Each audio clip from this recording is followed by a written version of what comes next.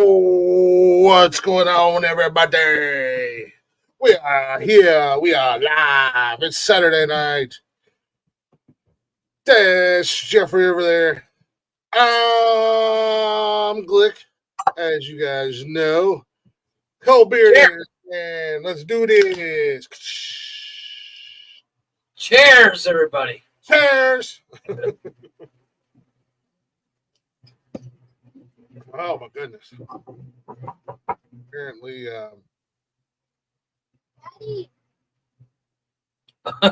Oh, please. I got plenty. there we go. Across the board in the chat. It is Saturday. We have an open door policy on Saturdays. Any of you meat sacks want to pop up in here and go live with us, you are welcomed.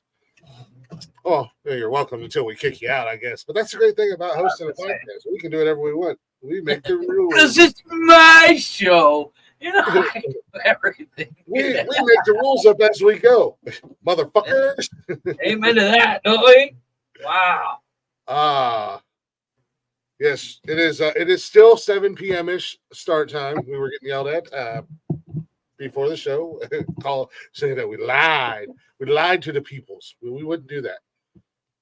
That's why I told them, calm down, baby birdies. We're coming. Yes. Genius does not happen overnight. No. Now I'm a Twitch guy. He's a Twitch guy. He was a YouTube guy. Now he's a Twitch guy. Cold beer guys. Door works both ways, assholes. Get on up here. Benji, click the button. Get your ass up here.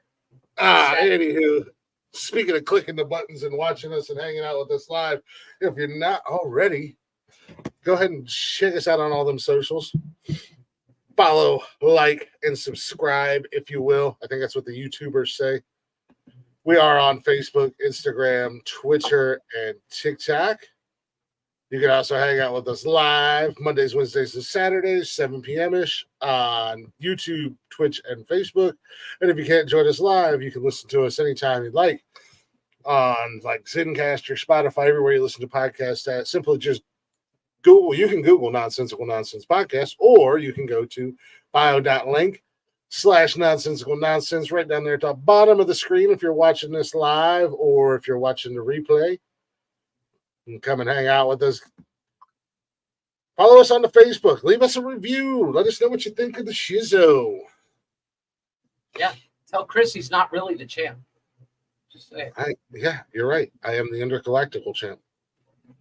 Deal with it. I'm going to say that. I have a question for you, sir. I'm not. It's too goddamn early in the show to take questions, Jeff, but I know that you are excited. You're about to prematurely. No.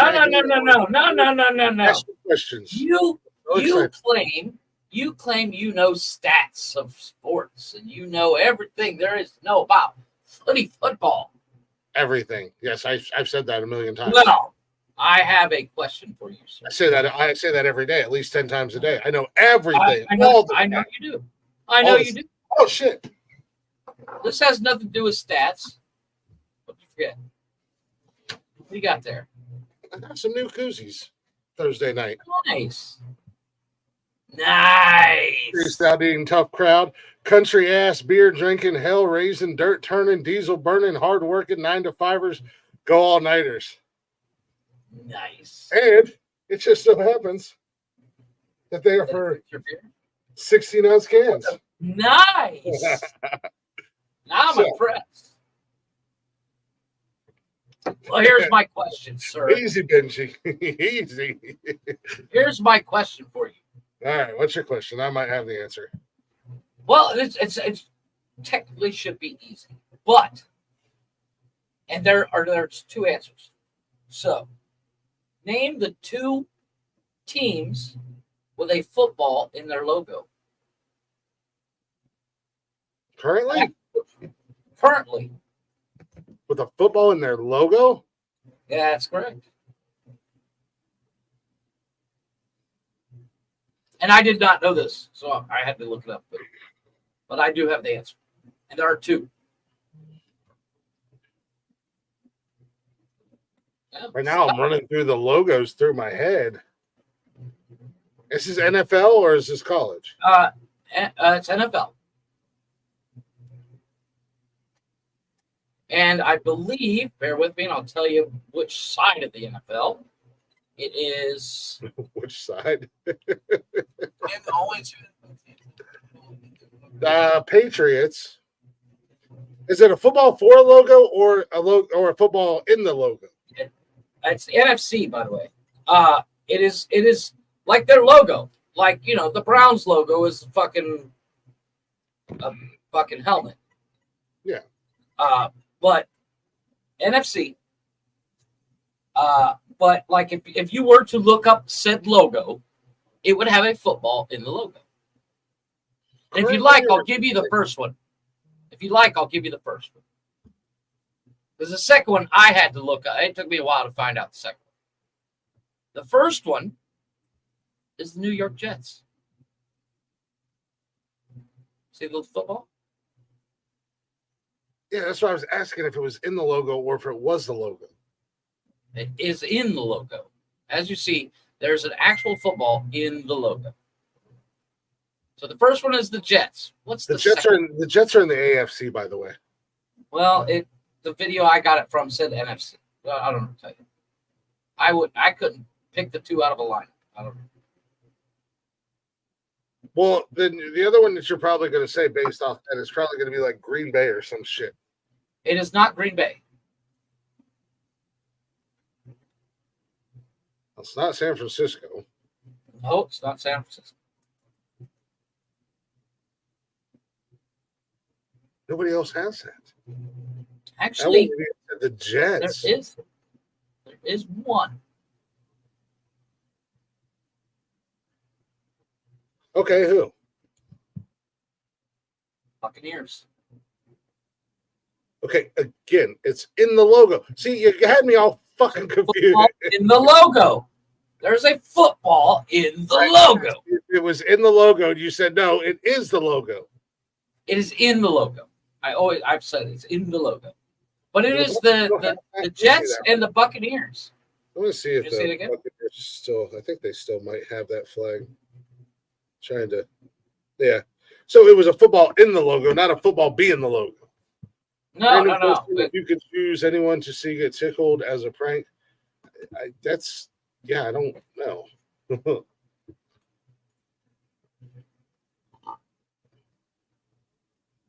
I don't know, but anybody tickle me, I'm gonna pump I guess your mom. you. Yeah, your mom. Yeah, like I said, that's why I was confused because you're like the logo, and it's like, okay, is it the logo or in the logo? And you said it is the logo, and I was like, I said it's in the logo. In the logo, yeah. Even still, I mean, but the video, of course. What the hell does that have to do with stats?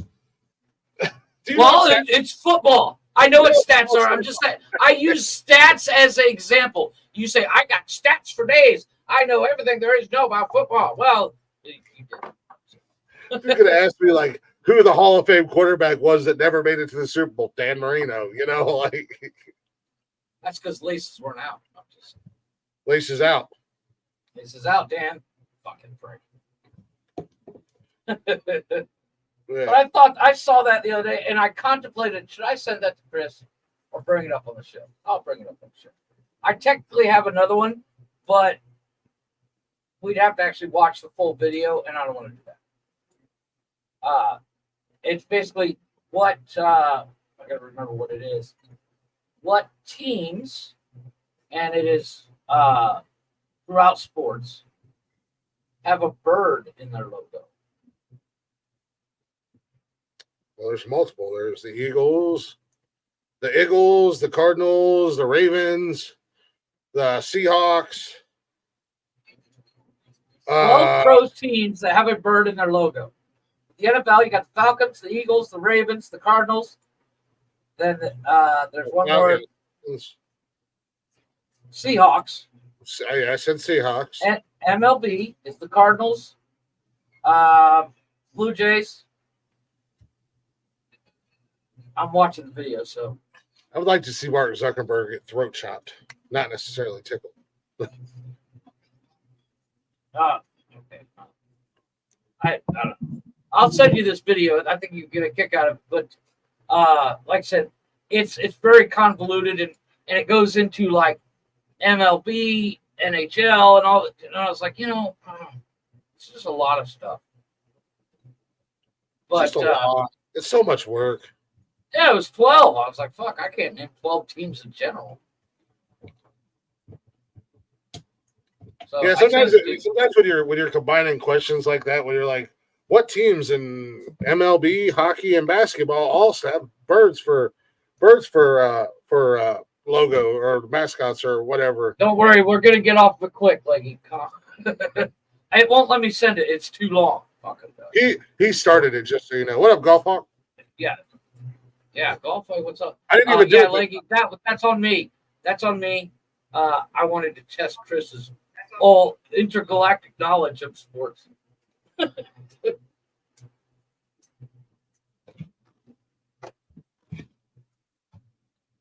But I mean, there is always the fact that I knew about NFL and football that you did. That I will never let you know that fact. No, you saw it on TikTok and somebody told you. Wrong. I learned it from a movie, and turns out it was correct.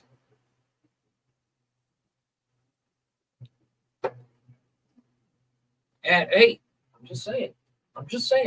I knew something about football that you did. Then you had to fuck up the question so goddamn bad that had me so goddamn confused. I didn't know what the fuck was up and what was down.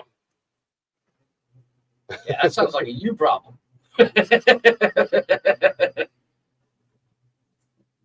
What's 1 + 1 - 2 divided by 4 multiplied by 5 equals 7? Math, it's racist. According to the left. I'm just saying, that's all on Jeff. Little reminder, if you're if anybody's feeling extra froggy tonight, the links are in the comments for anybody who'd like to join in. Connor said he might make an appearance tonight. Oh, nice. He called and we were chit-chatting last night for a little bit as I laid on the couch dying. he called and he was like, I called my good buddy Glick, hoping for some positive affirmations, and then I get to calling me a pussy. And I was like, I mean, what did you expect was going to happen? It was like, true story. Why do you think I called you? Because I needed to be told to stop being a pussy. Yes. Like he called it. Hashtag Jeff, it's Jeff's fault. Hashtag. So it's kind of like the story of my life. Blame it on Jeff. He probably did it anyways. That's why I don't associate with people. Then I can't be blamed for things. Hey, there's a reason I never leave my house.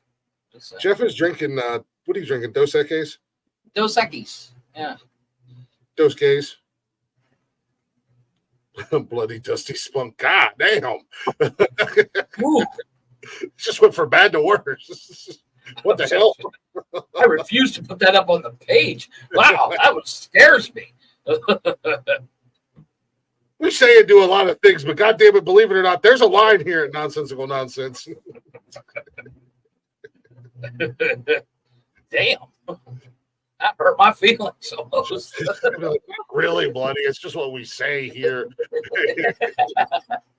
It's not really dusty either. I'm not that old. I'm just saying. Don't bleed out, Jeff. No suckies. I don't know who wants to go anywhere near that mess. Bloody and dusty. Whew. Yeah, you need to go to the doctor. I'm sorry. Yeah, stop being a man. Go to the doctor. It's time. It's time. So, for anybody listening, that Chris was saying he was sick before the show, and I said, "Did you go to the doctor?" He said, "No, of course not." And I said, "I'm the same way. I don't go to the doctor unless I'm inches from death. If I tell a wife, or if I tell somebody I need to go to the doctor, that's code for I need to go now because I'm going to die. And if it's bloody and dusty, yeah, I'm going to the doctor." I'm sorry. Yeah, no,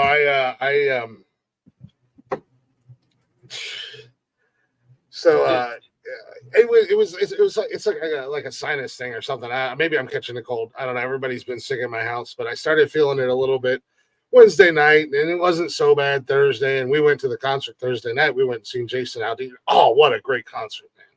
Wow. What a concert! We had fucking awesome time.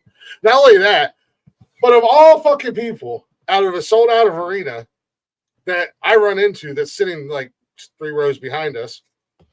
Oh, our friends Kevin and TJ, my buddy Kevin and TJ, him and his wife, they went. We knew they were going, so we met them before the show and had a couple drinks. Literally, we're sitting there. I think it was like maybe midway through the first act. Great singer. His name's Corey Kent. Awesome singer. He opened? Okay. Yeah, he opened. And then, we're sitting there and I happened to look over because we were like right at the end of the aisle. And a couple people walking up and I look over and it's my fucking older sister. Nice. So I was like, oh, she stopped and we talked. I was like, where are you guys at? She said, right there. They were literally like 3 rows behind us. So there was like an intermission between each act. Yeah, it had to be the first act that she came in. So when he was done and whatnot, I went up and was talking to her. And literally, because Kevin and TJ were on the side of the arena, like the same for the same section, but on the other side, both of them sent me a picture on Snapchat. Who the fuck do you know here? And I'm like, God damn you. Like all these people and you of all motherfucking people run into somebody you know. I can't help it. Yeah. I actually have the same issue. My dad's like that. And I don't care where the fuck you go. You can take my dad to Japan tomorrow. He's going to run into somebody he knows. Well, not to mention the fact that we went to the bar after the show. No, I was already feeling, a little bit before the show. So it was definitely not caught at the show. But we go to the bar after the show. And I'm just making friends with everybody in there. Yeah. Yeah, That's why you run into people you know. Because you're like, hey, you remember me? We hung out at a fucking bar. Well, yeah, sure, buddy. Yeah.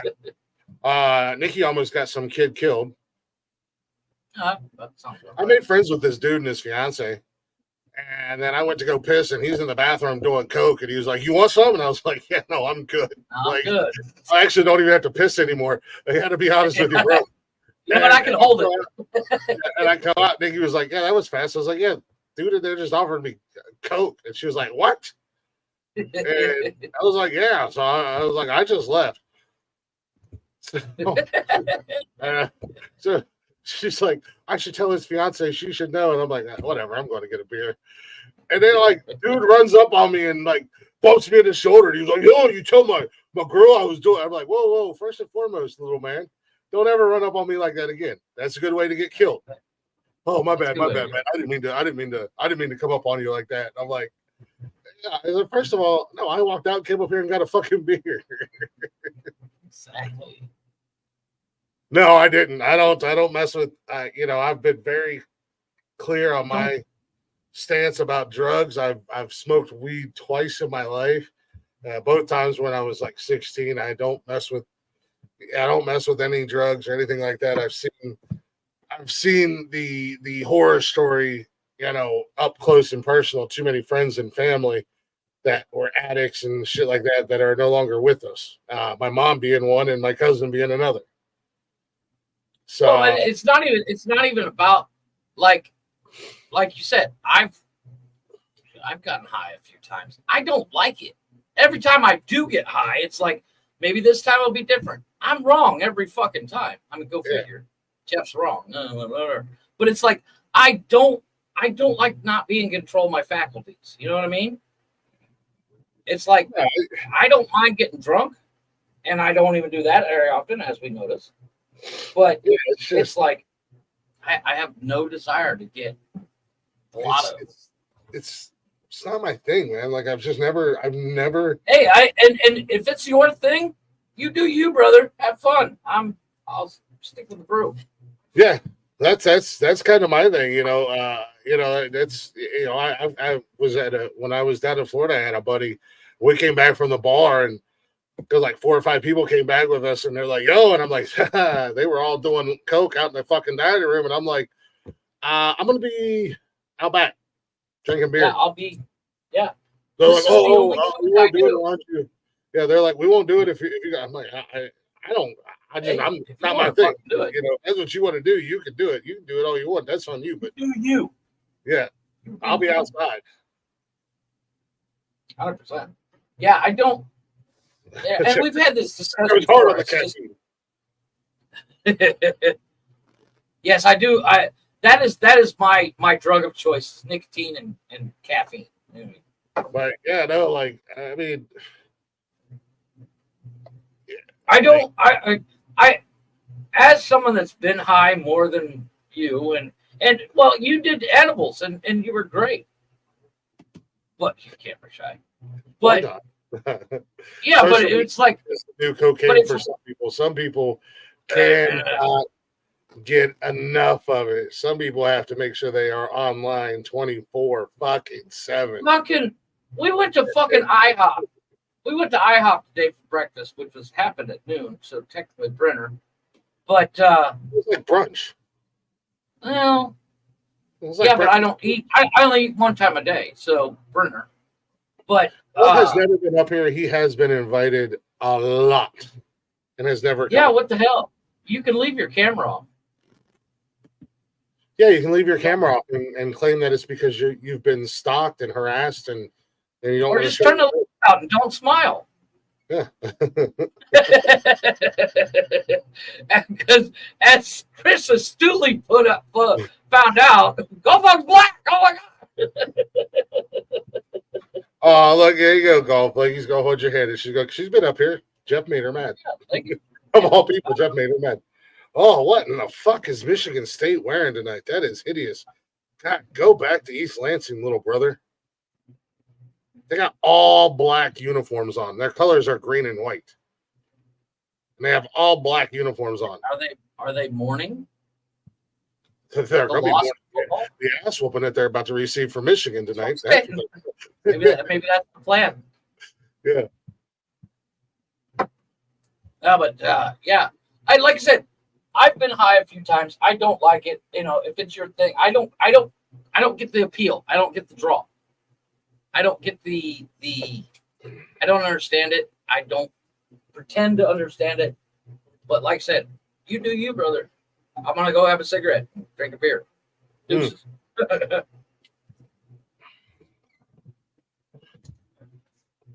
No, it's not racist. What's racist? You and your fucking comment about golf. How is that right? No, not racist. It was an astute observation. Yeah, Jeff. Yeah, when I tell Jeff to mute somebody's mic, he won't do it. But when he doesn't need to mute somebody's mic, he's like mute. You guys were talking over each other. I wanted to hear both sides of the story. I was being a moderate. You're being a moderate? Monitor. Moderator? Sure. Words are hard, aren't they, buddy? Oh, Cheers. Cheers. Cheers. Cheers, everybody. I'm already, this is almost gone. Who the hell is Lucy? Yeah, good for nothing. Yeah, what the fuck? Who the fuck's Lucy? Who the fuck is Lucy?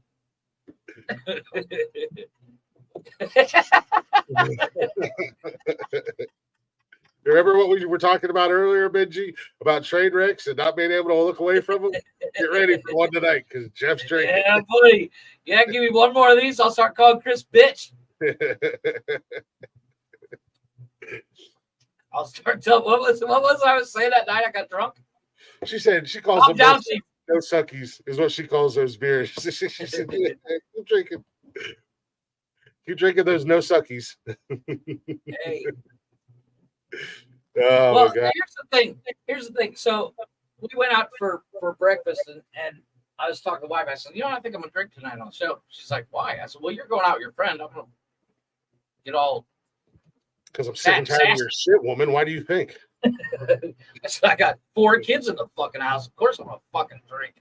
But it was also a shit week. It was this really hard week this week.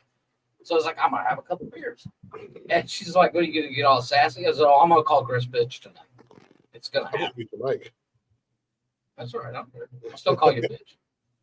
I'll just kick you off the show. It's my show. But I went The IHOP was right across the street from Walmart, Mhm. and I ordered an Uber, and I was like, I got time to run over to Walmart. This motherfucker was around the corner. I was like, I guess not. So when I got here, I walked over to the OXXO, picked me up some beer, and the only beer they had was either this or that. What was it? The flavored. It was like a flavored Corona, and it would look gross. And I don't like cans, so I got this. But I got 6 of them, so those two places of business are always right. You're more familiar with the Uber game than I am. We used Uber this week, and it's the first time I've used it since 2019. really? And that was when I went to Louder Than Life Rock Festival out in Louisville. And I wasn't paying to park. B, I wasn't parking 5 miles away. And Get it? And my initial thought when I was going was I was going to drink. Well, it was fucking stupid hot that weekend. So the last thing I wanted to do was fucking be out in the sun all day long drinking. We took Uber. We had a hotel. We took Uber down to the arena, and then we just walked over to a restaurant and had dinner. And I think I did post it up on Instagram. So because of the Dora thing, which basically during an event you can drink in public, Right. order draft beers and whatnot, they don't bring them to you in glass containers. They bring them in plastic containers. So the plastic containers that they were using for their 32-ounce draft beers that you could order were like soup containers. Oh. And I don't know why, but I was super fascinated by them. I posted I think I posted a couple pictures on Instagram of them. But when we walking around beers are fantastic. It's the best. And then we're sitting in a line and everybody was like, where the hell did you get beer from? Right there. I'm an alcoholic. There's beer here. I'll find it. Yeah. I'm a raging alcoholic. Yeah, Cameron called me an alcoholic, and I'm like, really? This is in 10 years, this is the first time that you're realizing that I'm a raging alcoholic? Cool. I knew that in high school, folks. Yeah. Not like I didn't keep beer in my truck for school beers or anything. Hey, there's a driving beer, there's a school beer, lunch beer. Yeah. But one couple, they were like, we were too nervous to bringing our beers over. And I was like, what's the cops going to do? Tell you to dump it out? I mean, that's the worst thing that they're going to tell you to do. As long as you're not acting like an asshole. That's school beers. You never had school beers. School beers are awesome. I had a Sneak cooler out in the my parking lot. Yeah, we used to go out to Chris's truck all the time, have a couple of school beers in between class. in the morning. Well, not necessarily. I might have one or two in the I morning. started on noon, right? Because I had that noon study hall, and you had a noon study hall. It's the one class throughout the entire 2 years we were together that we didn't have a class together. So we skipped for like 45 minutes, go out there and drink beer. That's school pot. A lot of people had school pot that we went to school with. But anywho, so we went to the bar afterwards. Factors, by the way. We went to the bar afterwards just to kind of let traffic and all that shit die down, have a few drinks. My sister went with us and her boyfriend all went up together and had a couple drinks, whatever. I don't know how many we had. I thought we left way later than we did. Apparently, it was like 12:30 when we left, but I don't know, 30 beers deep. I had no concept of time. Yeah. We got an Uber, right? And we're sitting outside waiting on them, and I'm looking at my phone. Usually, the little notification says they're getting close or they're there or whatever. Well, you saw that little map with the black line. Finally, I'm like, well, what the hell is this guy? It was like right around the corner. Well, he's been sitting across the street for I don't know how long. Apparently, there's a charge on Uber. And it's a wait charge. Really? By the time they get there, it gives you like a 10-minute window or something like that before they can cancel the ride. Okay, yeah. But they charge you. I don't know how long he waited or how long he was there because again, there was never a notification that said he showed up. Well, it charged me like an extra $1 on my ride. Then he yelled at me because I had 2 beers in my hand. Yes, yeah, like, I'm not saying this to be any. I'm just describing. He was an Indian guy, and he was like, "Oh, you can't drink those in here." And I was like, "I'm not." And I put my thumbs over, and he was like, "Ah, good." Thank you. Come again. Yeah. No, but no. I don't take Ubers very often. When I do, I don't order Uber. My wife does because I can't figure out the app. Now, if I'm ordering food, I got that down pat. Oh yeah, absolutely. It doesn't work on my phone. Well, like I said, I mean it's been 4 years since the last time I've used Uber. I mean, I got into it and I had to update my card information. I don't even remember the cards that were in it. I was like, what the fuck cards are these? Yeah, exactly.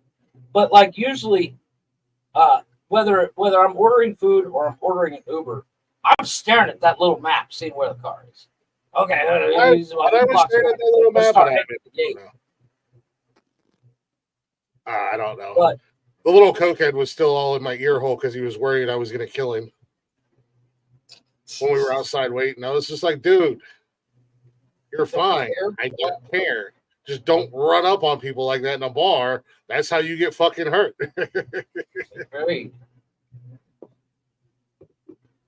Yeah, they apologize. Let me buy you a beer. I'm like, you've already bought me 3. You don't have to buy me another one. Let me buy you a beer. Okay, whatever. Yeah, not gonna be mad. Take a chill bump. Yeah, right. Maybe next time. Take a chill bump. Nice. Yeah, I just. Well, anytime you feel froggy, brother, all you have to do is say the word. Like I told Benji, anytime you guys feel froggy and want to come on the show, and Leggy, you're welcome as always too. All you have to do is say the word, and we'll bring you up. Wait. Golf still says he's not cool with people delivering. Like, you don't even order a pizza? What do you think they're going to do to it? Are you going to spit on it? What are you, fucking Farva? They're going to fucking right on it? Hey. A little extra special sauce on it? That's special sauce. That's as they say in Chinese, that's come of something on guy. Yeah, don't you know that when they pick up your food from the restaurants, it's in a sealed bag. Yeah, it's sealed. Like, dude, when I order McDonald's, it takes me like 2 minutes to open it. I have to rip the bag open. I don't know how your McDonald's does it, but up here where we're at, when you DoorDash McDonald's actually staples the bag closed, and then they put stickers on it. Yeah, they glue it. They glue it here. They tape it, glue it, and then put stickers on. That's why I said I just literally grab the top and rip it right across. Some of our restaurants have those bags that they put them in, and there's tape on it. So when they roll it down, it seals it shut, so you know it's been tampered with. And they all put your drinks inside the bag for the most part. Yeah, and then the drinks sweat, and then your bag damn near rips. Every time they deliver a drink, they're like, hold it from the bottom, and it'll fucking spot. Yeah. It's extra protein on your meal. That's all. It's that pre-workout. It's okay. It's all right, Golf. We're all weird about some things. I don't like having a bank. I don't like my money being in a bank. You know, I'm afraid that somebody's gonna come and take my money. I don't have a lot of money, but and he spends most of his money on beer, so that's the worst part. They take the beer money. You don't even want to know what my tab was in just beers that I bought for myself. I'm afraid to ask. I'm afraid to ask. Yeah, it's was it bigger than my paycheck? No, I don't drink that. I'm still here. I'm still standing. I made $4,000 last week. I'm just saying, did you spend $4,000 on beer? As Elton John said, I'm still standing.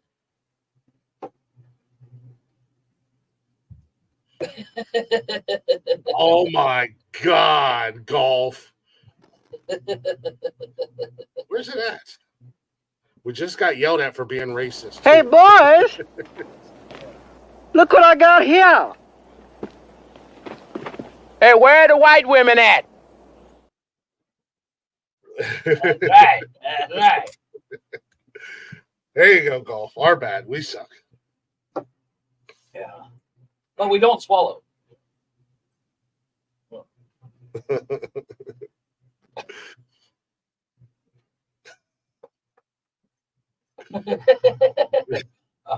gotta come up with one for Benji. Where are you from again, Benji? I gotta go find something relevant. Jim opens his food like he opens a packet. It's true. Let's wait until he gets drunk, golf hawk, and then you come on and we can talk about sports. I bet you he chimes in with like the most random shit. Oh, 100%.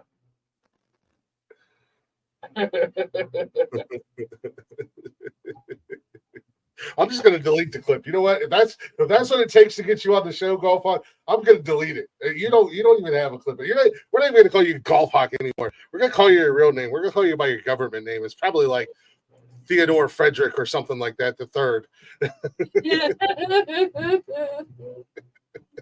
Golf Hawk's last name is Johnson. Just saying. Is that what it is? It's Johnson.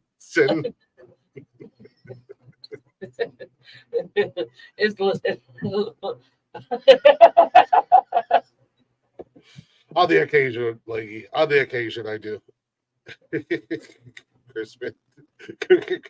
Crispin Theodore Frederick the third. What did they call Anthony Mackie and what was his name in fucking 8 Mile? Clarence. His name's Clarence Johnson.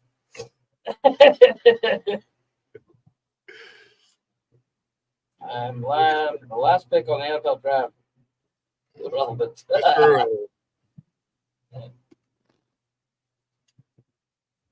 Dude, I was so excited for our NFL draft, our fantasy football draft, I forgot. And I was 45 minutes late. I know, and I was yelling at you the whole time. John Horty. I was messaging you on every fucking social media platform that I could and trying calling you. John Horny. Back in here now. Back over to the YouTubes. Welcome back, YouTube guy. I was able to draft my last 5 players. I mean, you're not in last place in the league, so that's a plus. For a non-sports guy, to the point where I completely forgot last weekend that the games were on. I don't know if you're cool enough to come onto this show and do a super collaboration with us or not, though. I mean, I'm just saying. We'll take down Fox fucking News, baby. Hell yeah. We're gonna take down Fox and CNN. We're gonna watch it. Morning, John. Well, I like to think I'm a close friend, so I shall call you Mr. Horny John. I shall call him Horny. Shots fired. Yeah. Shot. Yeah. Boom. Dayquil and booze. Great combination. Yeah, you ain't shit. I'll kick this cold's ass one way or another. Well, see, if I get a cold, like you were talking about, you had the shivers, then you were warm and all that stuff. I wrap myself in a blanket and sweat that shit out. My wife hates it because she's like, your fever is going to go to 110. I said, well, it'll go away. I came to bed last night. I fell asleep on the couch because Nikki came home, and I'm not making fun of her, and she was in no way drunk or as drunk as me. She was definitely feeling good. No, spell it WHORE.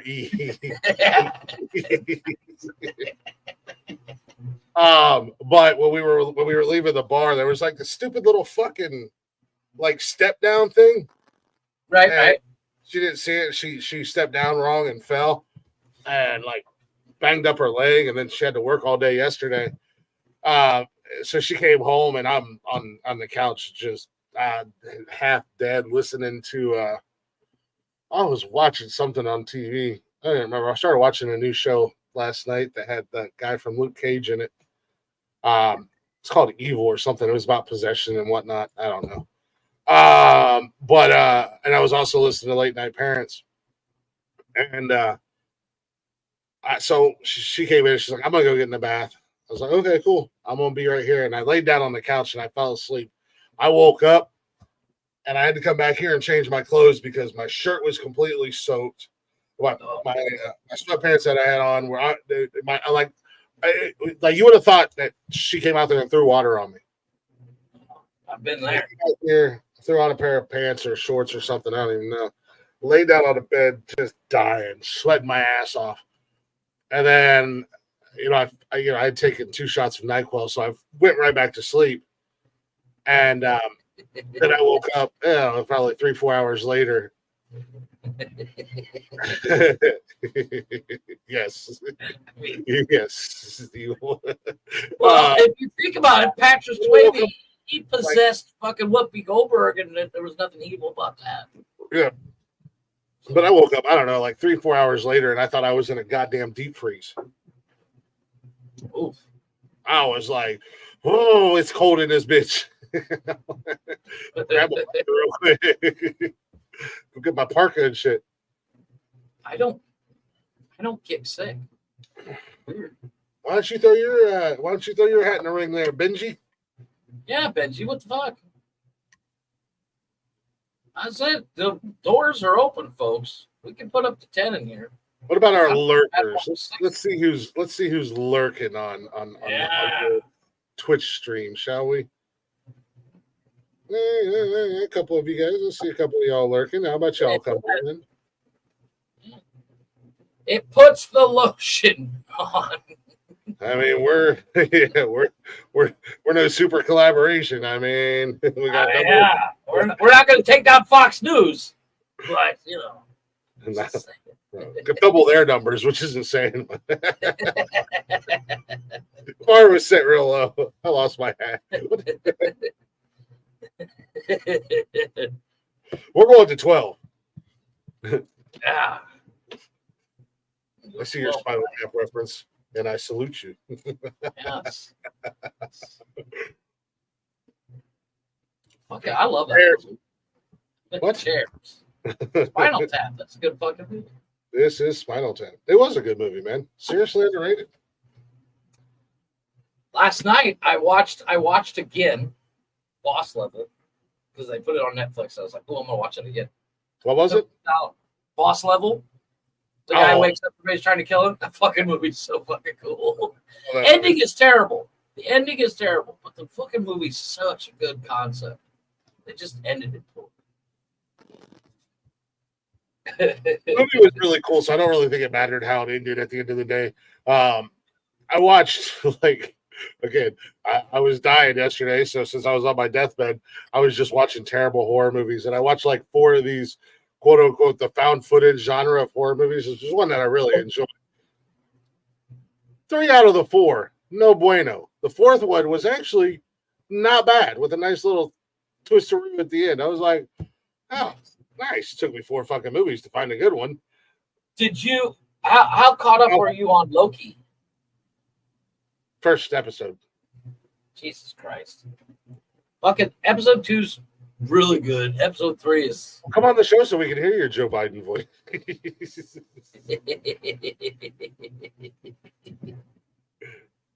Does it sound like? All right, sounds like corn pop. Just saying. Welcome, LL Cool J. That boy is pretty cool. That boy. Oh, Biden. Hello.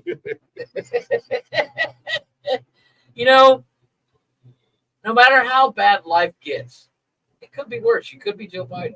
Just saying. I mean, you could be any number of people. Yeah, but would you really want to be Joe Biden? I mean, you could have been that dude from 127 Hours who got stuck between a rock and had to cut his own arm off with a Swiss Army knife. That was apparently dull as fuck because he tried to chip his way out. I mean, life could be so bad that you spend 24/7 on a lame ass app talking to lame ass people.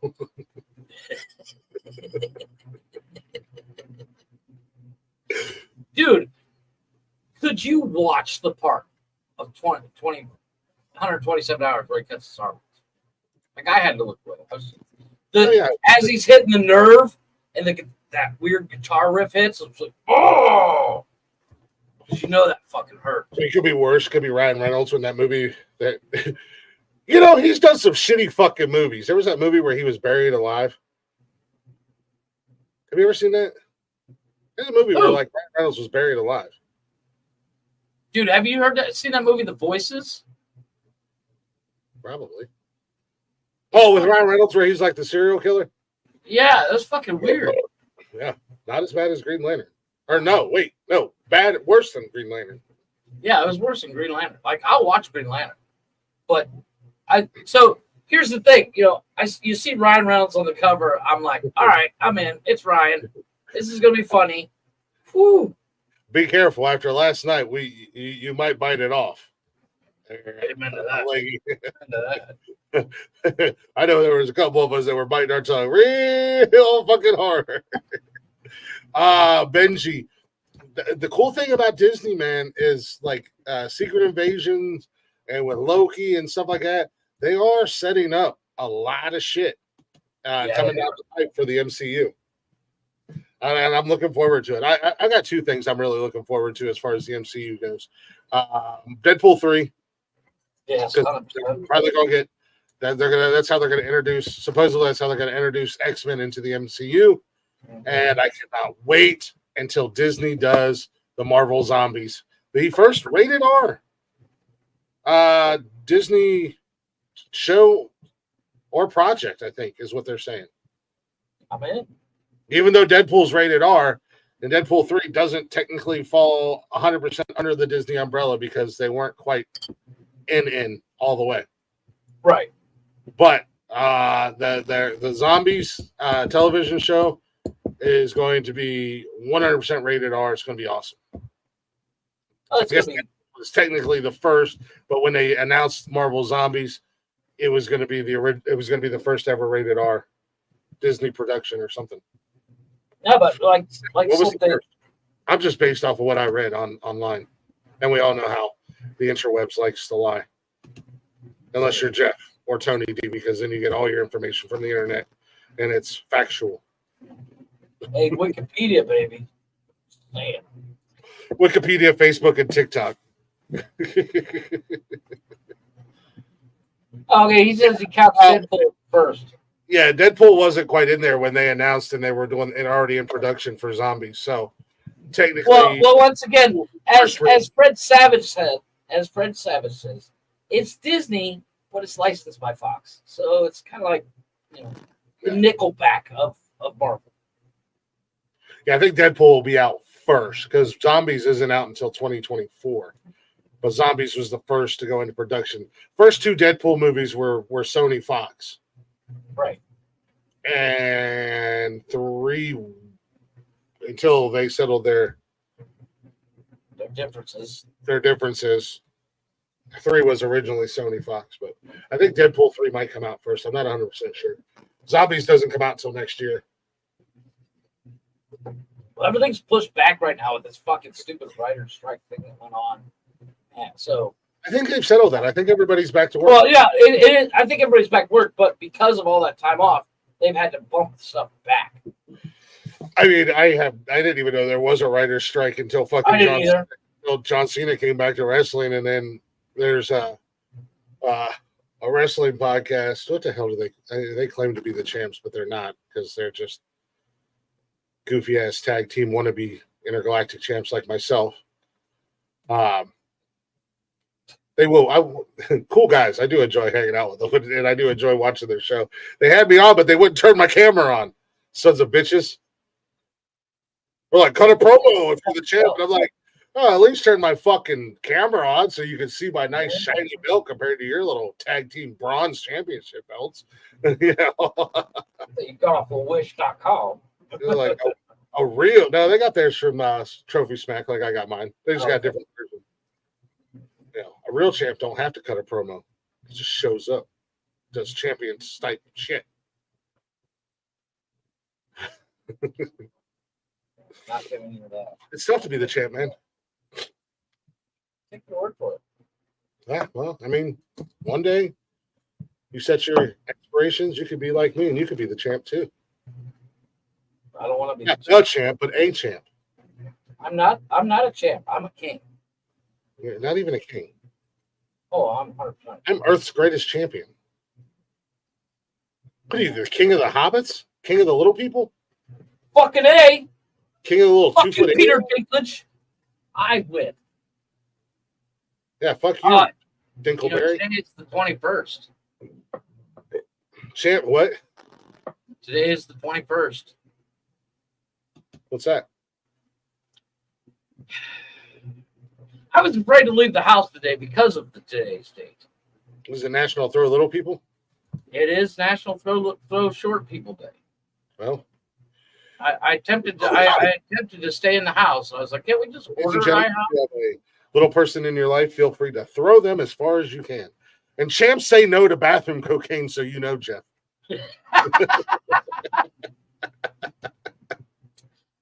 Okay, here's my problem with bathroom cocaine. The bathroom is like the last place you should do anything but go to the bathroom. People do all kinds of sorts of shit in the bar bathrooms, though. I agree with you.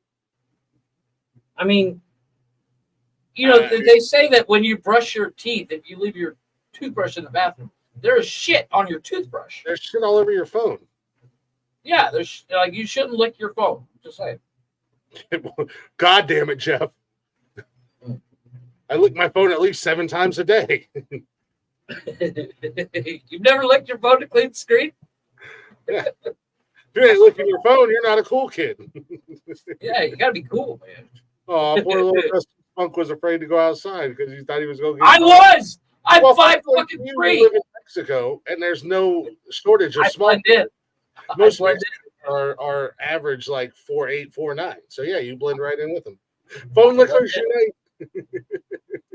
That's right. Yeah. No.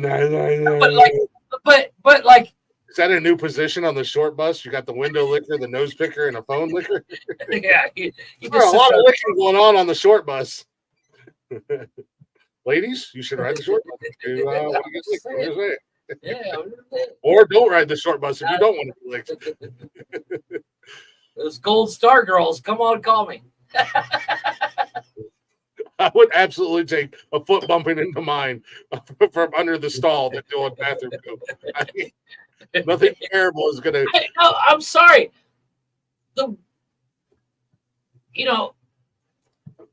Worst case scenario, if a foot bumps you from the next stall over, you might make a new friend. Yeah. Oh, my However, bad, have you dude. seen? Spread out There's here. a list. There's a list out there. It's 100 funniest things to do in Walmart. Have you seen this list? No. It's like you. Get out. What do I think about it?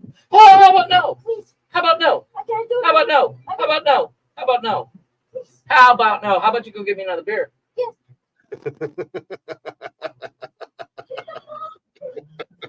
It's not gonna happen. You're not getting my phone. Fuck Are you. you sure you want the chaos of Jeff unlocked? Yeah, you guys asked for this. No, but it's like the 100 things to do in Walmart. It's like you grab a pool noodle, Hola, mi and you amigo. run around trying to start fighting with people, like sword fighting with people. Yeah, go ahead and open it. Look at that. Yeah, kid can open a beer. Chris is waving at you. I didn't see it. Jesus Christ. Where's Tony? He's fired. Podcast unemployment Back line. at my phone. Go away. I really need it. Please, come and give me that. Please. Bye. He wants my phone. Oh my God, I can't. Please.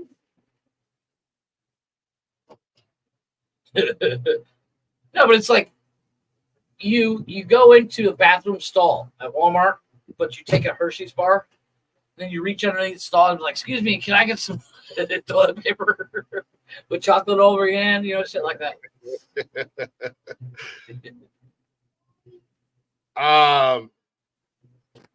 Sorry. Blue oyster. Hey, golf. You wanted to go. I told you that I would only take you if you didn't tell anybody. Since we're just sharing everybody's secrets, might as well just go ahead and tell everybody that you frequent the place just as much as I do now. Hey, it's only gay if you make eye contact. I'm just saying. It's only gay if you don't like it. It's not gay if it's just the tip. It's not gay if it's for pay. I'm not gay, but $20 is $20. Chaos chef, I dig it. Beer number 3. I only got 6 of these motherfuckers. So. Yeah, no, like I said, I'll pass on the Coke every day. I'll take a little foot bump, over a bathroom bump.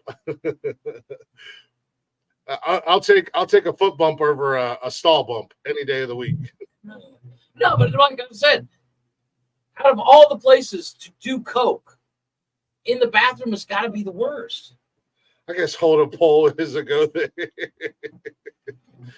Sometimes, Hey, it's only gay if you make eye contact. Have you seen there's a sketch where these guys are they're it's like a half wall with urinals on each side. And one guy comes up, he's got a beer in his hand, goes to light a cigarette, and he's like, can you hold this for me? The guy reaches down and holds his dick. So he can light a cigarette. And then he's like, can you hold this? He reaches down and holds his dick, as opposed to setting down their beer or anything like that. It's one of the funniest clips I've ever seen. I wish I could find it, but I can't be bothered to search it. It's only gay if you like it or don't like it. I don't really know how the rules work, but it's only gay if you get caught. It's only gay if you come.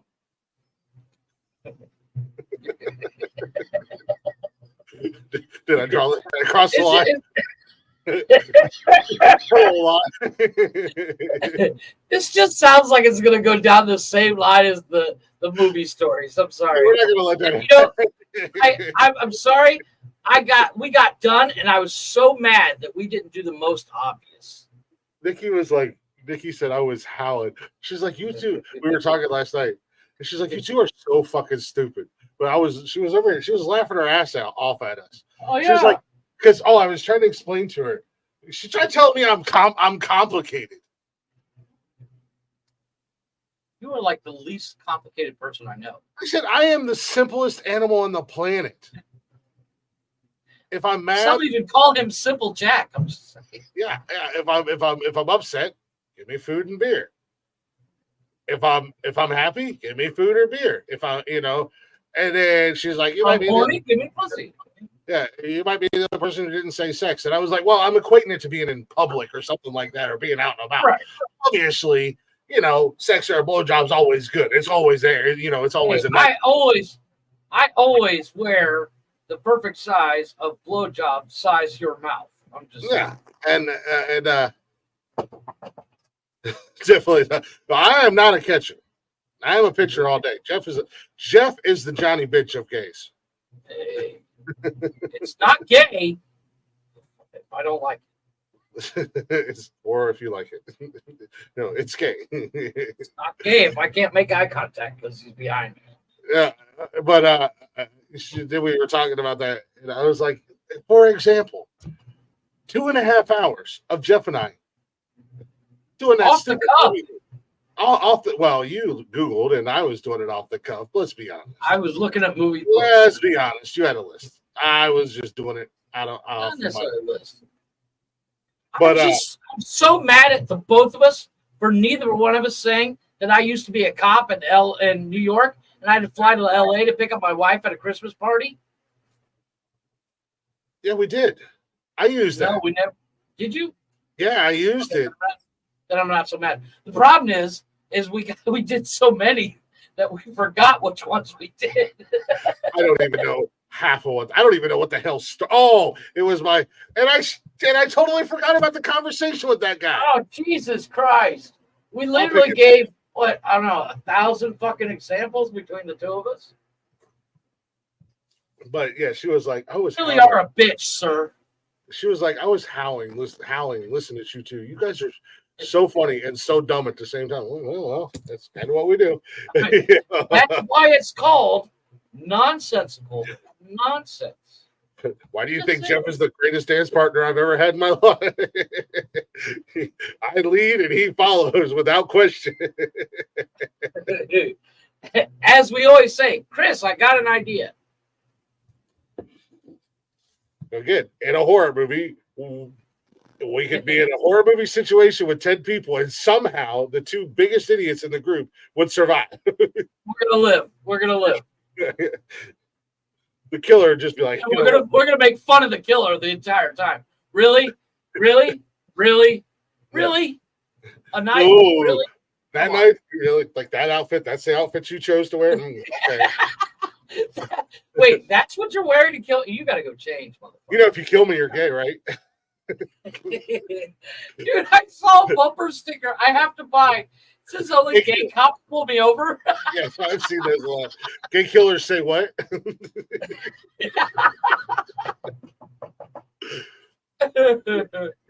Did you say that my wife doesn't call me dumb every day? Then I didn't do something right, and I'm disappointed. Right? 100%. You know, it's just.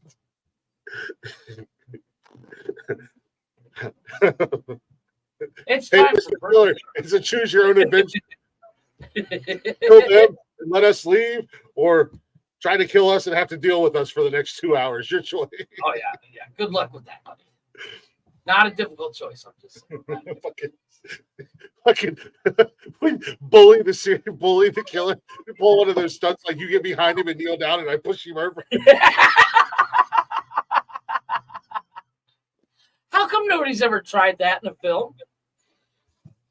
Because they've never put us in a horror movie. Just saying. I mean, let's be honest. I mean, I'm just saying we could take Jason out. And Mike Myers. And all we gotta do is knock the guy down. He's like a fucking turtle.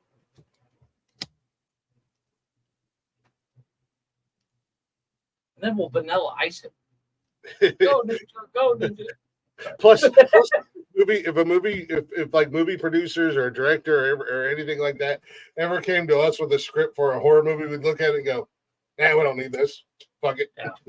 Let's just roll the film. Just roll. Roll. We got this. We don't need no fucking script. Scripts. Holy fucking fags. Scripts are for pussies. Throw out the script. Be a man.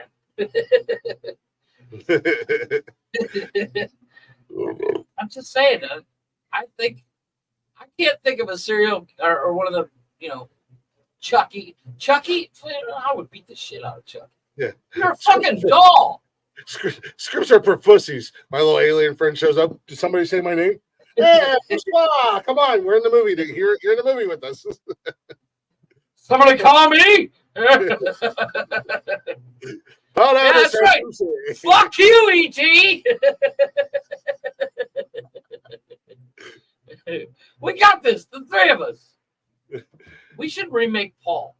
The movie Paul with Simon Pegg and Nick Frost. With you and me and some weird alien. You don't think it's too soon?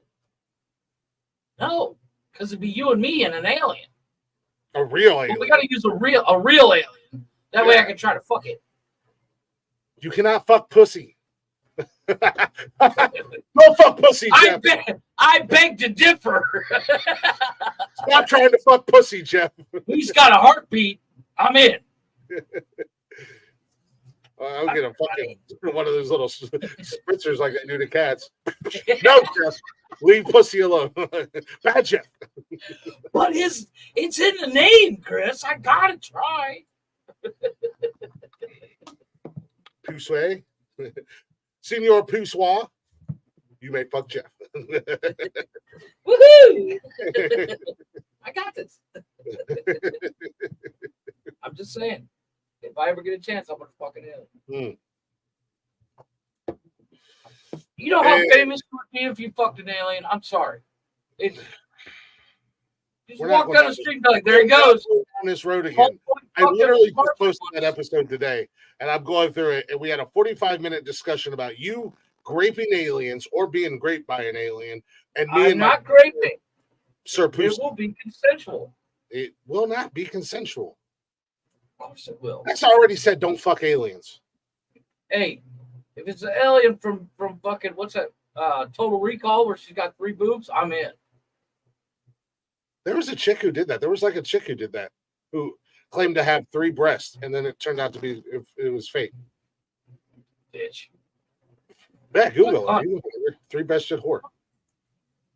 Check it out. I know what I'm doing tonight. Yeah, she was down in no surprise. She was down in Florida, and she was a stripper. Go figure. If Jeff fucked an alien, then he would become an intergalactic. See, there you go. Another reason to fuck an alien. If he fucked an alien, he would become the internet galactic champion. Just the internet, not the intergalactic champ. Hey, I'm sorry. The internet is just as big as intergalactic. Dusty Spunk's weird fantasy. You know, Benji, you asked for this, and this is what I do. This is why I'm the intergalactic people's champ. I give to the people. You wanted the chaos to Jeff. Now, granted, I had no idea Jeff was going to be drinking tonight. I was just going to. You got to starve for that one, by the way. I was just going to dive into the can of worms that is Jeff tonight and see if he would play along with me and dance with me without being. By the way, at this point right now, we have beaten the collab kings. Oh, whoa! Oh, look at that! Look at that! Whoa. Go figure. It's all about fucking the aliens. I'm telling you. We've sparked an interest. Kink unlocked for the entire internet. New kink unlocked. Dee-dee-dee.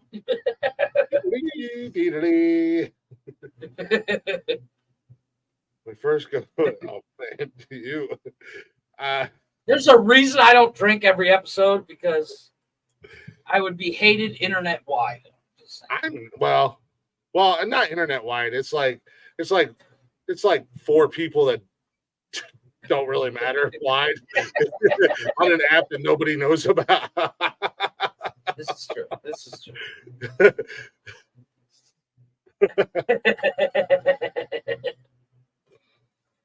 Yeah, but that's already. I mean, let's be honest.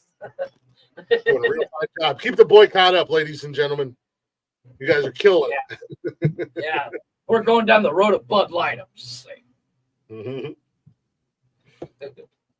We just don't have $40 billion to lose. So what are you gonna do? Yeah, what are you gonna do? All right, Jeffrey. Let's try to keep some semblance of time frame here tonight to make my life easy. Agreed. I'm not saying we're gonna stick it to 3 hours, but let's knock a break out here real quick.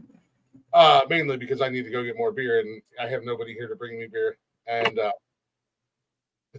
hey, there's a reason I had kids. I'm just saying. Well, my kids are at their mom's, and that sounds like a you problem. She's at work, and I hope she hasn't murdered anybody. Be strong, baby. You got this. You got this. You got this, mama. This is becoming. Trouble. She didn't bring me a fucking sandwich. She's not gonna bring you a fucking sandwich. You wanna know why? She owes me a sandwich. I hate it. You hate it. You son of a. My name is Juan Montoya, and you ate my sandwich, and now you must die. I don't know if I got the name right or anything. See that movie it's Inigo Montoya. Yeah, whatever. Inigo Montoya, you ate my sandwich. Prepare to die. I love that movie. I've only seen it like once or twice. Really? How dare you? Is that not? That movie. I love that Not- fucking movie Not so a much. big fan of No, you have no soul. it. Well, duh. I sold my soul to be a world famous internet podcast icon. It's a slow process. Apparently, it takes 10 to 20 years. You I gotta didn't- watch not great movies. You gotta, I sold my soul. you gotta not watch anything relevant. Yeah, I didn't read the fine print and didn't realize that it's a slow burn. It's going to take some time and a lot of work. I thought it was, I thought all these stories when you hear about Led Zeppelin and like Robert Plant and whatnot selling his soul to the devil and become the greatest. I thought it was just a snap of the finger. Bada bing, bada boom. I'm bigger than Joe Rogan. Well, apparently not. Or were we wrong? Yeah, apparently not.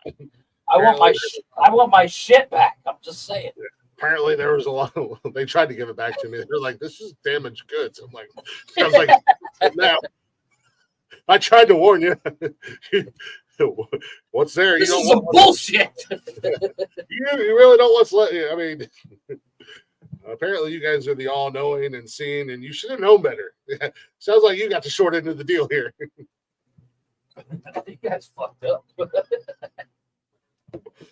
yes, break. Let's go break.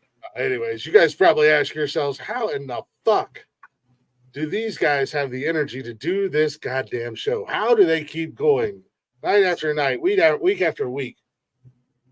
All these long ass shows, marathon shows, as we've been called. We laugh at you other podcasters and other streamers who do a 2-hour show and go, we did a marathon show.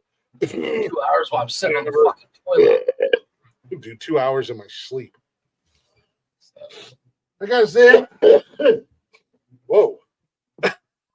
Well, let's be honest. Our first episode was an hour.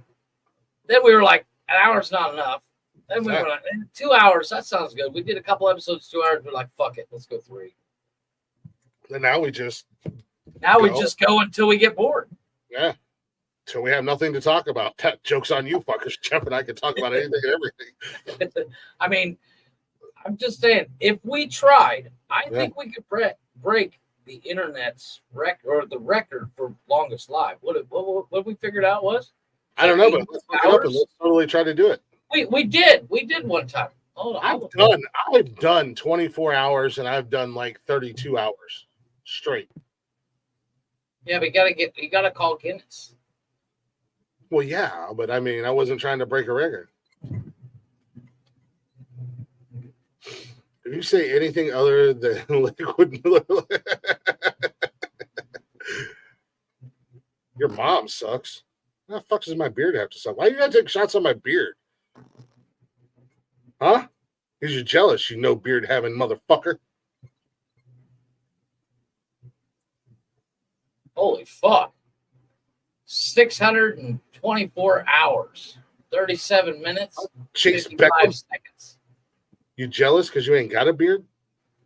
Petunia? Longest live stream. 624 hours.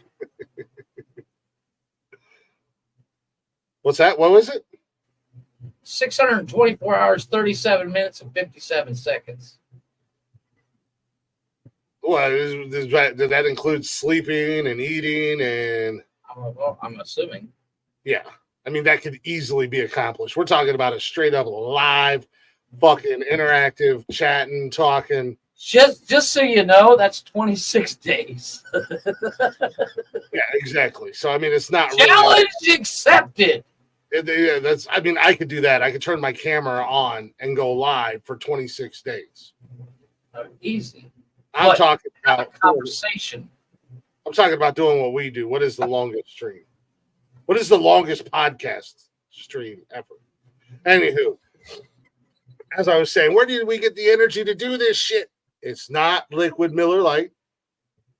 I mean, it is, but it's not. Code word drinking, not hard. Facts on facts. My beard doesn't. You're just jealous and you don't have a beard. But We get the energy to do these shows simply from our good friends at W Energy. And the best thing about W Energy is, unlike these other overpriced leading energy drinks that are out there, they're going to leave you feeling all jittery and leave you with a crash. W is not. There's no jitters, no crash, and you get like vitamins and stuff in there. So I guess that's good for you. So if you want to be like us, join the army, join the W Army, and wage war on big energy. Go to w.gg, use our promo code Words Are Hard before you check out. Save you some money, because who doesn't like to save money? And if you feel extra froggy, get you some sweet ass merch. And they got plenty of flavors to choose from too. I recommend the Dub Sludge. And if Jeff does not have that goddamn video, we should do white night upon a battlefield. Late at night, I toss and I turn and I dream of what I need. I need a hero. I'm holding up for a hero till the end of the night. It's gotta be strong and it's gotta be kind. Yeah! our guy so much on Wednesday night. I'm gonna play him again. Same song. I looked this cat up, Jeff. Yeah. Find some of his other music. Little useless trivia. Where do you think he's from? Ooh. Tex Perkins. Texas. No, he's fucking British. Get the fuck out of here. Yeah, Go figure. that shocked me. He was on like Wonders never cease, as they say. He was like on a Good Morning London or some shit show, and they were talking about he got like one of his albums. He got like 5 awards for it, the ARIA Awards. He got like 5 awards, right? And then he went to an after party, and he had 2 of them with him, and he lost them. Yeah, nice. That sounds like one of our guys. That sounds like a guy we'd hang out with. I like him, but a little Tex Avery with Werewolves in London. We'll be back here in just a few minutes. Yeah. Chase, Let me get my Cramera out. Yep, Get we'll be my back here in just a Camaro few ready. minutes. Werewolves in London.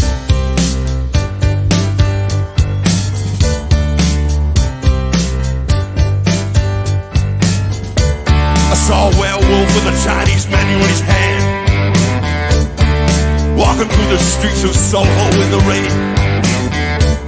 He was looking for a place called Lee Hong Fook's. Gonna eat a big bowl of chicken chow mein. Ow, werewolves of London.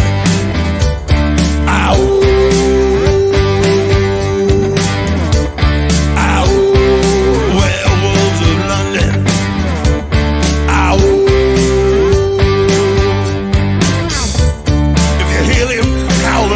Kitchen door, better not let him in. Little old lady got mutilated late last night. Werewolves of London again. Ow, werewolves of London. Ow. Ow, werewolves of London.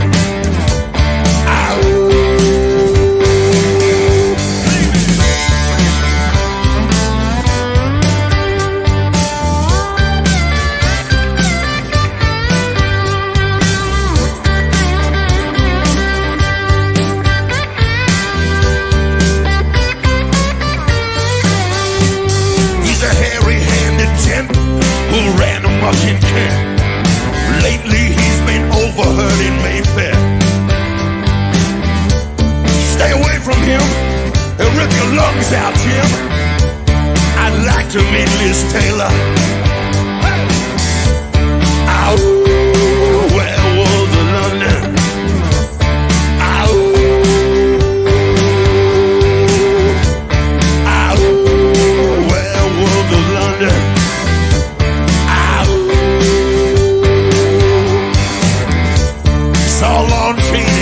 Walking with the Queen, doing the werewolves of London. Saw Long Chaney Jr. walking walking with the Queen, doing the werewolves of London. I saw a werewolf with a pina colada and Trader Vic's, and his hair was perfect. Ow, werewolves of London. Ow, ow, werewolves of London. Ow.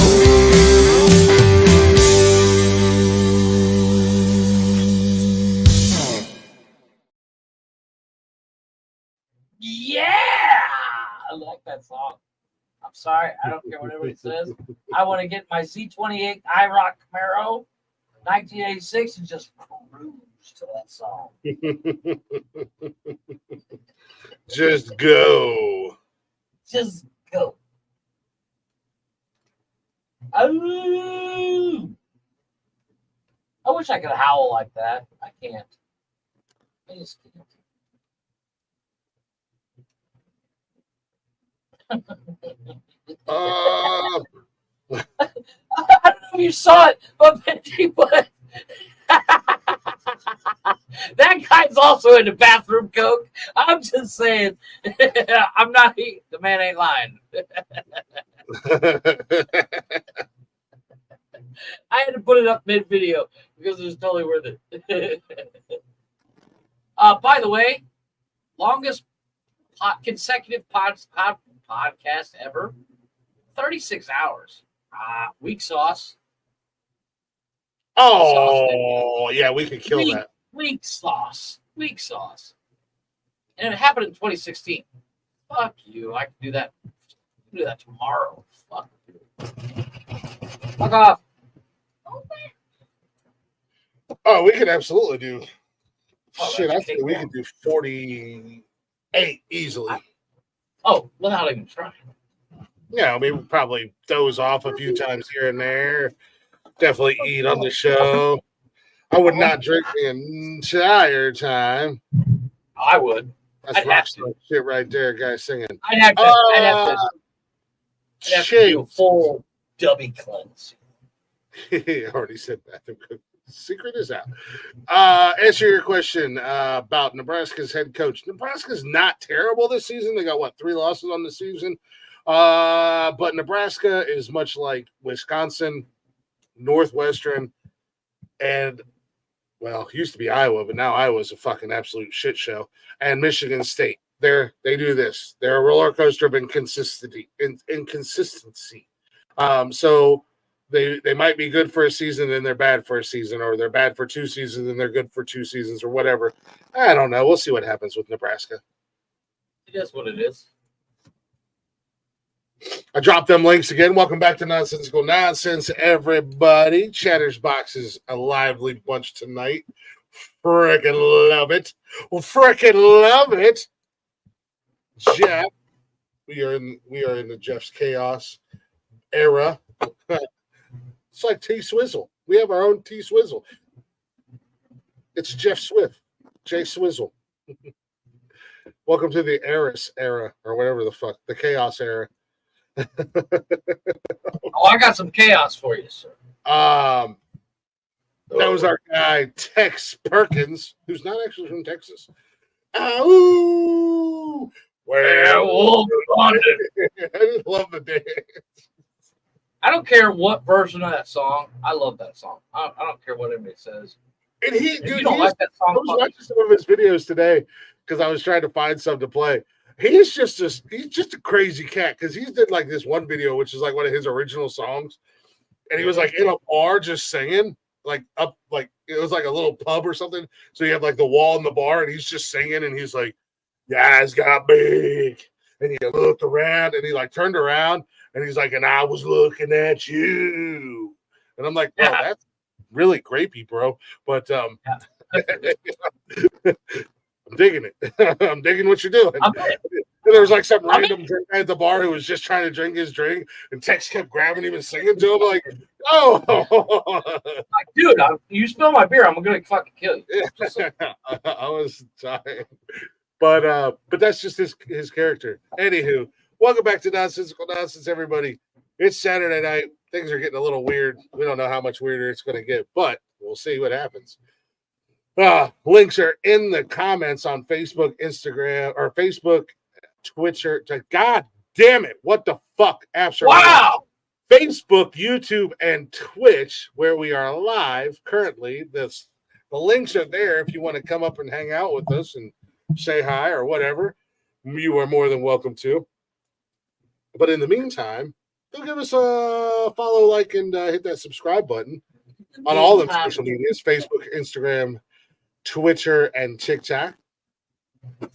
Hang out with us live on YouTube and Twitch and Facebook. 7 p.m. Mondays, 7 p.m.-ish, Mondays, Wednesdays, and Saturdays. And you can listen to us anytime on Zencastr, Spotify, and everywhere you listen to podcasts at, all at Nonsensical Nonsense Podcast. Or if you're watching this live or watching the replay, they're right there on the screen, bio.link/nonsensical nonsense. It's going to give you all of our links to everywhere we is and links to our sponsors like W Energy, Liquid IV, and if you're a podcaster, Zencastr, with our promo code, words are hard. Just like Jeff, when he's the pivot man at the Bukkake Club. Saying, when I'm hanging out with aliens, I am hard, just like words. I'm just saying. Is that what you call guys now, aliens? Sure, why not? I have a question for you, Chris. You like to build stuff. I'm so tired of your fucking questions tonight already, Jeff. It's my turn. Bitch. I'm just saying, I've got fucking content tonight. Fuck. I got content tonight, too. I am content. Agreed, we are content. No, but you like to build stuff. I mean, we're not super collaboration content, but we're content. I'm just saying, hashtag winning because we beat them already. I didn't even know there was competition. Should we have given them a handicap? Because, I mean, let's be honest. They were going to, it's nonsensical nonsense. Yeah, they were going against the curve. I get it. Nobody's ever heard of. They braked into the curve. I get it. No, but my question is this, Chris. You like to build stuff. Occasionally. And you know myself. I like to modify things. Well, I have some pictures for you, sir. Modify is one word to say what you do to things. I prefer to say you fuck shit up, but well, I have some pictures here for you. I like to call this segment "If You Squint, It's Mint," which is actually a Facebook page where I got this from. You can't say I like to call it something that's actually the name of the goddamn Facebook page. That's like saying I have a new segment on the show. It's the starting five. I thought of it. Fine. Well, fine. I will call this redneck fuckery. Okay, there you go. Starting with your dad. He writes Gold Wings. Hold on.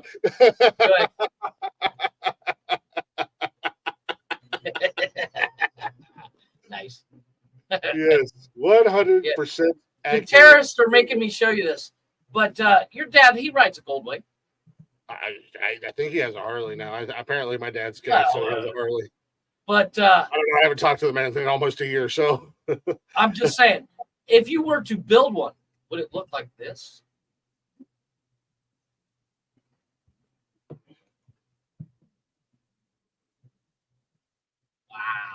Wow, the anticipation. I mean, that's mint, sir. Hold on, it's still. You are great, Jeff. Don't encourage. You know what? There's so much going on in this picture. You know what? I am not mad at it. I like. Is there? I'm not either. Well, no. Here's the funny thing. It looks like it could be, but if you see this basket in the back where my mouse is, yeah, there's no top to it. It's missing the top. That is an old ass. That's not even like a Gold Wing. That's like a Honda 250, bro. Oh, exactly. It's. I mean, and that fairing. I'm not mad at it. You know what? I'm not mad at it. Redneck approved. I'm curious. I'm Chairs. curious where the motor is. Chairs. Yeah. Cheers. Redneck approved. Cheers to that one. But here's my next one. This one is kind of one of my favorites. That is definitely a 70s, 80s model. This is the winner of It's Not My Job.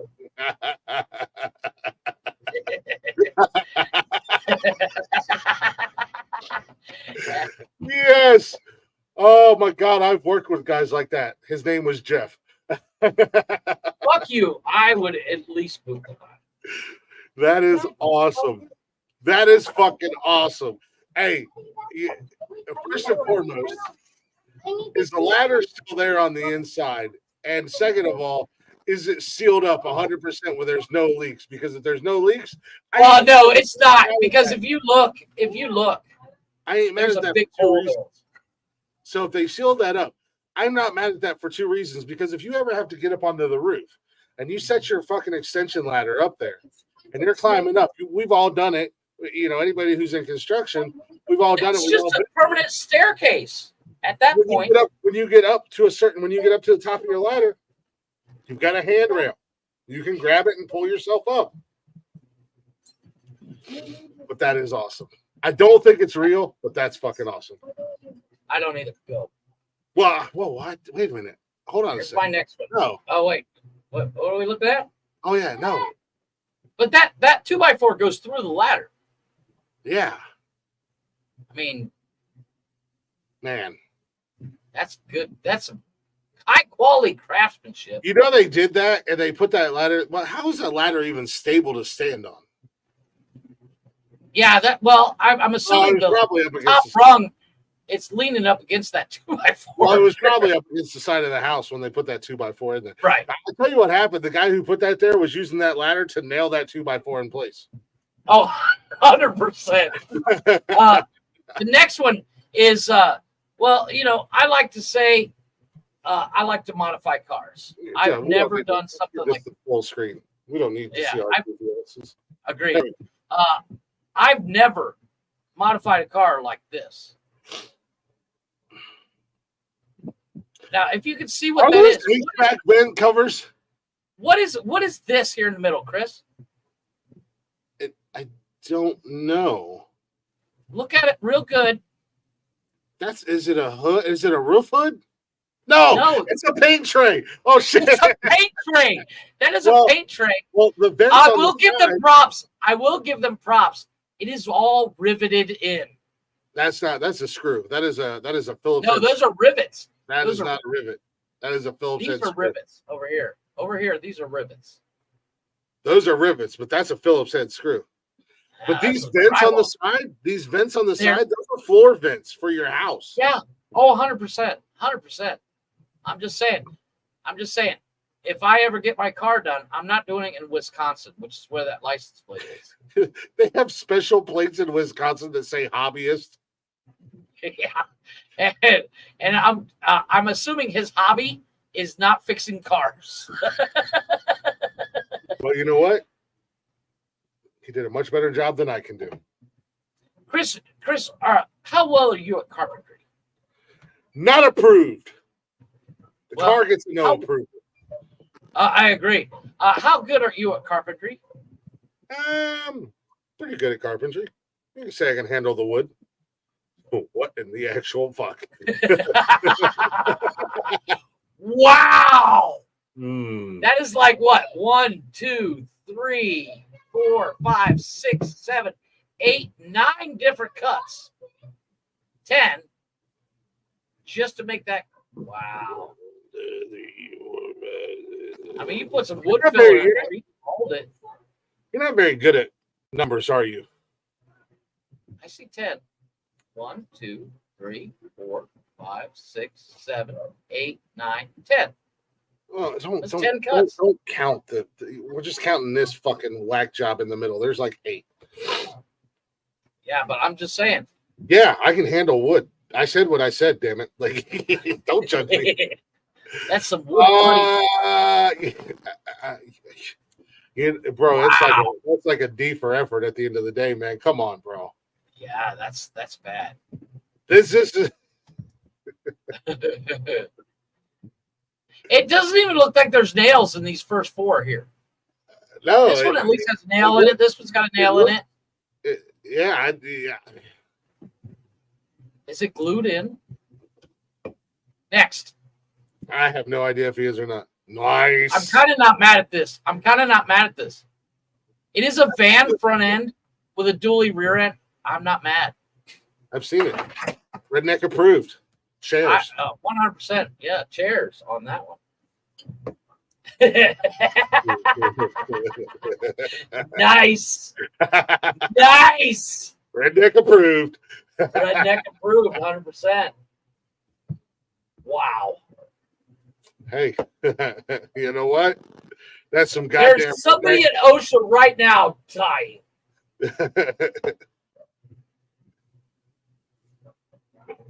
What is up with this right here? That is the connector that they use to connect to make an actual splice. So they took the effort to make an actual splice to jumpers.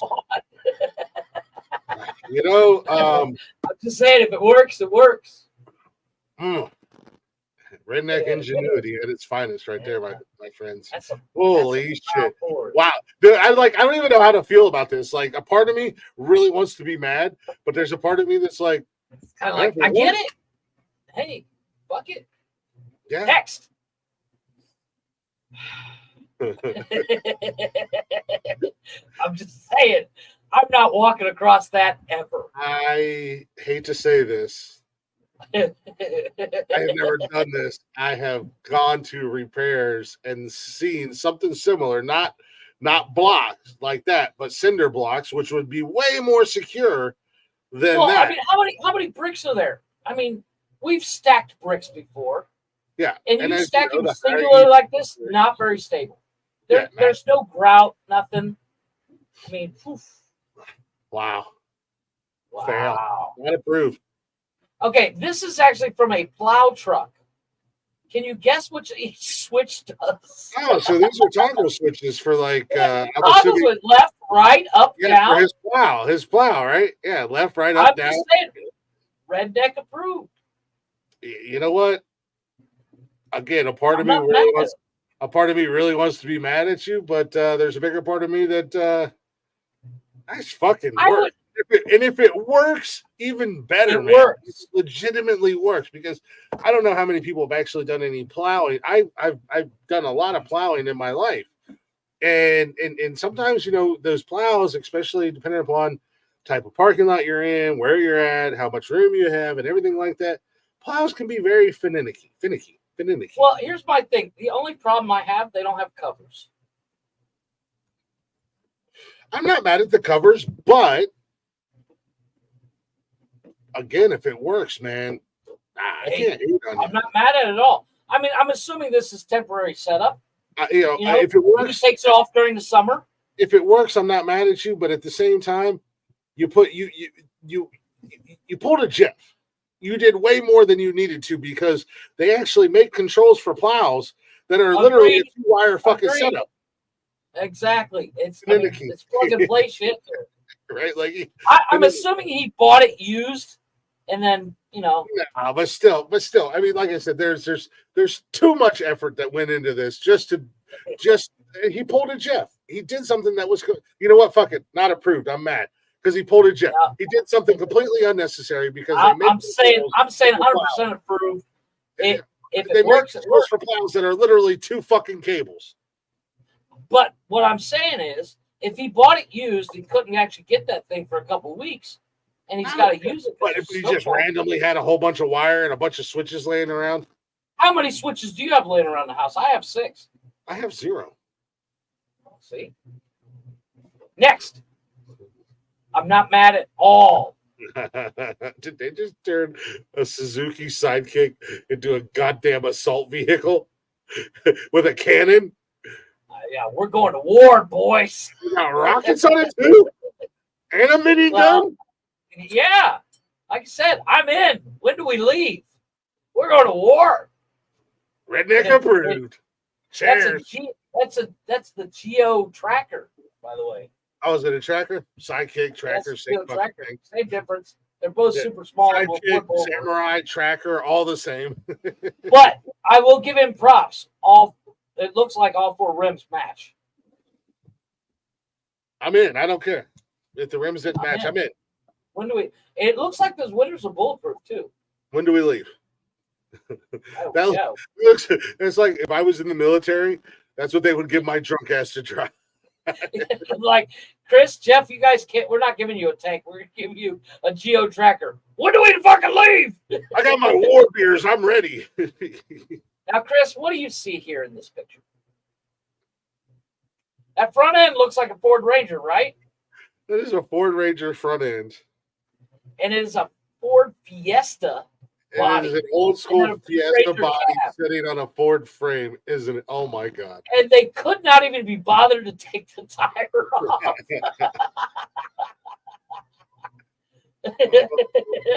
Good God. I say we need to take that fucker off road. You know what I'm saying? Oh my. The bumper is upside down. That is the this piece of plastic right here. That is actually the bottom half of the bumper bolted to fill the gap. Built Ford tough, let me tell you. I'll give them this. I'm gonna give them this. Fucking Ford Ranger. But Fucking Ford Ranger. Fucking Ford Ranger. But just a whole lot of unnecessary fuckery. Not approved. This next one, I'm kind of 100% in. So, you know, It's road legal somehow. Yes, nice observation, Benji. There's a tag on that motherfucker. So it is road legal. I'm just saying. Nice observation, Benji. That's a good call. Chris, you know the big speakers you buy at Walmart shit? So you have like a 12-inch speaker that's like, well, somebody has done this. That is actually the back of one of those speakers that you buy. Yeah. And it replaced their head unit with the connection from, the Bluetooth device is now connected. It's one of the Bluetooth speakers. Yeah, that's a Bluetooth speaker setup. Okay. I'm not mad at it. Are you mad at this? Because look, you got the USB, you got the micro SD, you got a microphone output, you got volume, echo. Where's the rest of the speaker though? In your dash? No. You can actually, because the back of this is a circuit board. So you wire in your entire sound system. Like you can actually take on the back of it, on an amplifier, you have the red and white aux cables. You can actually plug it directly into your cell phone. A little traffic karaoke never hurt anybody. I mean, I'm not mad at it. I'm not mad at it. I'll give it an approval. I just don't understand. Redneck approved. Cheers. I say cheers. 100%. And it's billboard. So whatever. Next. Okay, this is the one I was talking about before the show. Spot the OSHA death penalties. How many code violations do you see? Is that your office? Right? I thought the same thing when I saw it. I said, who the fuck came into my office? I like the lamp stand next to the toilet. Well, I like the doilies. Yeah, the doilies are pretty. But there's not even toilet paper. It's a paper towel roll. This is obviously in the States, by the way, because this is a U.S. style plug. But the cord is wrapped around this one. It is the minimum requirement for OSHA to approve wiring next to plumbing is 3 feet. I don't think that's 3 feet. Dude, I like the Lysol. The Lysol. There.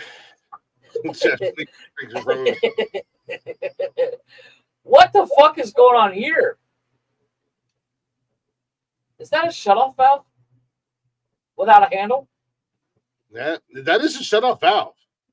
Yeah, that's a shutoff valve. The handle's missing. Just saying. And there's multiples. Hey, I'm just saying, if it works, it works. Fuck Ocean.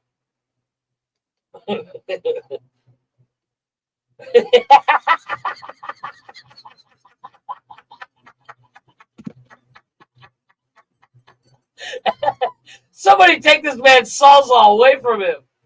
What the fuck, dude? You know, you guys cannot see my facial expressions right now. I'm trying to read the license plate. What license is that? Virginia? Did you say? It's Tennessee? Maybe. I don't know, but Just fucking cut the fucking tailgate, dude. looking can be super close to water. I gotta keep my tonneau cover down. Give me one. Just kind of. I gotta. I'm just saying, what the fuck?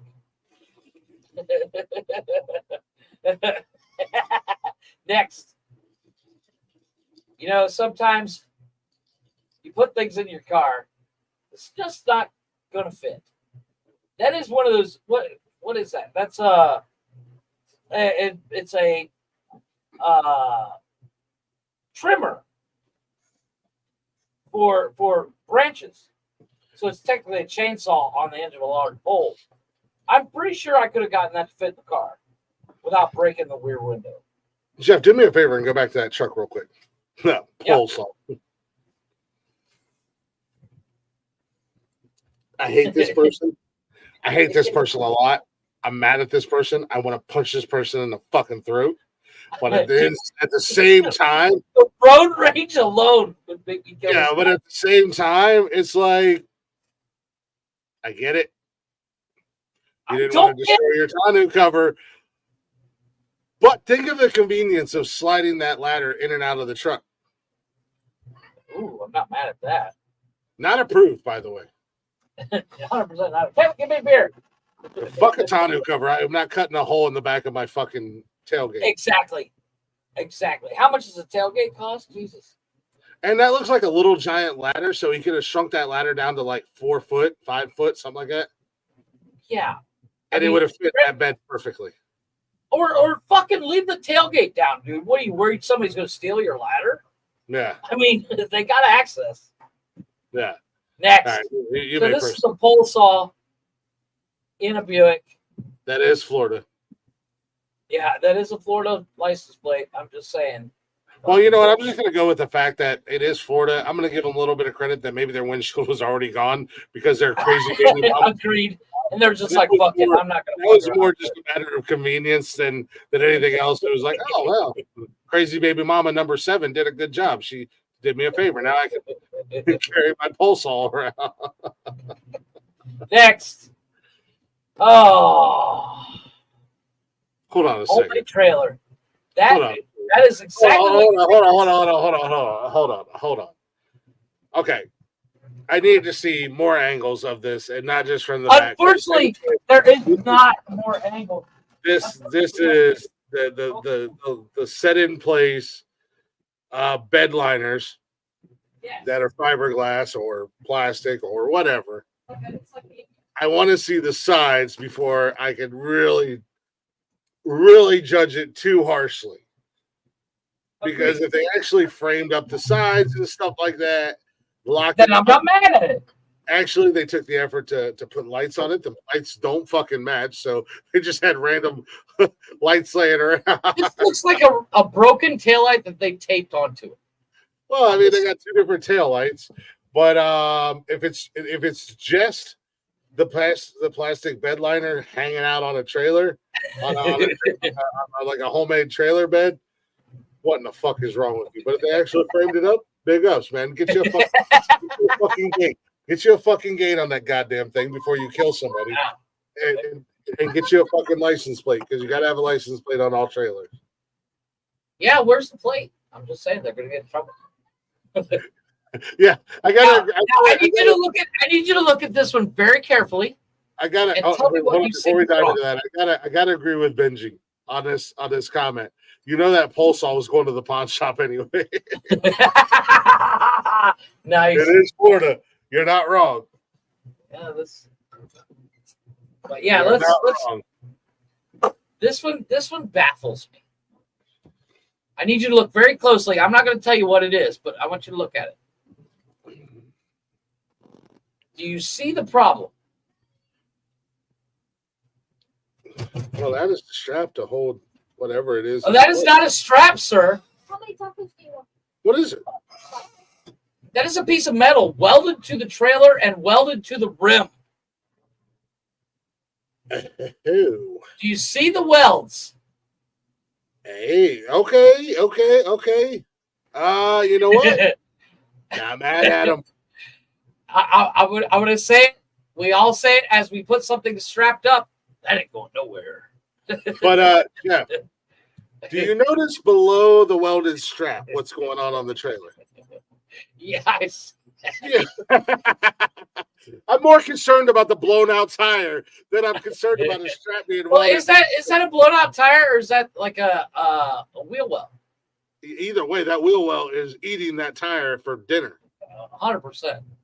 And they had a strap. I mean, it's been strapped down. Yeah, They don't want this fucking thing to go nowhere. strap. I mean, that's as you said. Some bitch ain't going anywhere. It ain't going nowhere. I'm not mad at him. Approved. Chairs. I put this one up there for Brian because it is a Ford. It needs fixed a lot. Might as well have a stage to do it on.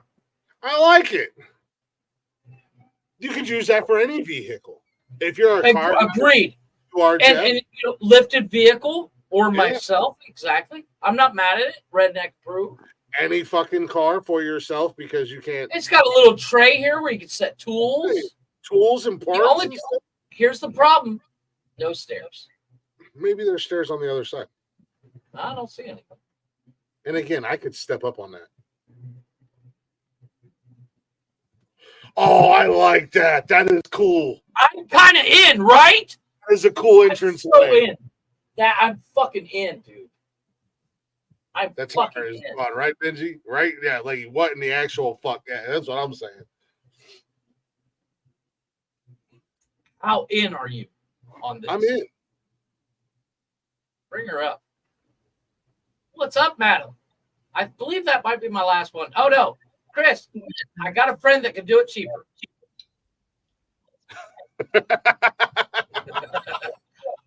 Wow. I know a guy who knows a guy. We can set up the backyard grill for you. This He's a great spot player. This grill set, it looks like it's permanent. Or is Oh that my goodness. That is there's nothing permanent about that. You could blow on this thing. It's the leaning grill of Alabama. Chris, I need some gas. Oh, who hasn't been there before? Well, no. Look how the dude is parked. Oh yeah, no, I see. He didn't park where he's supposed to be, which is where he's standing.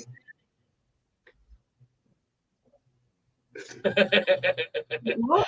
I wish you could see the plate. I just want to know where this is because Look, okay, I got to be honest. A picture of me, I may or may not have had 57 beers on a Saturday afternoon and needed to go. how did you not rip off this mirror? How do you get that close to the pole and not fuck up your mirror? What's what? fucking away from the fucking hose? Like, Right. see, There's over so here, much going on here. over here, you have to continuously squeeze the handle, or the fuel doesn't Right. come out. What? Okay, in the States, it has a lock on it where you set it, and internally it will kick off. I actually learned that fact. The UK is different because in the UK, Chris, you have to actually stand there and hold the fucking handle the whole time. Well, it's probably a whole hell of a lot safer to hold the handle the whole time because I know there's been several instances in the States with gas stations because you can hit that little lever and then there's a sensor inside the nozzle, Right. like right at the very top of the nozzle. That if So the many sensor, people, I'm behaving myself. There's a sensor inside the tip of the nozzle. I'm trying to behave myself. Go on, carry on. Yeah, I know where your mind is, youngin'. Go on, Good carry on. Lord. Get your mind out the gutter. I'm just saying, the fact that his mirror is still attached, I'm impressed. you know what? I'm not mad at him. I approve. Next.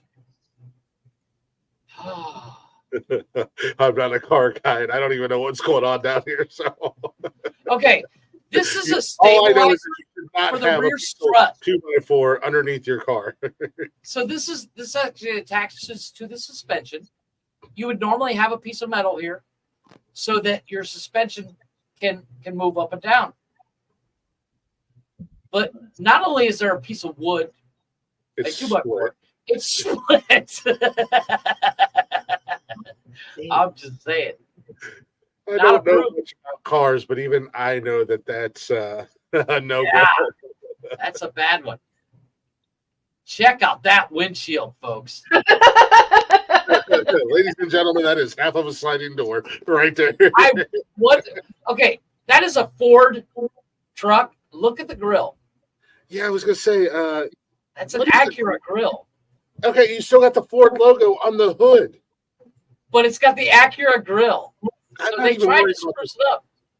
How in the hell did you get half of a sliding door for a windshield and get that approved? Because a lot of states require inspections of vehicles. Yeah, and I was going to say that Well, can't it's be one of those things. Can't be. Well, it just because it's not road legal doesn't mean you don't drive it. Yeah, but obviously you're going to get done if you're going to get pulled over for that shit. Surely. Yeah, the Yank tank. I like the tracker better. They I just do too. they just painted it and made like some little goofy ass out of plywood and 2x4s and a PVC Just pipe. saying, it's only $2,000 with 108,000 kilometers. Pounds. That's over somewhere near your neck of the woods. Yeah, I was gonna say that's Right there. Leggy, that's all on you. I give They you say the you blame. couldn't pay me to have it. Why would you be paying $2,000 for it? That's ridiculous. I would pay it $2,000 for a perfect Hold on. condition. I see the name on the side of it. That doesn't actually look like a UK vehicle, though. Well, it is. So I've actually, because we're moving to France, I've been looking at a lot of UK vehicles. Well, what's the number plate? That's. Oops, sorry. That looks like Germany. That's a German license plate. I don't even know what kind of vehicle that is. I don't It's know a where it's from. All I know is the name is called a Yank tank, and nobody pointed that out yet or mentioned Oh, I it. said it earlier. Oh yeah, So- the Yank so- tank. So the boys down that's at the a pro. Santa. Welcome to the Yank tank, boys. Yeah, but when they say yank, they mean yanking something else. They don't mean like yank out of American. I love the painted pillars. I mean, they got painted tracks on the damn thing. Next. Yeah. Oh, come on, Wes. Where is that at? Oh, Is that Is that- Arizona? I can't Maybe. read this story. Oh my God! Well, let me zoom in far enough. Jesus. I'll tell you where that is. That's Deputy Duke's car. Yeah. Next. How many times have I told you not to bother me? So that's another thing. Walking away from the pump with the hose in it, right? Like, Yeah. He basically drove away. so would it stay in? Would it stay in the? Oh well. Okay. So you know how the hose nozzle is bent. Well, Uh-huh. the problem is when you can lock it in. Yeah. Why do you think I kept my mouth shut? I wasn't walking into this trap again. No, but like when you lock it in, when you lock it where it can pump itself, like I said, you don't have that. You have to actually hold the handle. Uh-huh. People forget it's in there. And believe it or not, happens more often than not. But You surely haven't driving tried away, it. surely driving away would mean it would just fall out of the. Well, they have on. So when you go to the gas station and you look at the pumps, there's a quick disconnect, which means if you pull hard enough, it will completely disconnect. You won't break anything. You break the quick disconnect Got you. for this exact reason. Okay, so there isn't like a petrol station somewhere where a forecourt full of fuel. That's just about to Right, explode. exactly. Okay, Right, good. Benji So- said the Yank tank is just shy of $3,000 here in the States. Yeah, Jesus. exactly. Just Crazy. saying, if we pull our money, we can burn it down. Next, Chris, What do you What see here? the- By the way, it's Virginia. What? It's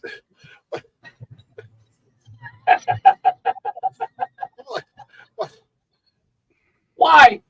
I'm sorry. If you're going to buy a dually, make sure you can afford to buy the rims. It's not even. Whoa! I just realized something. It's not a real dually. Yeah, they see bought. see that silver here? That is an extender. Yeah, they bought an extender because the flares are an aftermarket thing, and I'll put my whole ass life on it. And if you've seen that truck from the side, it's got a Carolina squat that sits like this. And I'll double down, and I'll say it's a Mexican. But also, how does the vehicle turn? Because the wheels are. It's only the back, place, so it's right? supposed to represent a dually. Right, A but dually has 2 tires in the front, 4 in the the back. wheel arches are touching the wheel. Look how they're touching the wheel. How the hell are they? I mean, What's the they're rear? out with the rim, right? It's not. Yeah. You can't turn that vehicle. Well, you can turn it because You can turn it because the front tires turn, the back but tires don't. that thing's got a turn radius like a school bus. Yeah, it does. I see what like you said. It's got The you're wheel, not it's just going gonna be able to turn it like a normal vehicle. to shred the tires. Next, Benji said, "Fuck, I know Glick's right. It's got a Carolina squat and it's a Mexican driver." Yeah, we know what that is. Wow. That's the bang bed. it's a carpet kit. No more Is that bang bed. Is that another yank tank? No, that's the bang bed. That's the bang bed. That's for those nights out by the lake. That is the Chris, man. I'm just saying, it's got cup holders. We can take That is the So man remember at every Michael- bonfire you go to in the country. That is the MVP of every bonfire you go to in the country. Hell yes. I'm just saying, redneck approved, right? Yeah, you got room underneath where you can slide the coolers, Yeah. cup This part holders. obviously comes out. Yeah. I bet that middle section comes up and it makes a table so you can play cards and stuff. Oh yeah, that's a good one. I didn't think of that. Drinking So game. this next one, somebody needs to stay away from AutoZone. Can you see the problem? I see a bunch of fucking decals. Well, I'll give you a hint. It is a Corvette Stingray. yeah. How many Stingrays do you see, Chris? There's 2.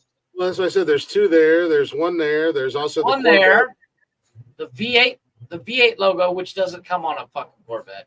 I'm just saying, stay the fuck out of fucking AutoZone, dude. Yeah, Not that bad, but still pretty bad. Just stay. Don't buy a fucking Corvette. Advertising at its best. Brakes that won't slow you down. That's funny.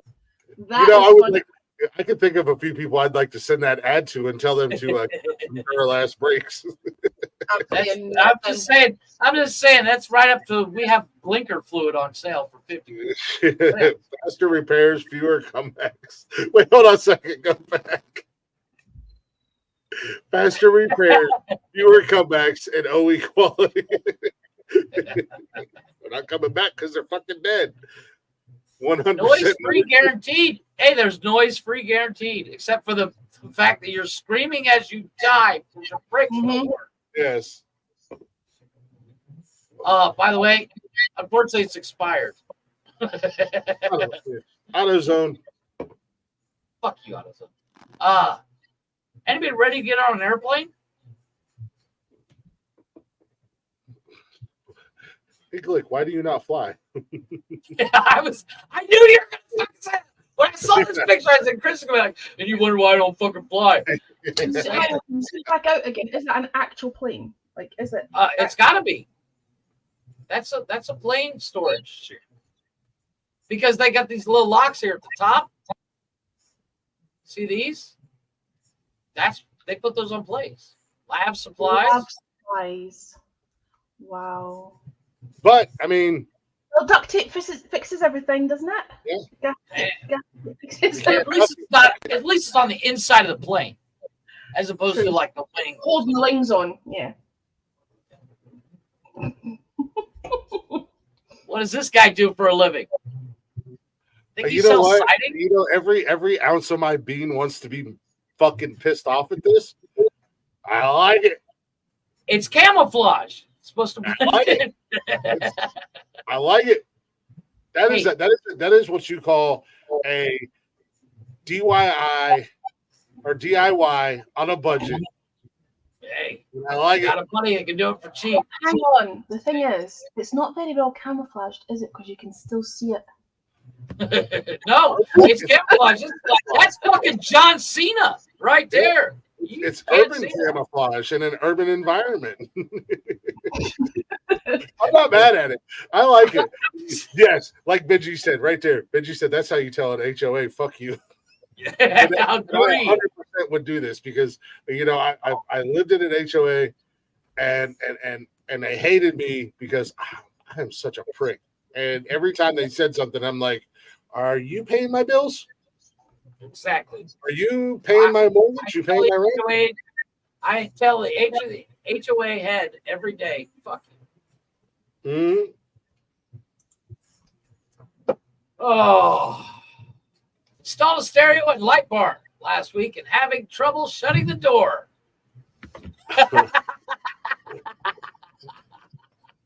Wow. Wow. Oh, what the? I wonder why. I'm just saying. Wonder why.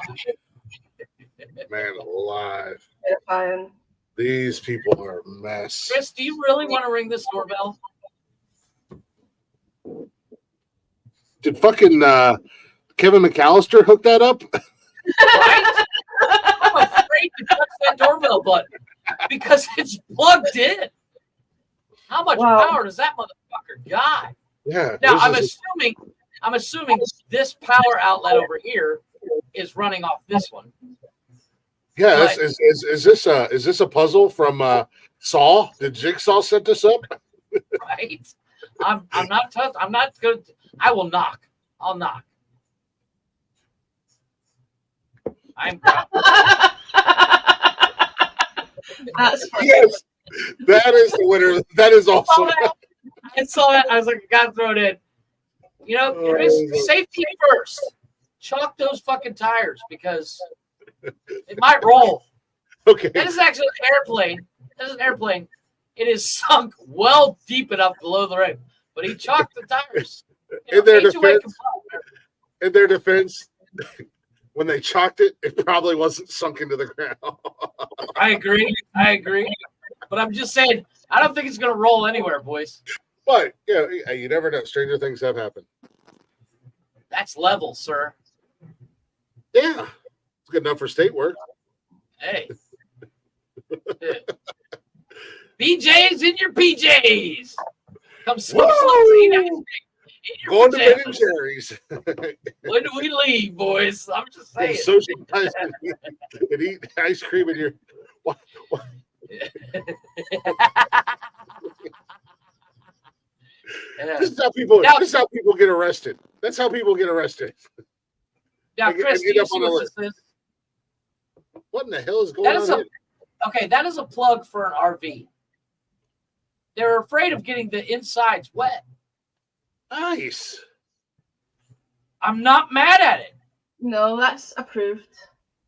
Yeah, that's you give me redneck approval. approval. Yeah, that's a win. I found my 18 van. I got my 18 van, Chris. It's for 18 fans like me. Small, but mighty.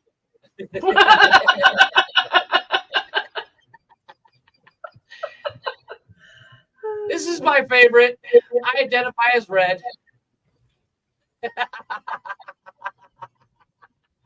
That is in Pennsylvania, folks. So they got the gray door on the Dodge. What is that Dodge van thing?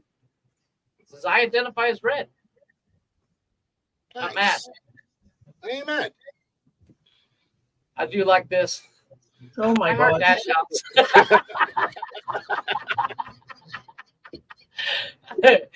Let's think before we put that sticker on our car. I once saw one, right, and it was tell your cat I said SPSPSP like Yeah. tell your cat I Is said that a Florida license plate, Chris? That is Or a is that Florida Georgia? license plate. Or is that Georgia? No, that's No, that's Florida. Yeah, Florida. I can see it now. That's Florida. US And Army. unfortunately, I believe that is the last one. But that's funny. Nikki and I were coming home the other night. Where the hell were we coming home from? And we seen that same exact bumper sticker that said "Tell your cat." I said, That is the last one I got. I thought it was funny. "Oh my That's the last God. one I got. Oh, That is the internet's version of wow. Just And so the web page I got this off of was on Facebook. It's called If You Squint, It's Mint. And this is literally just 30 minutes of scrolling, not even 30 minutes of scrolling through that page to the point where there's some that I was like, it'd be funny, but not that funny. But there's some of them on there I'm just like, wow. just wow." terrifying, like dangerously. So Yeah, I'm just saying. I created an entire folder on my computer called Mint, just so that we can do this every once in a while.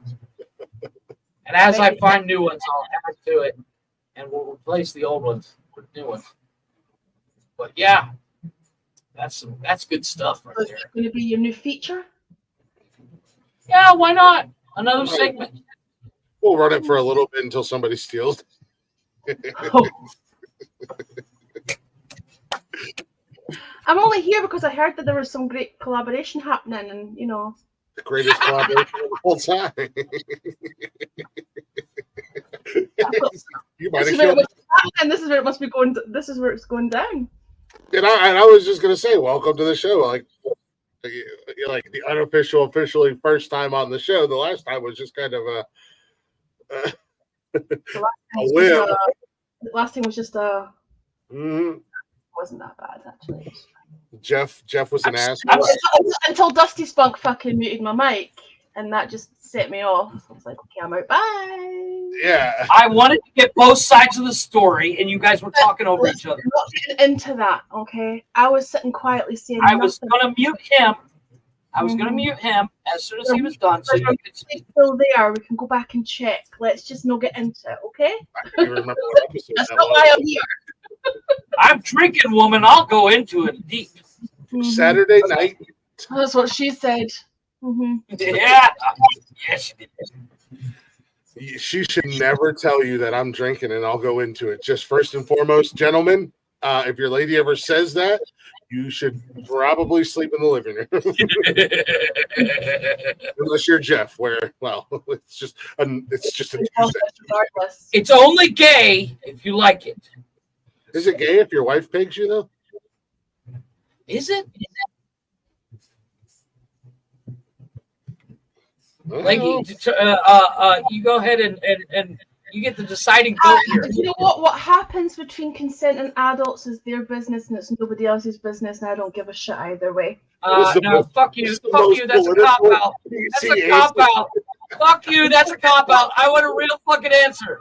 Okay, as long as it's consensual, it's, you know, if that's what floats your boat. Have you ever watched this show before?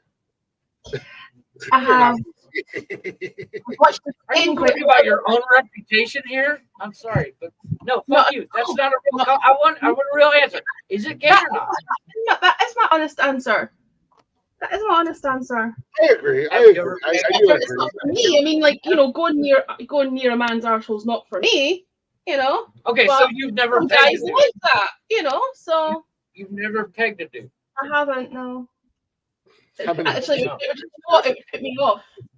But you know, what was that? What was that? What was that? Glock, what did you say? How many dudes has Jeff pegged? Or been Tonight? pegged? That's what It's early in the week. I'm just saying. It's been a slow week. It's only been like 15 this week, but hoping to pick my numbers back up next week. I'm hoping to do well over the weekend.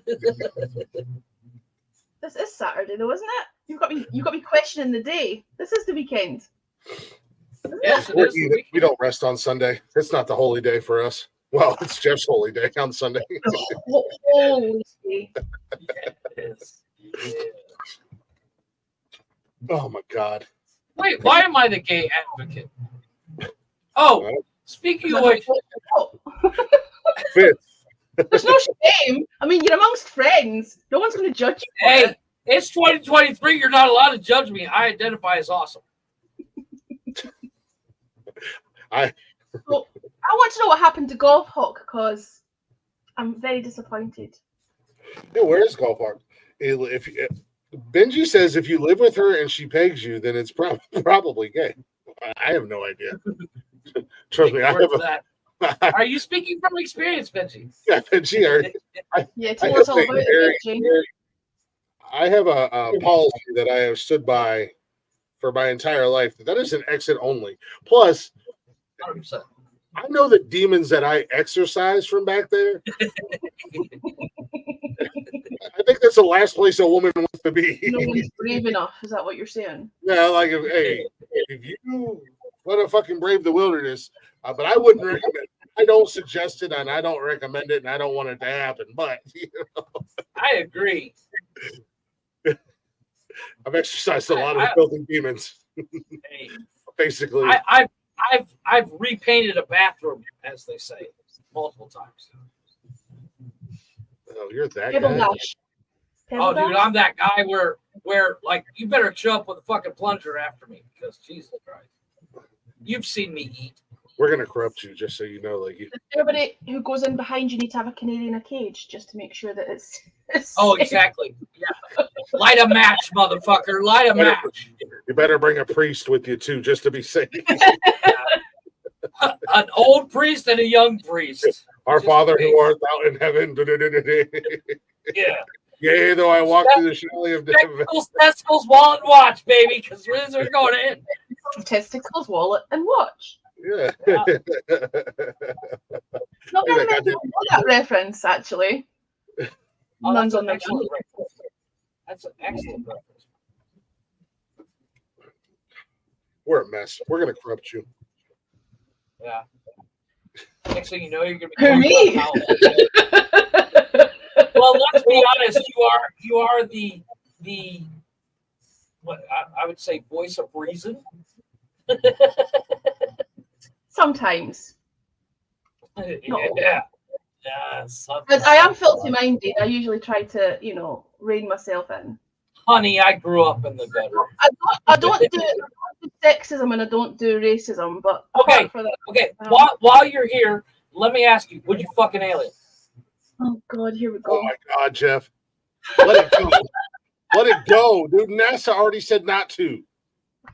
Dude, I'm just saying, I will be so fucking famous, intergalactic my ass, because every time you walk down and say, there he goes, homeboy fucked an alien. Theory on that. Have you ever seen the film Starman with Jeff Bridges? Oh, I do. Yeah, I actually have. An alien turns up and, basically He looks assimilates like her husband that had died, right? That's probably what would happen if an alien came here. They would probably just make themselves look human. So how the fuck would you know? You probably already have fucked an alien. God willing.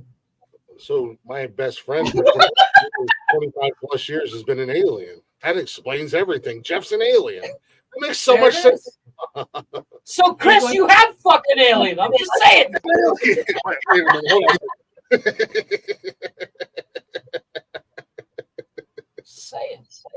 I'm just saying. I like my If own the ass. alien's got nice tits, I'm not going to turn it down. I'm just saying. Jeff, So you superficial. can't have sex with an alien, dude. I beg to differ. Go watch Japanese hentai before you have sex with an alien. Or Oh, I hentai. have. Oh, I have. That just never mind. I should have already. Yeah, you dug that hole. You knew that was going to be the answer. See what I deal with, Leggy. And I'm drunk. Let's be honest. Maybe Let's go that. down this How rabbit many of you had that you're drunk? hole. I'm not drunk. I'm tipsy. Oh, I'm okay. I thought you five. said you I'm were five. This is number 5. number 5. What was that? What was that called again? It's no seckies. No sucky. No sucky. No sucky, fuck. No sucky. Me love you long time. Yes. Mhm. It's actually, normally when I drink, if that, Chris, you'll know this, you're an alcoholic. That first drink.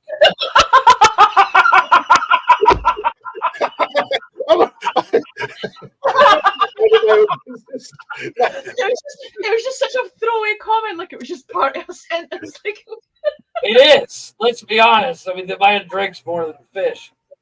But sometimes when you first grab a beer, you're like, ugh, I don't even fucking want this. Tonight, it's not that. It's like I'm pissed I didn't buy more. See, that's the problem, Jeff. You call me an alcoholic. I like to say prepared. 326 episodes, and How you have many- yet to do an episode sober. Well, that's not true. I do a lot of episodes sober. You don't end them sober.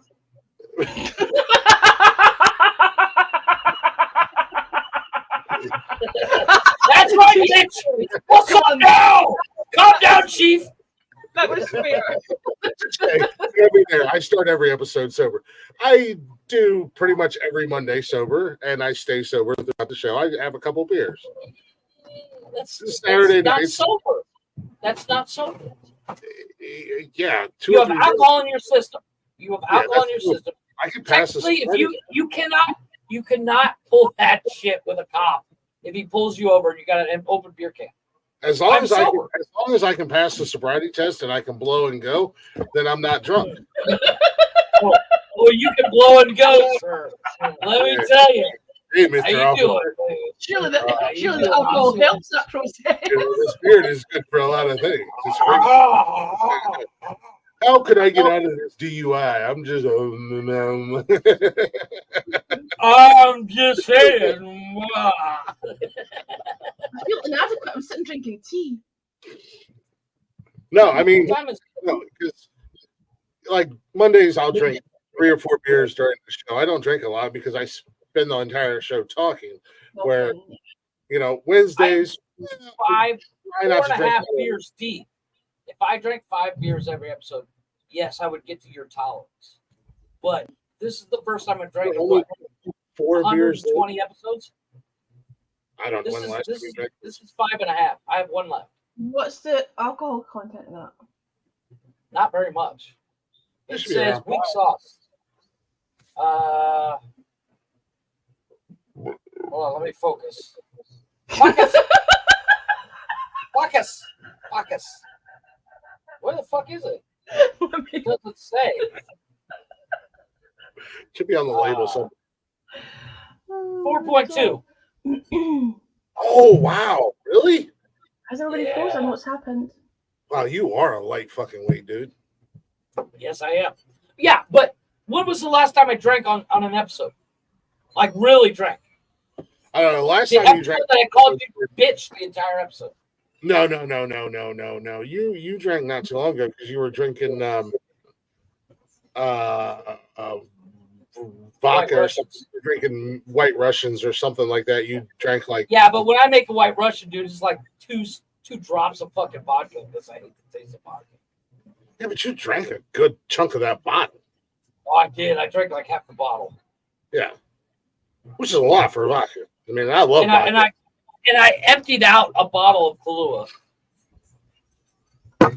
For some reason, the bottle's still sitting here. I completely never missed. I completely missed what you said the alcohol content was because it froze for me. 4.2.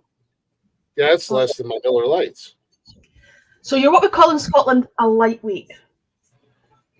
No, I'm just a cheap date, honey. You're what we call at my house a pussy. I'm just a cheap date. And we throw That's empty all. beer cans at you. That's how I became friends with my alien. You really are. Am I Really. senior? Am I Mr. Poussoir? You are Sir Poussoir. Look at that. Yeah. Fuck you, E.T.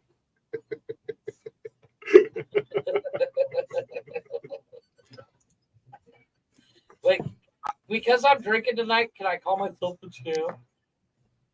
No. Why not? Why don't you I'm be a the champ? champ of my alien race.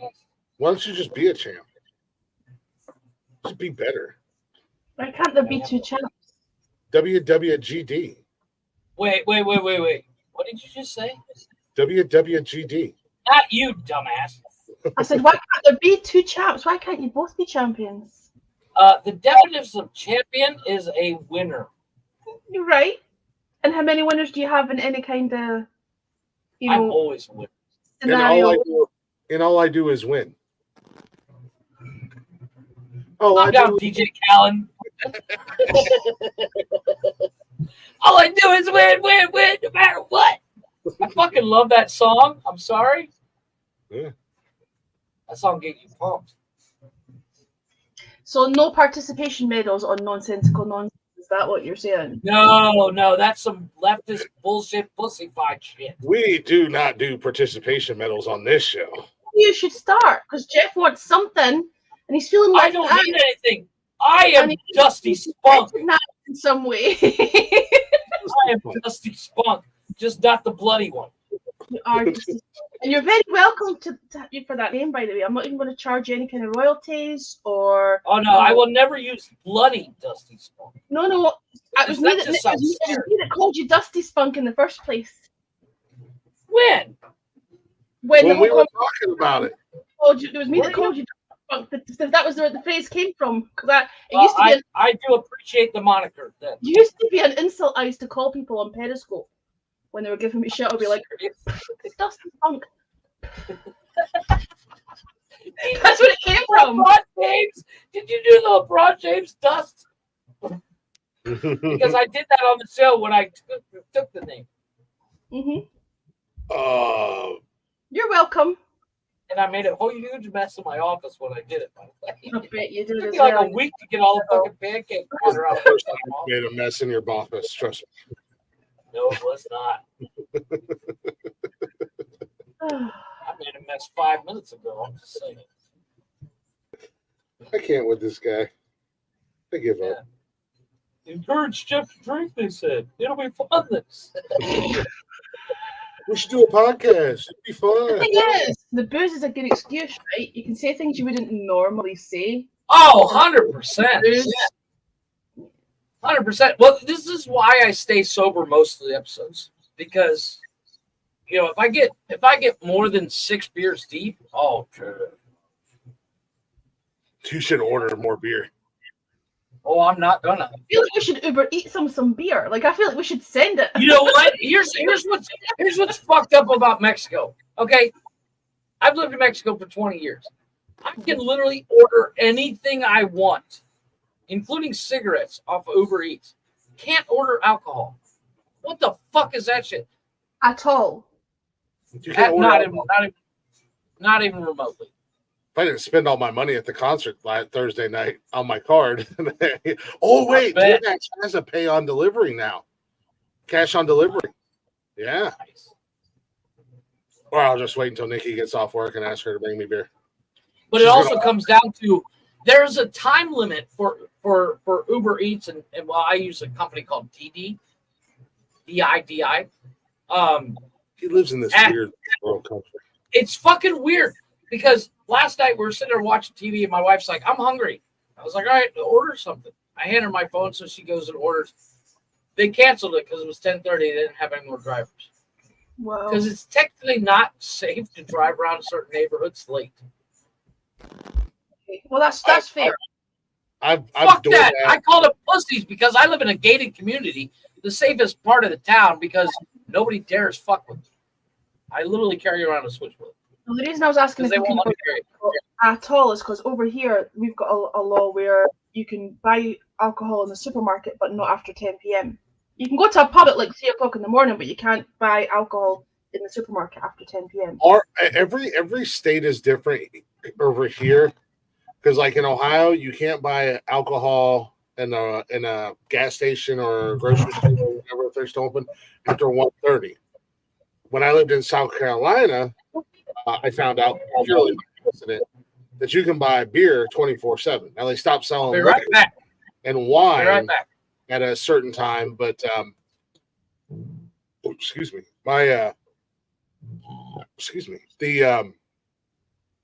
when we first moved to South Carolina, the apartment we had at the end of our road was a couple bars and a gas station and whatnot. And one time, my ex-wife and my kids were up in Ohio visiting family and friends and shit.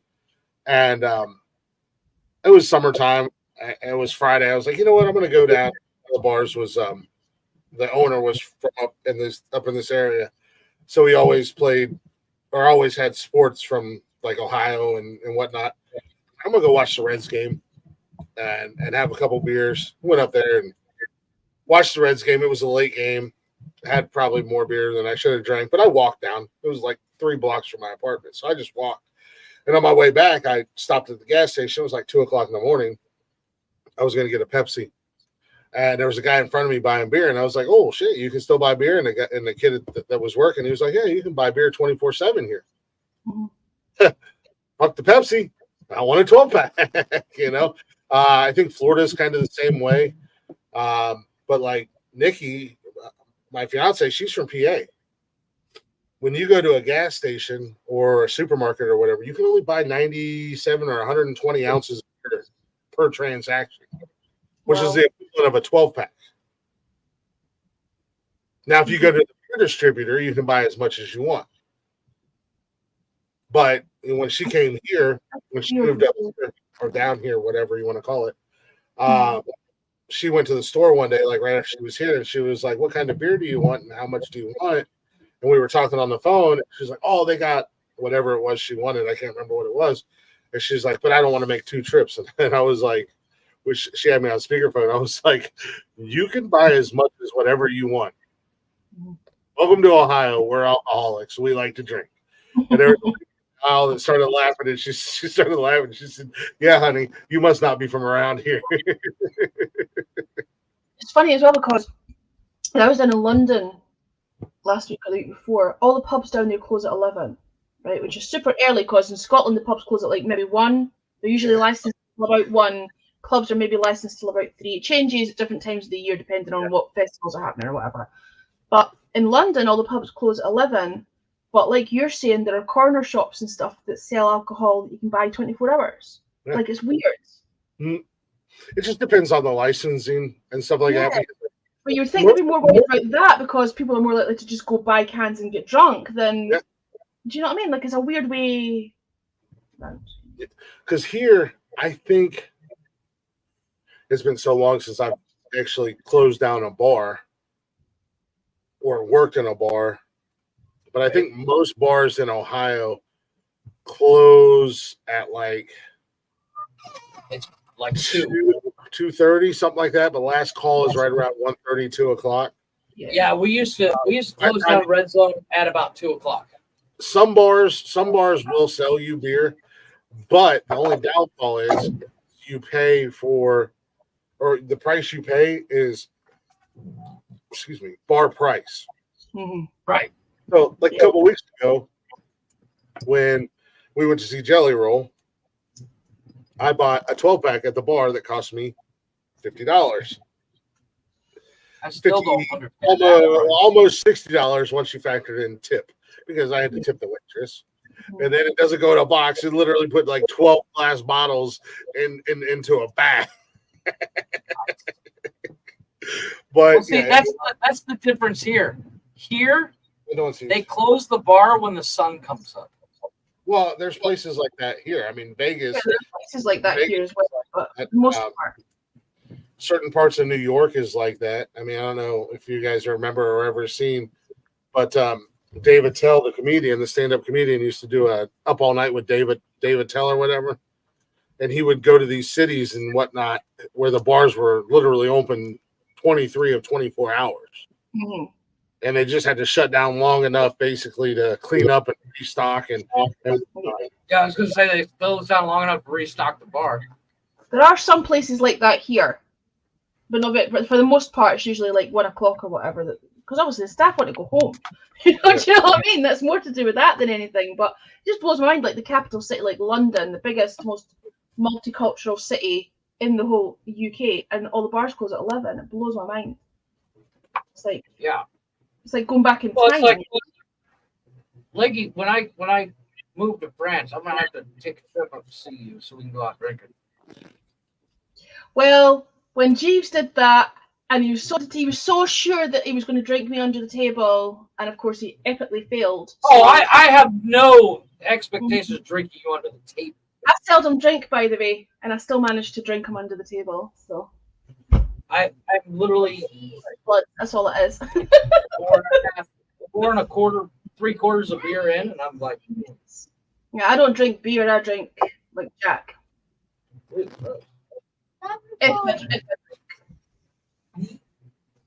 I'm not a big drinker. I can smoke like, all day. It's not a problem. If I'm not careful, I'll go through 2 packs a day of 25. These are 24, 25 packs. Coffee, Jeff. My thing's coffee. Like I drink shit tons of the stuff. Now, see, I don't drink coffee a lot. I drink a lot, but lately I got off of Monster Energy drinks, which I was drinking like 3 a day, and I did order Dubby Energy because it's awesome. The only problem I have with it, I'm technically overhydrated because it's a powder and you mix it with water, which means you drink a shit ton of water, and I'm pissing all the fucking time. Will you guys stop banging on my goddamn door? What the fuck? But those energies are supposed to be really bad for you, like shit, like they're not good for you. Please, for the outside.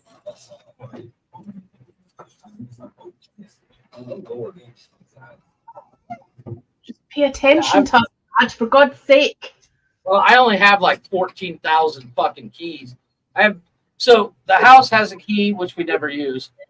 The gate has 2 different keys. I have a lock on my office and a lock on the bedroom because kids touch shit. And I'm the only one that carries anything. I have all the keys. So, like on my wallet chain, this is the key to the office. On my wallet is the keys to the bedroom.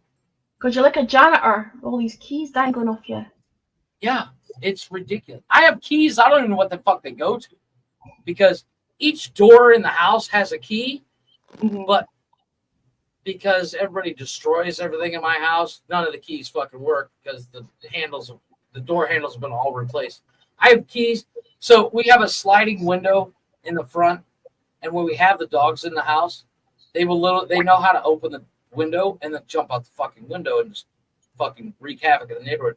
So I literally have a key to lock the window. Yeah. Because my dogs are assholes. Which is kind of funny. It's the reason why my neighborhood doesn't like me or afraid of me. One of the 2. What kind of dogs are they? They're technically mutts, but they're mostly pit bulls. Okay, so they're not like big, but they're strong.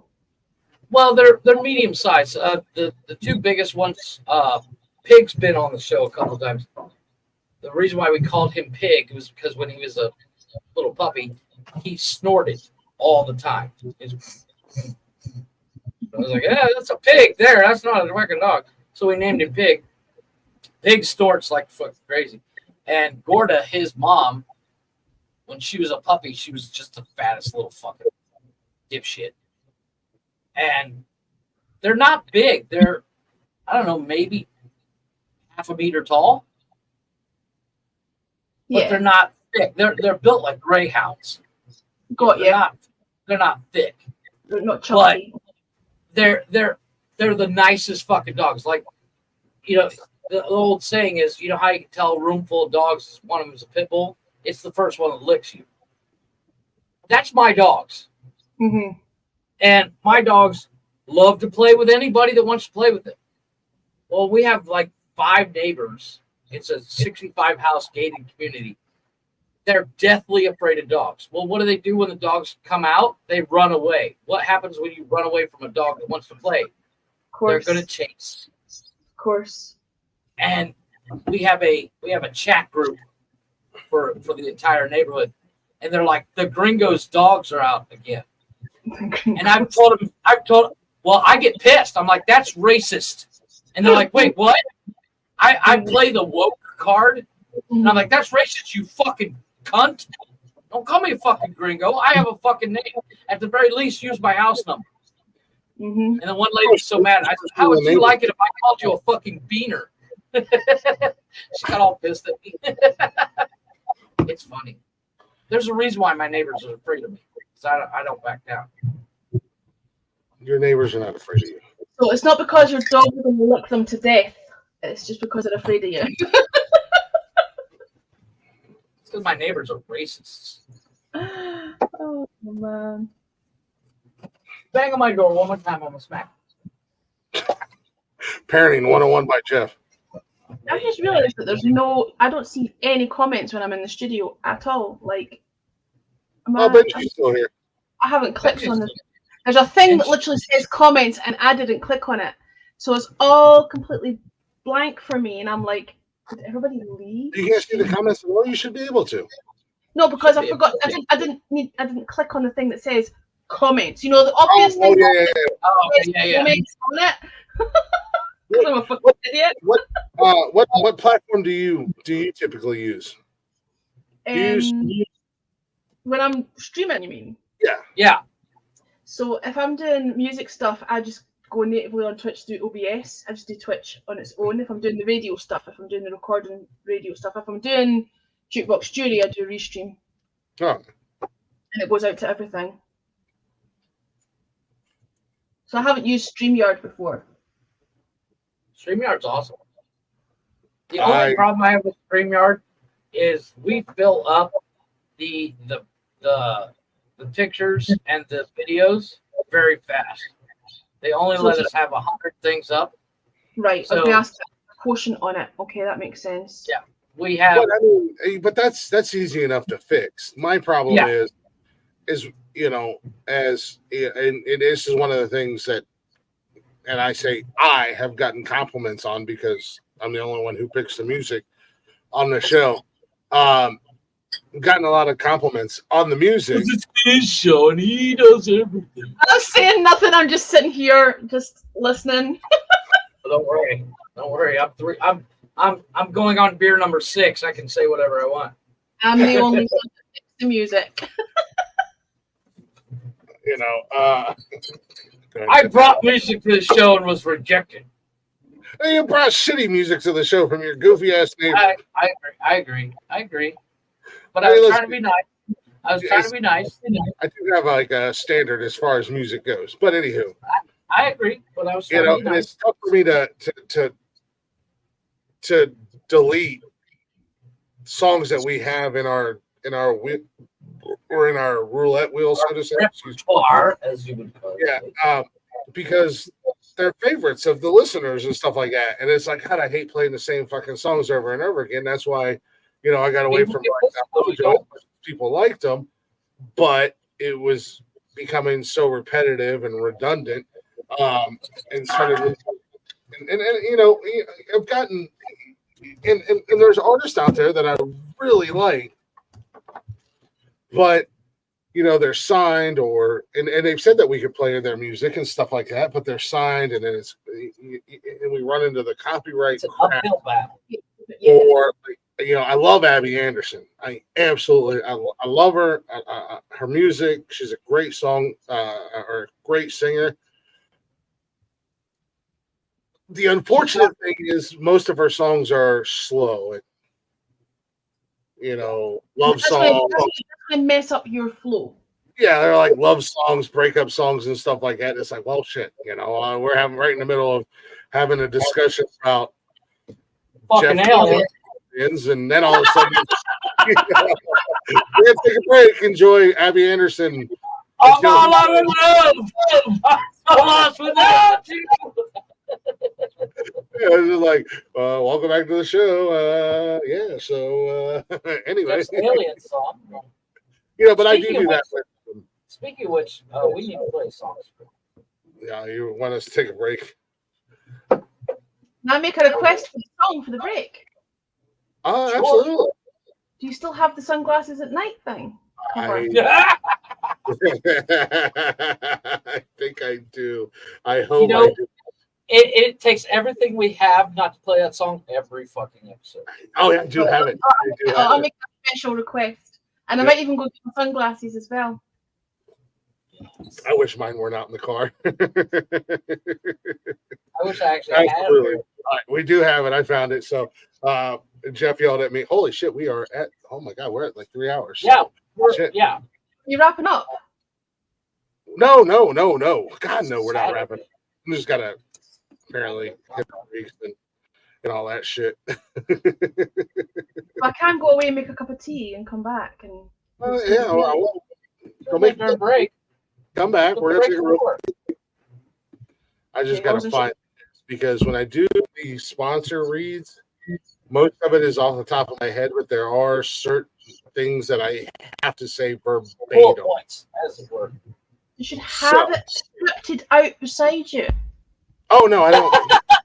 There's no shame in reading it. I know words, I I know think words it's- are hard, right? But there's no shame. Oh, well, I'm they You think we they- script anything? they literally send it to me. So I have it. I just have to pull it up. And then the great thing about being on StreamYard is I can pull it up on another window and then I can say it. But we're gonna take a real quick break. Everybody's gonna go get their drinks. Lady's gotta get another cup of tea, if you will. And then we'll be back doing what we do. In the meantime, not only do we stay energized, but we stay hydrated on this show. And that's simply because our good friends at Liquid IV take care of us, make sure we're hydrated. And being sick yesterday and drinking as much as I drank on Thursday night, Liquid IV was a friggin' lifesaver for me. Let me tell you. The simple fact of the matter is that the one stick of Liquid IV and 16 ounces of water hydrated me 2 times faster than water alone. I had them 5 essential vitamins, which is good for fighting the cold. And it had 3 times the electrolytes and then leading sports drinks that you guys pay way too much money for. And I was enjoying me a little old golden cherry. It's one of my favorites over there at Liquid IV. You guys could do the same. Make sure you're properly hydrated. Real people, real flavor, real hydrating. Get 20% off when you go to liquidiv.com.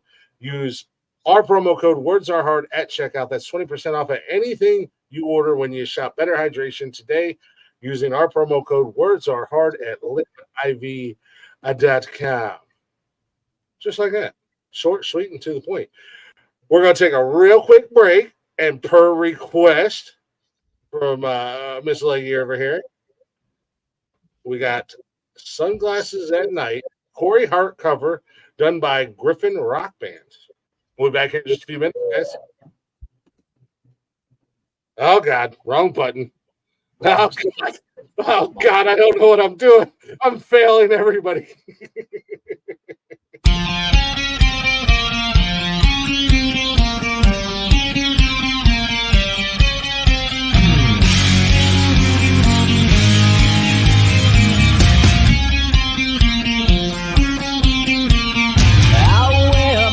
Sunglasses at night, so I can watch you weave umbilical storylines.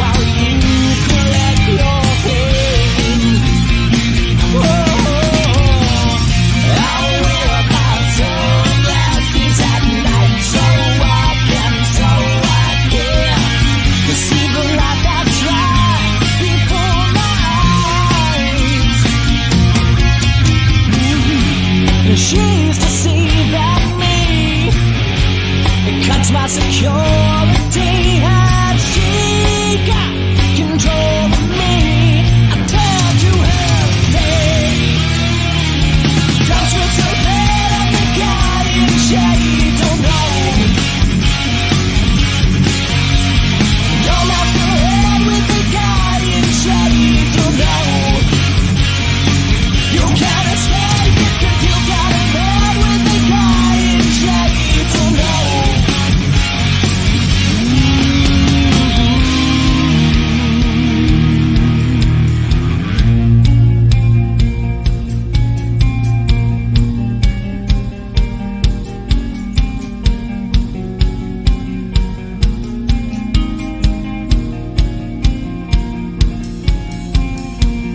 I wear my sunglasses at night. I wear my sunglasses at night. I wear my sunglasses at night. I wear my sunglasses at night. I wear my sunglasses at night. I wear my sunglasses at night.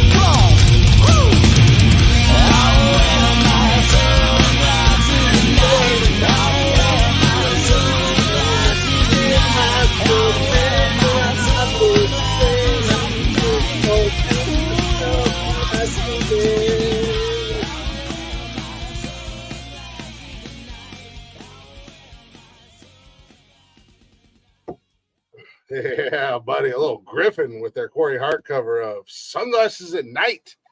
Well, there she is. Got her sunglasses on. I almost went out to the car to I get wear my sunglasses at night. Oh, Actually, at 3:21 a.m. to be precise. it's such a great cover, and I love the video because it is just having fun at the video. He is really having a good time. Oh, why in the hell? Welcome back to Nonsensical Nonsense, everybody. You got Jeff in the building drinking, and special guest Miss Leggy Lady, aka Helen on the radio, hanging out with us. I don't know if that's a good idea or not, but fuck them. For some course, reason, I you know, feel Is- bad and I like want that. to say, listen, thank you for extending the invitation, because more than once, in fact, multiple times, when I've been invited in before, not here, but on other broadcasts, certain someone answers for me and says, no, she's not going to do that. No, she's not coming in. So, Really? The only, Really? the only someone that can make that decision for you on this broadcast is this someone. so I'm here. Hello. Because it's my show.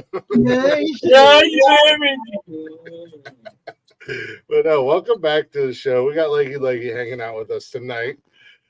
Kind of an impromptu surprise guest. If you guys aren't already, go ahead and check out them socials.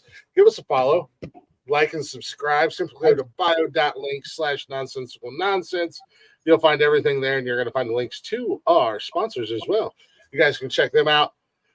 We wouldn't sponsor it if we didn't believe in it and if we didn't use it. And Liquid IV and W Energy have been lifesavers for this guy.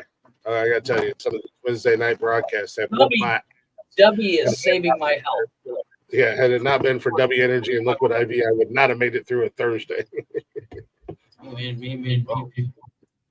But we are back. We're just hanging out. It's Saturday night. We're just shooting the shit. Chatter's Box was a lively crew earlier today.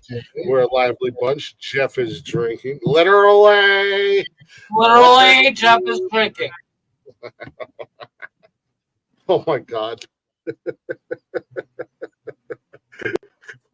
We were so the random randomness of my life, this is the world I live in, running into my sister at the concert of all freaking people. We were telling my sister about my oldest daughter's new boyfriend, and we were trying to describe or no, not my sister, Kevin and DJ, which is her godparents. And we were telling her that he looked like if Riff Raff and Sam Elliott from Scary Movie had a baby. It would be her boyfriend. He seems like a good kid. I only got to talk to him for a couple minutes. Weird interaction. Weird conversation. Chris. He's got long hair.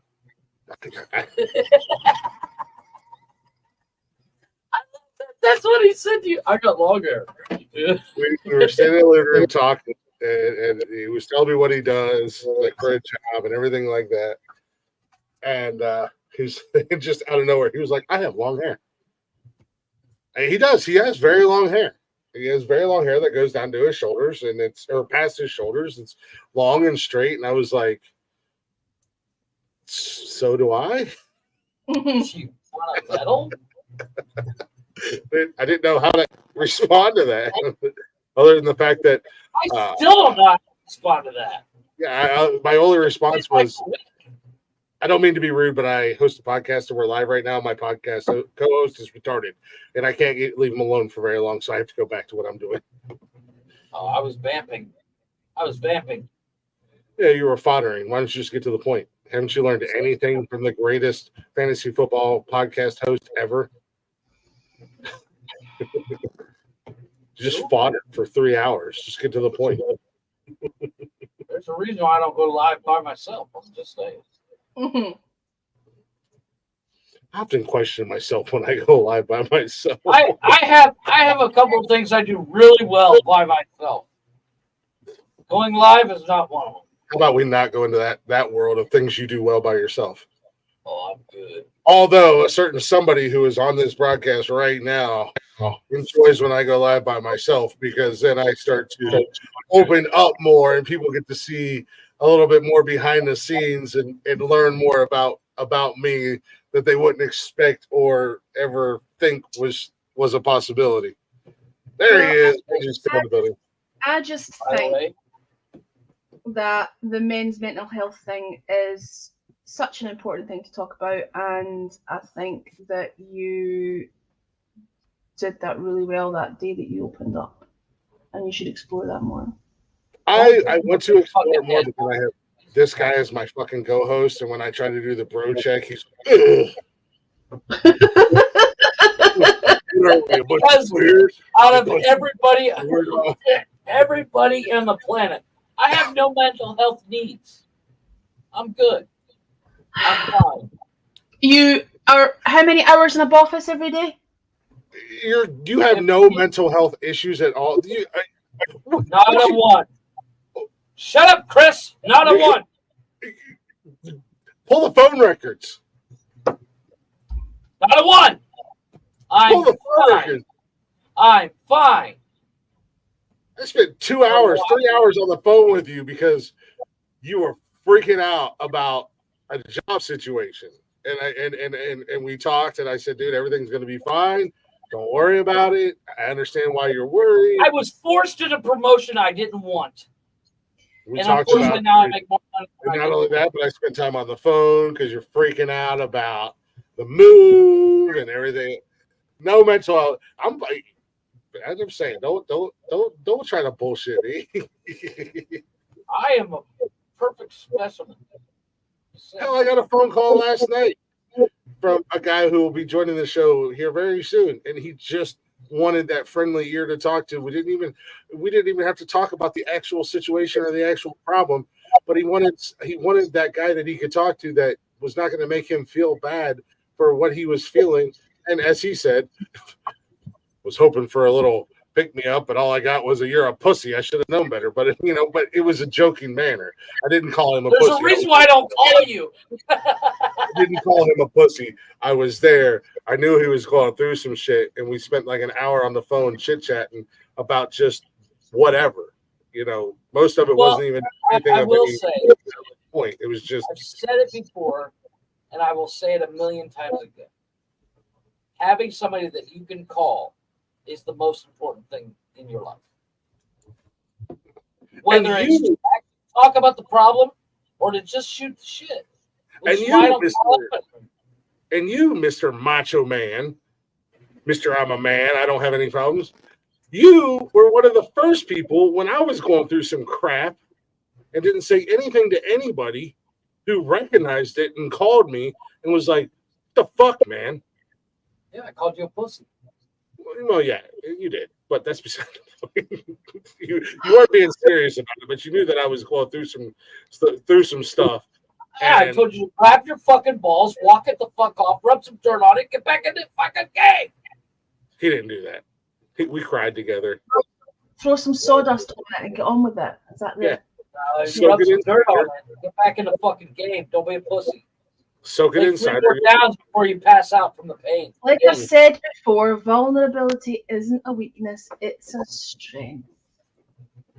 And it's Unfortunately, it's okay to be vulnerable. And it's even okay unfortunately, to cry, Dusty Spunk. It's even okay to cry. Yeah, I don't bloody cry. smoke. I don't I don't believe cry. I weep like a little fucking girl. And I drink until I fucking pass out on the floor of my office. But you don't ever drink. You I can't even drank an use that entire excuse. 2.5 bottles of wine that night that I got promoted. Yeah, no, I know. Trust me, I know. I spent quite a good chunk of my evening on the phone with you. By the way, vodka and Monster mix awesome. It's an awesome mix. Everything mixes awesome with vodka because vodka has no taste. It tastes like shit. The only downfall is that vodka is a ninja. Mhm. And after you drink 2 bottles of it and you think you're feeling fine, it jumps up, roundhouse, kicks you in the face, and puts you in a triangle chokehold Norris. out of nowhere. Chuck Norris is you. Yeah. You know, Chuck Norris died 10 years ago. Nobody's been able to tell him. Yeah. No,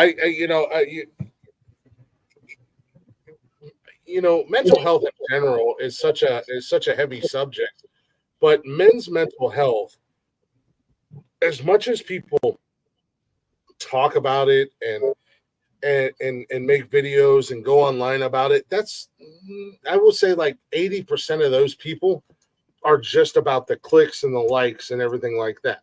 You know, they want to gain a little bit of celebrity or a little bit of fame on it. It's tough for men, and there's a lot of men out there who claim to speak on men's mental health, and they're fake. They haven't lived through going through shit in life, or don't know what it's like to have depression for no reason, or social anxiety, or anything like that.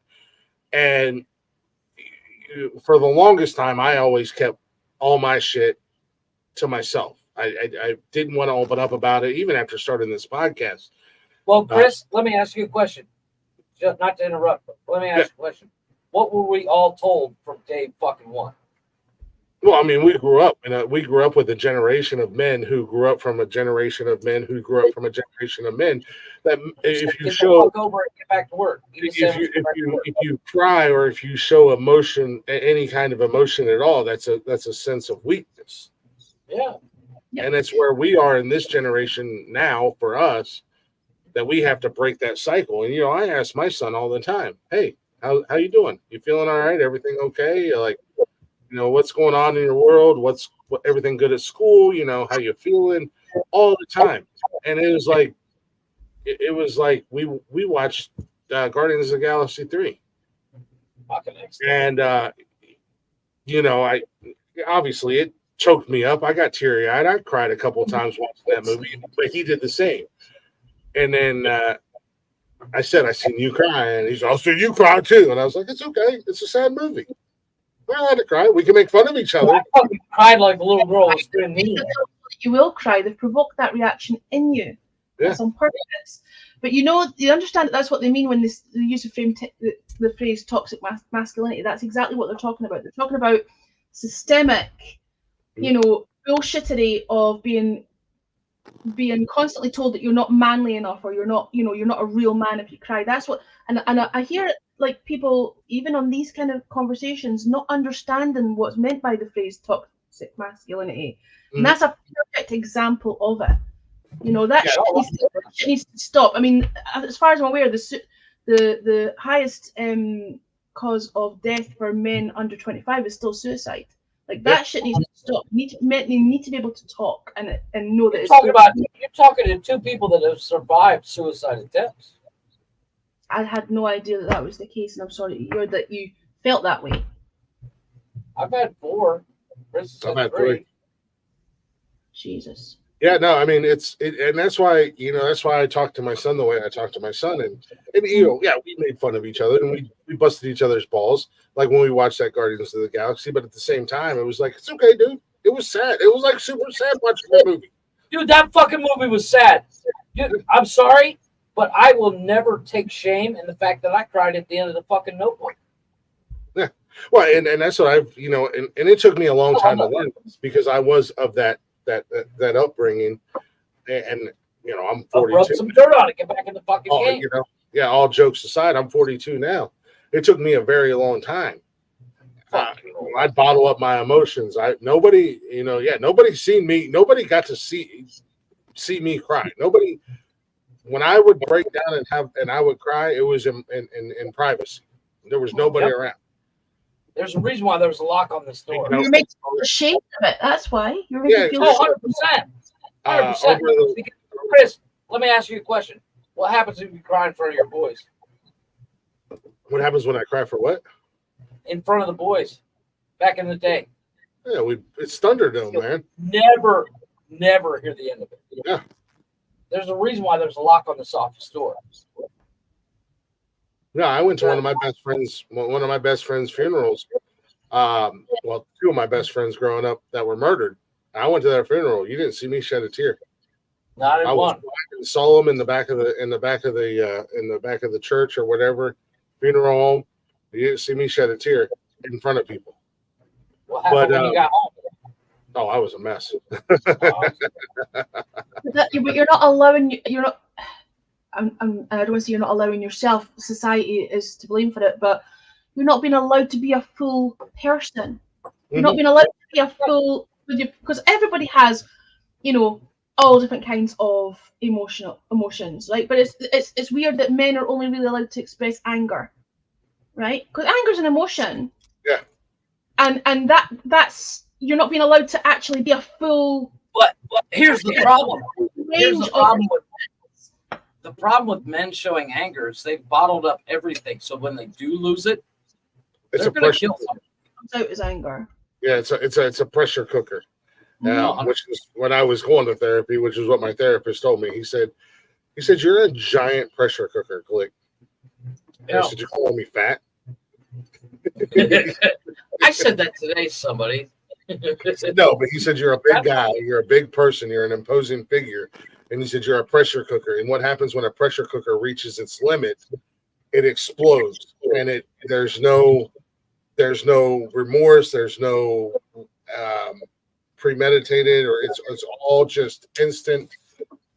Let it go. Whatever happens. It's like shaking up a Coke bottle and then opening the fucker. It's all gonna come out. Pressure cooker there's a valve that releases the steam slowly. It's like a boiler. Always doesn't work.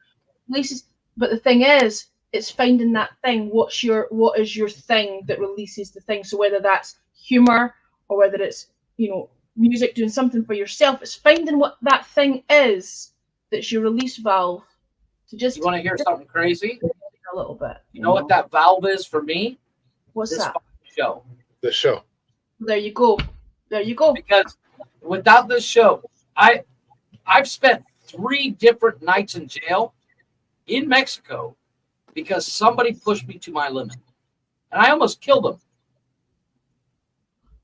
And when I started the show, hasn't happened since in 3 years. I haven't lost my temper once in 3 years. It's interesting. It took me a long time to find my happy medium and find and to realize that I've said it a million times. I've told people, I've said it on the show. If you think I'm less of a man because I show emotion, if you think I'm less of a man because I've cried on this show. Yep. Yeah. I know. You get it. You know, hell, I had to turn my camera off when we had Jordan on the show. Her and her mom came on the show. I had to turn my camera off because I was a mess. But if you think I'm less of a man just because I show emotion or I cry, come and meet me in the streets. I mean, I'm not there yet. I can't cry in public. I can't do it. The saddest part is, you know what the saddest thing is? Most women actually admire a man who's able to. There's nothing worse than trying to communicate with someone who is closed off and shuts down and won't communicate with you. Well, There's that's the issue with Chris and I's generation. nothing- Is we're taught since day fucking one that if you get to a point where you can't take it, shut the fuck down and go off to your own. I'm the same generation, by the way. We're all exactly the same age. yeah, we're all the same age. I'm older than both of you. Doubtful. Not gentlemen like to. Hey, I turned 43 this year you turned 43 this year. in December. Okay. He's like You're older. he's like 10 months older than me. Okay, I turned 42 this year. At the end of May. Yeah.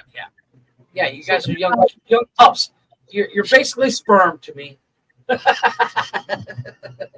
I'm so old. Dusty spunk. Sperm talk, okay? Yeah. Easy, Dusty. Yeah, easy, Dusty Spunk. No, it's been almost a year since my pops and I had a huge falling out, and this is one of the things that We still haven't really, talked about it. that really made me fall so hard for Nikki and realize that Nikki is the one. We'd only been dating like a month, and she was up here visiting me for the weekend, and we did the show, and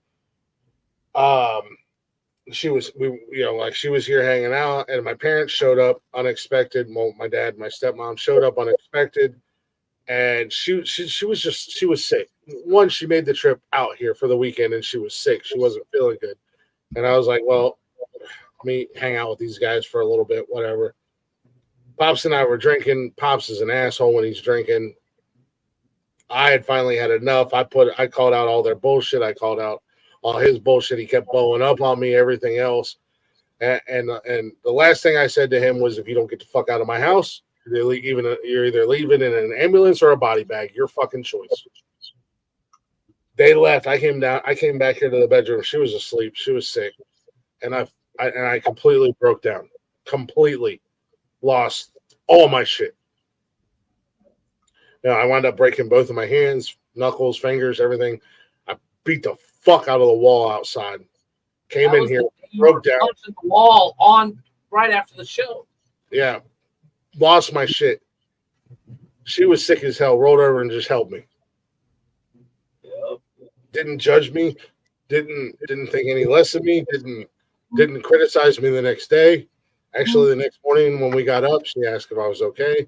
Told her I don't know. I don't think so. I'm not talking to them anymore. I'm done. I'm over it. I've tried for 40 some years to try to have a relationship with my dad, and I'm just done.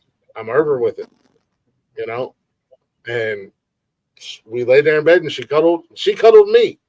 Mm-hmm. Yeah.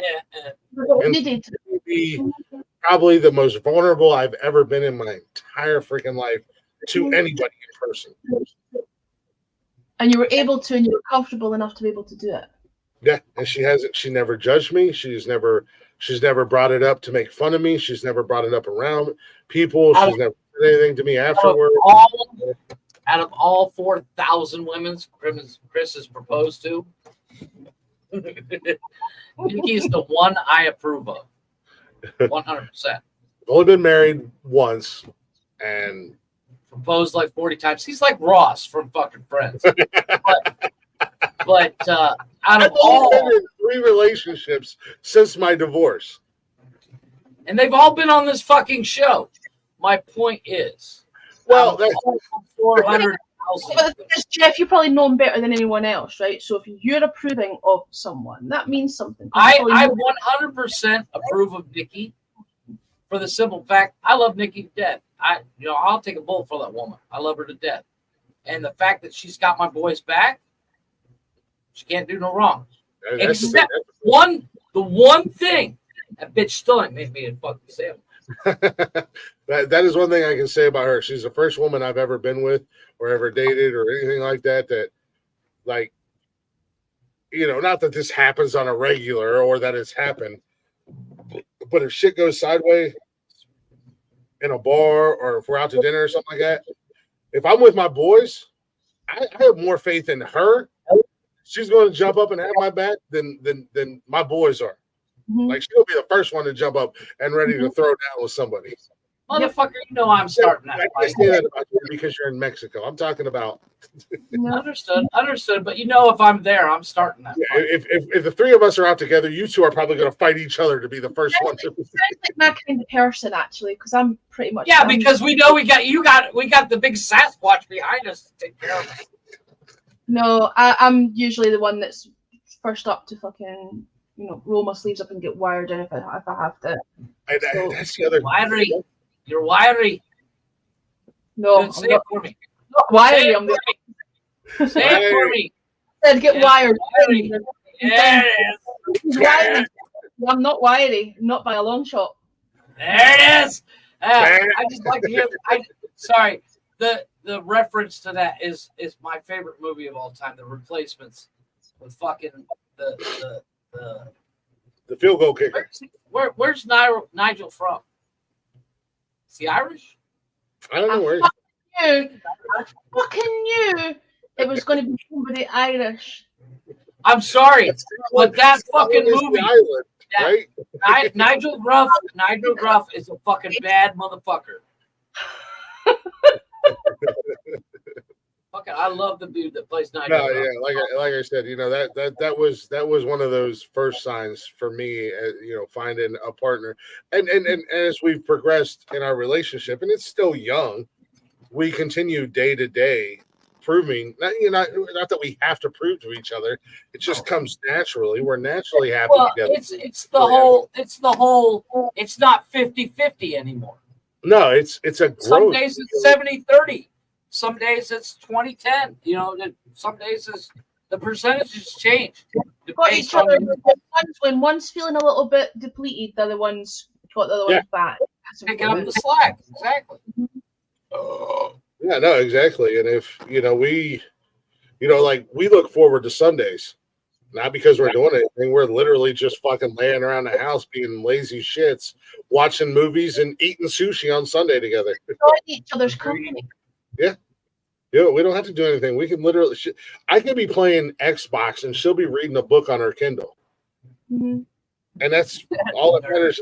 And she gets on me because I'll be like, "Oh, I think I'm going to save the world today," which is me playing Call of Duty, and then I don't, and it was like she's like, "I thought you were going to save the world today," and I was like, "I don't know. I didn't want to, play video games." It takes a lot of effort to actually turn on the Xbox. Well, no, it's like I don't want to play video games while because Sundays is the only day we have together. You know what I mean? Right, exactly. And you feel like you're taking advantage of your free time. Yeah, and she's like, and I have the same issue. Yeah, she's like, I'll read my Kindle. We're laying on the couch. We're laying on the couch together. It's okay. Like last Sunday, Kevin and TJ had invited me over to the house to watch football. Nikki didn't want to go, and I was like, oh well, I don't want to go. She literally kicked me out of the house Sunday.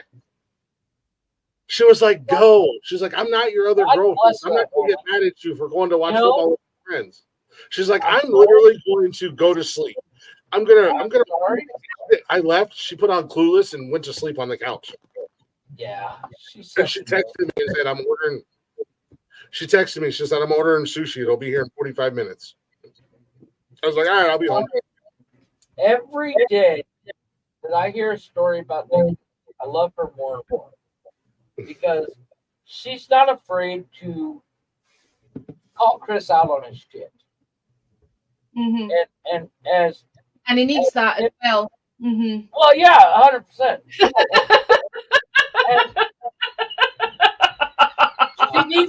She just needs to learn how to take him down a peg or two. But it's like, right, but he can listen. Here's the thing: he can handle that graciously, and there'll be a bit of back and forth. There'll be banter there, right?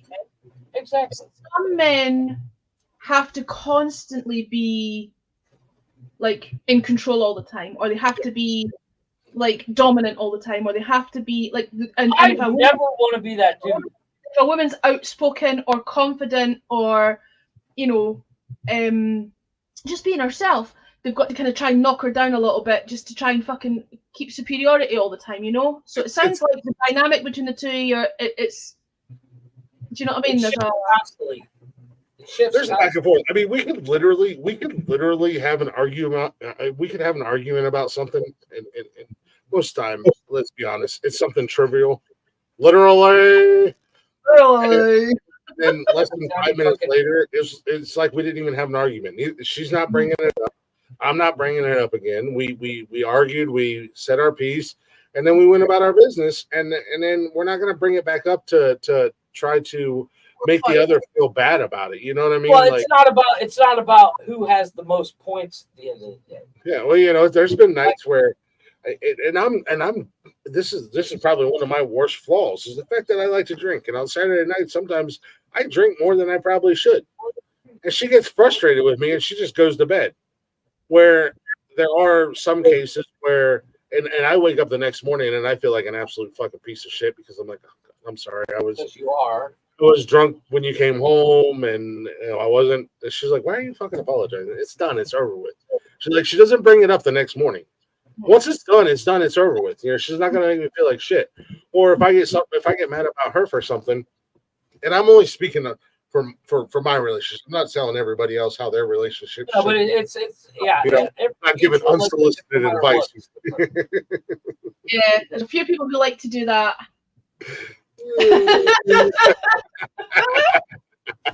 But you know, it's hard to not say anything. I know, but you know, but we don't bring that shit up and we don't wear each other out on it because the key to a good relationship is you don't keep score. Mm-hmm. Yes. Like that's the other thing she's told me multiple times. I refuse to play fucking board games with my wife because that bitch don't lose. Oh yeah, well I'm very competitive. Yeah, I don't play board games with my wife. She's like, let's play garbage. Fuck you. No, fuck that. Go right ahead. I'm not playing. Because it's going to end up in an argument. I'm going to flip the fucking table over because you fucking somehow cheat. Because you're always fucking winning no matter what we're fucking doing. If it means that much to someone, I'd rather just let the other person win. Like, I don't give enough of a... And at the end of the day, my wife is 10 times, if not 100 times smarter than I am. So she's going to win. So I don't play. I'm very competitive, but there's as competitive as I am, the fact that I would rather just have fun outweighs my competitiveness. 100%. You know what I mean? Like I would much rather, you know, us go out and go play putt-putt or bowling or whatever and just have fun more than I want to outside of this podcast. Dad, I'm gonna win because this podcast. Jeff, yeah, fuck Jeff and anybody else that I'm competing with. I'm gonna win everything.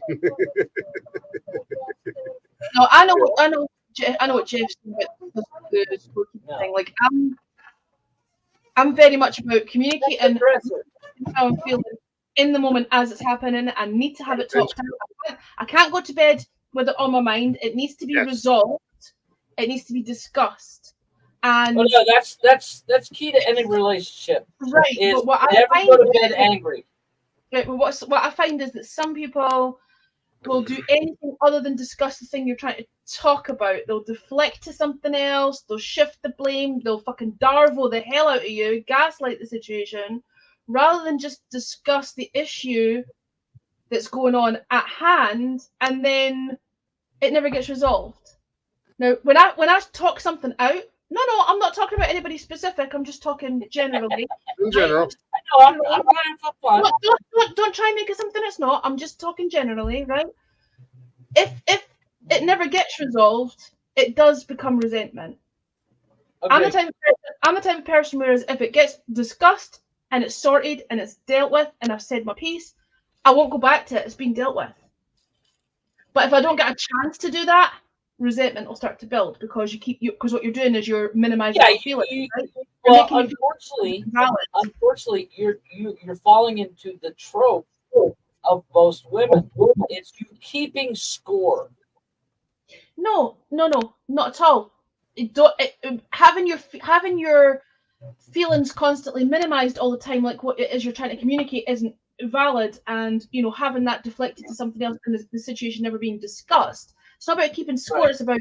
It's about feeling like that issue's never been dealt with, so it's going to sit there, and then you get to the point where you're actually scared to try and bring anything up because that the communication's never going to be, you're never going to get to resolve it. It's going to be changed into something else, or it's going to be, well, you did this 6 months ago, or you did that 8 months ago. Yeah, it's pulling out that keeping score shit. Right, and we're talking about this thing right now. Why do you want to talk about something that happened last year? If that bothers you, we can talk about that later, but we're trying to talk about this thing now. And that drives me. That comes down to the keeping score thing. The one thing the wife and I do is don't score. I don't talk about shit that happened in the past. I want to resolve whatever it is that's happening in the moment. I don't keep fucking score. So it's really frustrating when you're talking to someone who does. I've always been the same way. Like you just said, I've always been the same way, and that's something that I've learned since Nikki and I've been together. Sometimes, and I'm not saying you're right or wrong, or Jeff's right or wrong, or anything like that. And I gotta agree with what Benji said. Benji said sometimes it's best to go to bed mad and wake up with a clear head with less emotions, and that's something that I've had to learn with Nikki, because sometimes Nikki and I will get into an argument, and I've always been like that. I want to talk about it. I want to talk it out right now because this is how I've always been. I can't go to bed. I can't walk away from it until it's resolved. And sometimes the more talking you do, the more aggravated and frustrated both of you become. Well, you continue to dig that hole. Her, and I'm not saying she's wrong in any way, shape, or form. Actually, as I've learned, and it all boils down to the fact of being in an actual relationship with a real partner, with a partner who, at the end of the day, regardless of anything, is, and it's not about having your back 100% of the time or being there. It's a matter of growing and developing a relationship together. And as cliche as it sounds, and maybe as wrong as it sounds, when you're in a relationship with somebody, at the end of the day, you guys become one. And I agree with you 100% because I was the same way. I'm always, let's talk it out. Let's beat this fucking dead horse until we can't beat it no more, and we figured out the problem. And Nikki's not like that. Nikki will straight up fucking you stay out here and fucking drink. Don't sleep on the fucking couch. Bring your ass to bed, because if you sleep on the couch, I'm gonna be mad at you. And then the next morning we wake up and I'm like, I was an asshole last night. I'm sorry. And she's like, no, I was wrong for this, or I was wrong for that. And it's like, okay, clear heads prevail. So it always gets addressed, right? It always gets addressed. That's the thing, like, what I find is if something doesn't get addressed in the moment, I'm expected to just forget about it like it never happened. Yeah. And just carry on. And I can't deal with that shit. I need it to be. And it might not be as soon as we wake up. It might be later on in the afternoon. We might be later on the couch. You come back to it and you address it and you do resolve it. That's the difference. Yeah. Whereas what I tend to find is I'm just expected to move on. Yeah, don't ever expect to move on and be done with it. Pretend like it never happened, and of course that's when resentment does build up, right? Because you're never getting a chance to actually, have a conversation. Yeah, no, we always address it. It's like, hey, I was an asshole last night. I'm sorry, and she'll be like, no, I was an asshole. And then, like Benji said, I always lean on the side of Chris was the asshole. Quite rightly so. Jeff. Yeah, but it's addressed and it's done and it's over.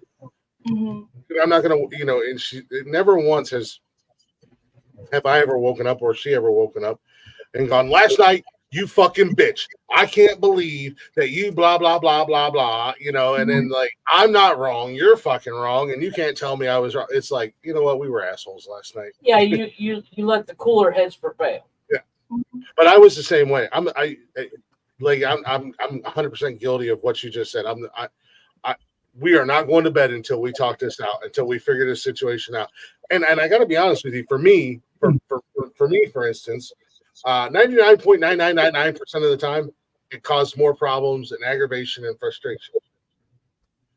But also, I didn't have that connection or that relationship that I have now, where it was always everybody I've ever been with in the past. It was always a matter of one-upsmanship, and at the end of the day, I was always the bad guy. Sure, yeah. And I'm like, okay, I'm fine with being, to the point where now here I am, and I'm like, hey, you know what, I'm all right.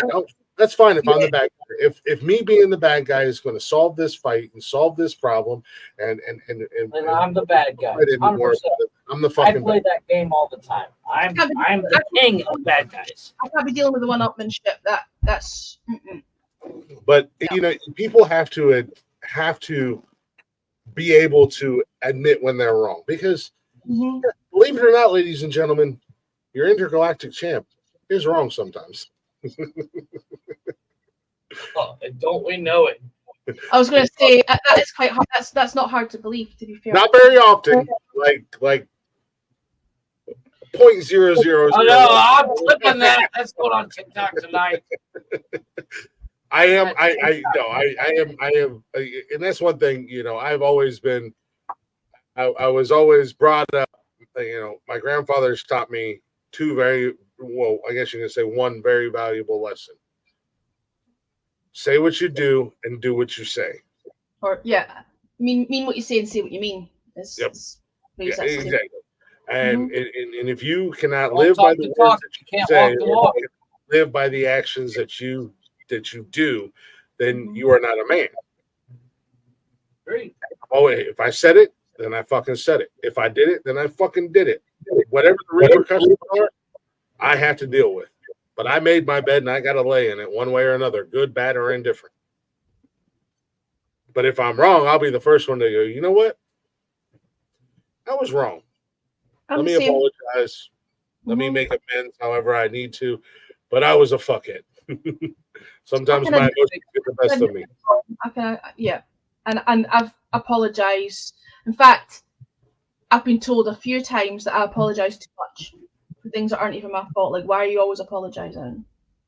Oh, I've had just for instance, just listeners of this show go, why are you apologizing for something that you didn't even do wrong?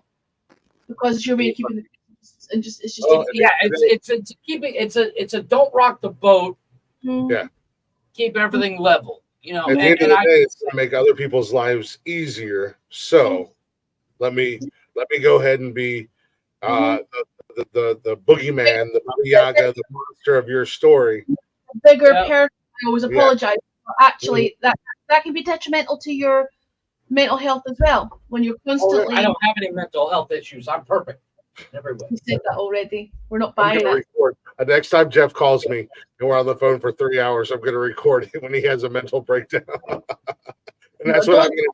And that's what I'm going to do for a Monday show. I'm the Mary Poppins of dudes. Practically perfect in every way. I called it. I should marry Julie Andrews. We'd be the perfect. I should go get my boots on. Julie Andrews is about 90 now, though, isn't she? I don't give a fuck. That woman's gorgeous. Is she still really good looking? You know who's good looking in her older age? Susan Sarandon. I've met her. She's have you really? Please tell me she's cool in person. She's so lovely. Lovely person. Do you want to know the story? It's not particularly. Please. I want to hear it. I love Susan Sarandon. So before I actually became a photographer, like that years ago, before I even did that as a thing, I had a friend who was a massive Susan Sarandon fan, right? And hung out outside a theatre, like stage door, to try and talk to her. So I had one. What? You were a stalker. No, my friend was a fan, and I went with the friend. My friend Claire was a fan, right? Shout out to Claire if you ever catch this. And I went with her, right? So I had one of those, those little cardboard disposable cameras. Oh, yeah. How long ago was this? A long time ago. We're talking over 20 years ago, right? So she was in a play in Edinburgh, and we were at the stage door. So there's all these photographers, actual proper photographers, with like flash bulbs going off and shit. And she comes out the door, right? And they're all going, Miss Sarandon, and like taking photos. Fuck that! I'd be the one asshole go, "Hey, Susan, come here, bitch." Well, I'm just about to tell you, I didn't say bitch, but I stepped forward and I said, Susan, would you mind awfully? And I went to try and get a photo of her with my friend, and she wanted to take the camera off me and take a photo of me and my friend. And I'm like, no, I want to take a photo of you and my friend. And she was so lovely. She's one of those, "Oh, I'm not that important. Go ahead, let me take a picture of you guys." A photo of me and Claire. It's like, no, I want to take a photo of you and Claire. It was just so funny. But no, she was lovely, and she didn't talk to her for I kind of walked away and just let them talk. But no, she was so gracious, and she could have easily just been in a hurry to run away, but she didn't. She stood and spent a wee bit of time chatting and stuff. She was lovely. I love Chris, you got a chance. Tim Robbins got it. Yeah, I love Susan Sarandon. I think she's a fantastic actress. I think she's a beautiful woman. I was impressed by her demeanor. I thought she was a really. But I was always afraid because I've never heard of anybody having actual interactions with her. They always tell you don't meet your heroes. I've met a few of mine and worked with a lot of them and been very fortunate. I've been so lucky with the amazing people that I've met. So I wouldn't quite go to that. They say don't meet your heroes, but no, I've found that most people are actually. Anybody that's had a Lamborghini Countach poster on their wall and driven a Lamborghini Countach knows the expression "don't meet your fucking heroes." God, that car is a big piece of shit. It's gorgeous, but it's such a piece of shit. How can you convert anything into a car? No mental health issues, by the way. No mental health issues. Gosh, you want to talk about disappointment? Oh, this car's gonna be amazing. God damn, I can't back the fucker up. Like I feel like if I ever met Jamie Lee Curtis, I'd probably throat punch her. And I love her to death. I've had a crush on this woman since I was. Stories. I've had a crush on Jamie Lee Curtis since I was younger than my son, and it's just like, hey, I probably, if I meet her in person, I probably. Sorry, Jamie Lee Curtis, if you see this and you are a sweetheart in person, but I'm just the fear that I have, someday randomly I'm going to be at Kroger's, which is a supermarket chain here in the States, and Jamie Lee Curtis is going to be walking down the same beer aisle as I, and I'm going to go, "You're Jamie Lee Curtis." And she's gonna mush me in the face into the chips. You're that guy from that podcast. I'm sure that's what she's gonna say. She's gonna fangirl me. Speaking of meeting somebody famous, I actually met the guy that plays Leatherface. Which one? How famous is he? I mean, because the guy. Well, he's not that famous. He was actually in Any Given Sunday. He played Chip in the Batman with Christopher Walken. He played I can't remember his name off the top of my head. Yeah, because super nice guy. In the horror genre, probably the two most famous characters are oh god damn, Robert Englund, who played Freddy Krueger, right, and Kane Hodder, who played Jason in a couple movies. Well, when the you guy play behind a mask, nobody knows who you are, and that's what I said about Ray Parks. He played Darth Maul. He was Nightcrawler. The dude is worldwide an accomplished martial artist. He's a martial arts champion worldwide. But and he's been in a ton of movies. But most of the movies that Ray Stevens is in. Or not Ray Stevens. That's a goddamn football guy. What was his name? God damn it! Look up who played Darth Maul. Ray Stevens. Ray Stevens was the footballer. Footballer in your term, like he played soccer. He played soccer. An actual footballer. His name is Ray Park. Ray Parks. Yeah. Ray Stevenson was like what's his name? Vinny Jones. Vinny Jones. Ray Stevenson was a soccer player. Andrew Bransky. I met Andrew Bransky. He played Leatherface with Jessica Biel. Oh, he was in Street Fighter, the program, any given Sunday, 44 minutes. I'm really bad with names. Do we have a photo of this guy? Can we screen share a photo? Because I'm so bad with names. I'm great with faces, terrible with names. Bear with me 2 seconds. Vinny Jones is an English guy. He's been in a ton of movies. Oh, I know That's Vinny Andrew Jones. Bransky. That's Andrew Bransky. Okay, yeah, I know the I met face. him. He played Leatherface in all these And movies. was he an asshole or was he nice? Sweetest guy I've ever met. Oh yeah. He was Zangief in Street Fighter. Zangief in Street Fighter, yeah. Yeah. I met him. I actually helped him get a tattoo. Yeah, he was in the most recent Texas Chainsaw Massacre movies. Yeah. The 2006 and 2003, yes. Apparently, Vinny Jones is like one of the nicest cats you'll ever. No, I've had some celebrity run-ins when I was working security and stuff. I got to meet a lot of guys that were in bands. Like, I did like a whole 80s or a hair band revival thing. Got to meet a lot of guys like Vince Neil and Tommy Lee and stuff like that because Warrant, Poison, and a bunch of bands were at this venue that I work security in.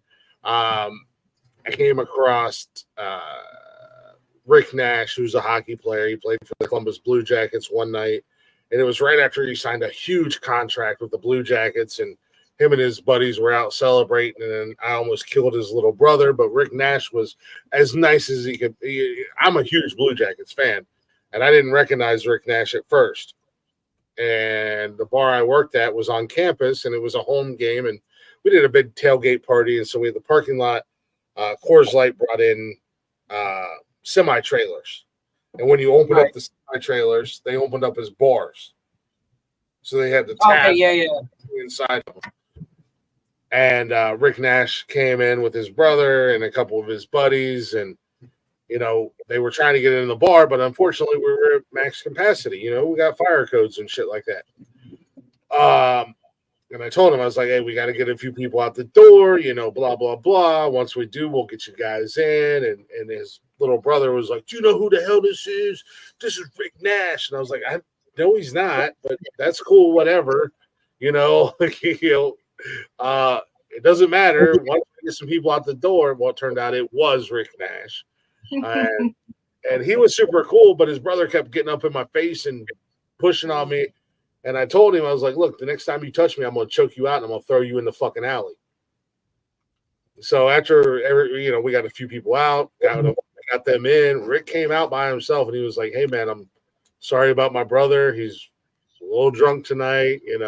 You were super cool, blah, blah, blah. And I was like, dude, I'm sorry to recognize you because if I recognized you to be who you were, I would have, made some moves to get you in. He's like, no, you don't have to give me any special treatment. We're out celebrating. We're having a good time. We would have got in. We got in. There was plenty of options outside here in the parking lot. He was like, you were good. And then he sat there and talked to me for like 20 minutes, just shooting the shit. Super cool dude. But like actual like celebrities that people would know. I don't think I've ever had any interactions. No, I mean, I was a big wrestling fan and I was front row for wrestling. Right? And the ring announcer, who I said was going to be my wife one day, gave me a kiss, and that was pretty cool. Lillian Garcia, WWE ring announcer. In January or February, 24, I'm supposed to. And I asked for a selfie, and again, Leggy, go back to the cardboard pictures or the cardboard. Oh, snap! Yeah. My buddy took the camera, and as he went to snap the picture, Lillian gave me a kiss, and he said, "You're never going to watch that cheek again, are you?" I said, "Nope." I'm glad I brought this shit to me. I bet you haven't. It's still got your own It's still there. It's under my beard. I got it tattooed on my That's the only reason having to shave the beard off is to yeah. In January, February of next year, I'm actually supposed to hang out with Jason What the Momoa. fuck is going on in here right now? We're in Daddy, I'm drunk. Is that a Well, I'm problem? not drunk. Nothing I can't Tips. fix. What do you mean? What's going on? Just friends hanging out, being friends. Nothing you can't fix. What does that mean? Our friends said- not allowed to hang out. We're having fun. Is that a problem? And you said nothing I can't fix. But you try to break it. You try to No. stop it. Break it. Yeah. What are you What trying the to break, Tony? Trying to break Jeff, how you doing, Glick? You son of a bitch. Helen, how you doing, lady? Well, Waterway! Just How's water your away. evening, Tony? Oh my God. Say what now? What What'd the you say? fuck? I said, how's your evening been, Tony? I'm taking it easy today. Had a busy day. I did. So I'm trying to relax. What is So, what is go on. not What is to- it? just a real quick. So Michigan just beat the hell out of their little brother tonight, Michigan State, in American football. There's 40 minutes. But Michigan State, the game just ended like 15 minutes ago. Already issued an apology because apparently they portrayed an image of Hitler on their jumbotron as part of a trivia question. Oh. Michigan. Oh wait, it happened. It happened You before know, the one time I don't watch sports, I'm just saying. It happened Yeah. before the game.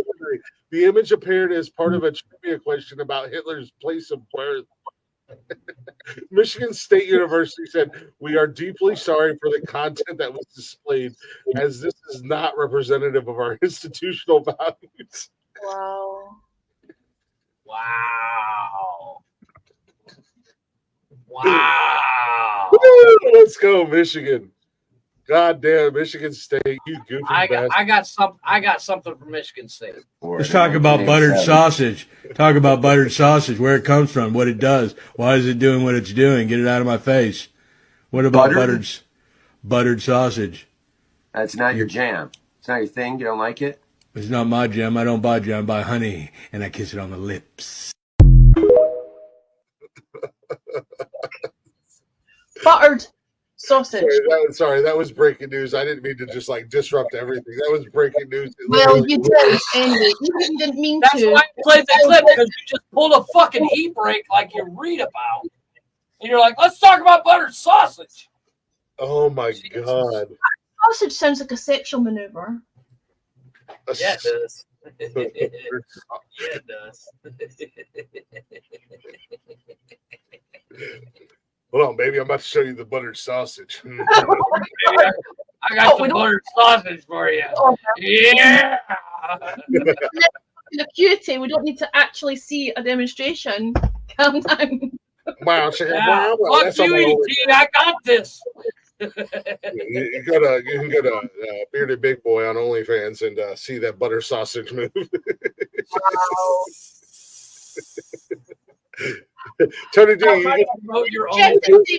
Jeff did say he wanted a sandwich, so all you've got to do is just put it between two slices. yeah, that's one of them puffy. That's one of them puffy poussoirs that you can butter the sausage. Yeah, it is. Like, oh, you ain't never seen a puffy poussoir. Let's be honest. Wow. We're corrupting Helen tonight.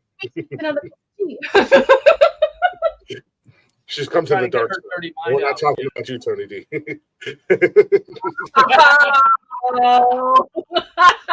As long as you know this dark side is wanted. You'll be up. Really? Who I?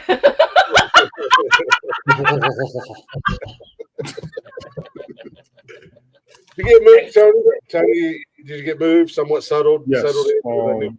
Moved out this past weekend. That was a fucking monster. I'm not gonna lie. Moved into my new place today, but don't have any furniture there, so I'm actually in a hotel right now, just so I can have a decent place to sleep. I had to get rid of all my furniture. I had nowhere to put it. I really did. I get that.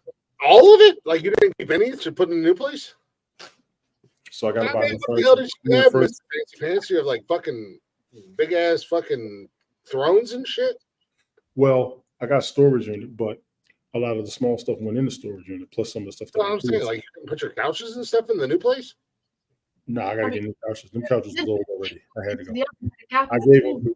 Hang on, Helen. I apologize to you, but I did give some to some of my in-laws came and helped me, which I was grateful for. So I gave it to them. One of her younger nieces that just got a new place, so she got some of the furniture that we had. I'm like, yeah, take it. That'd be cool. Instead of leaving it, because I had so much good. I'm not gonna lie to you. I had so much shit. I had no. Hey, that shit fucking idea. accumulates. Bro, when I moved I underestimated how much shit I had. It was when I moved from South Carolina, when I came back home. And when you said that, I thought about it because you got more than what I got. Mm-hmm. You got the kids. You know what I'm saying? Can I just say that if that was me, Jeff would have muted my mic. I'm just saying.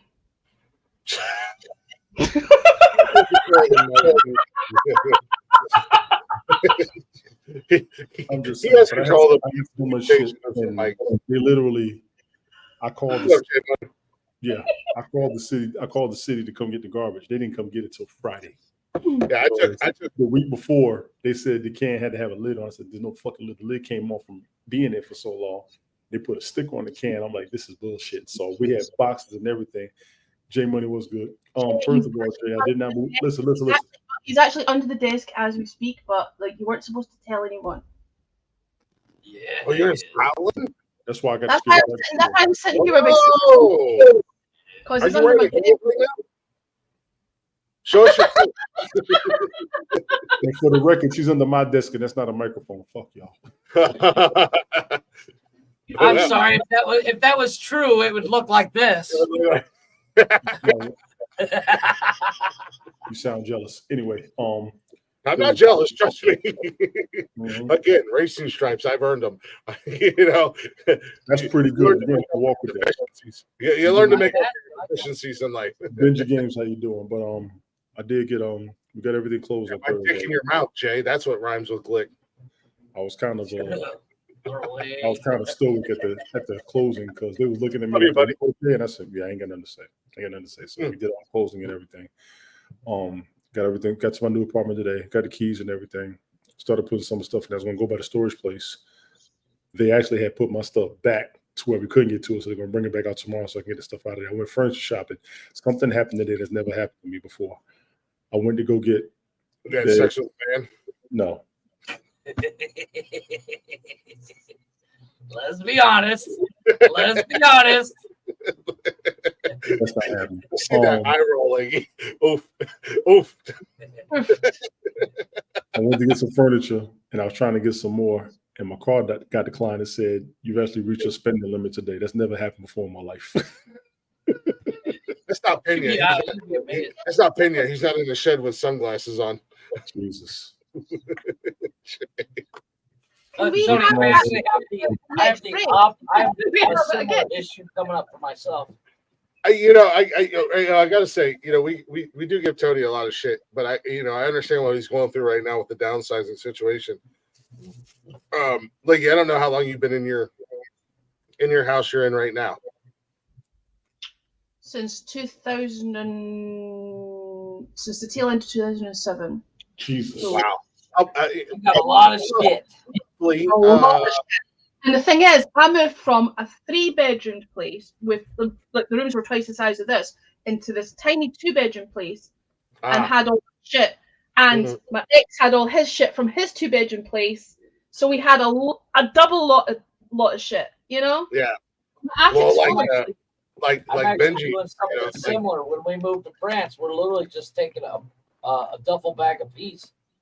Well, like Benji said up here in the comments, man, he said he downsized. He went from 3,000 square feet to 1,100 square feet.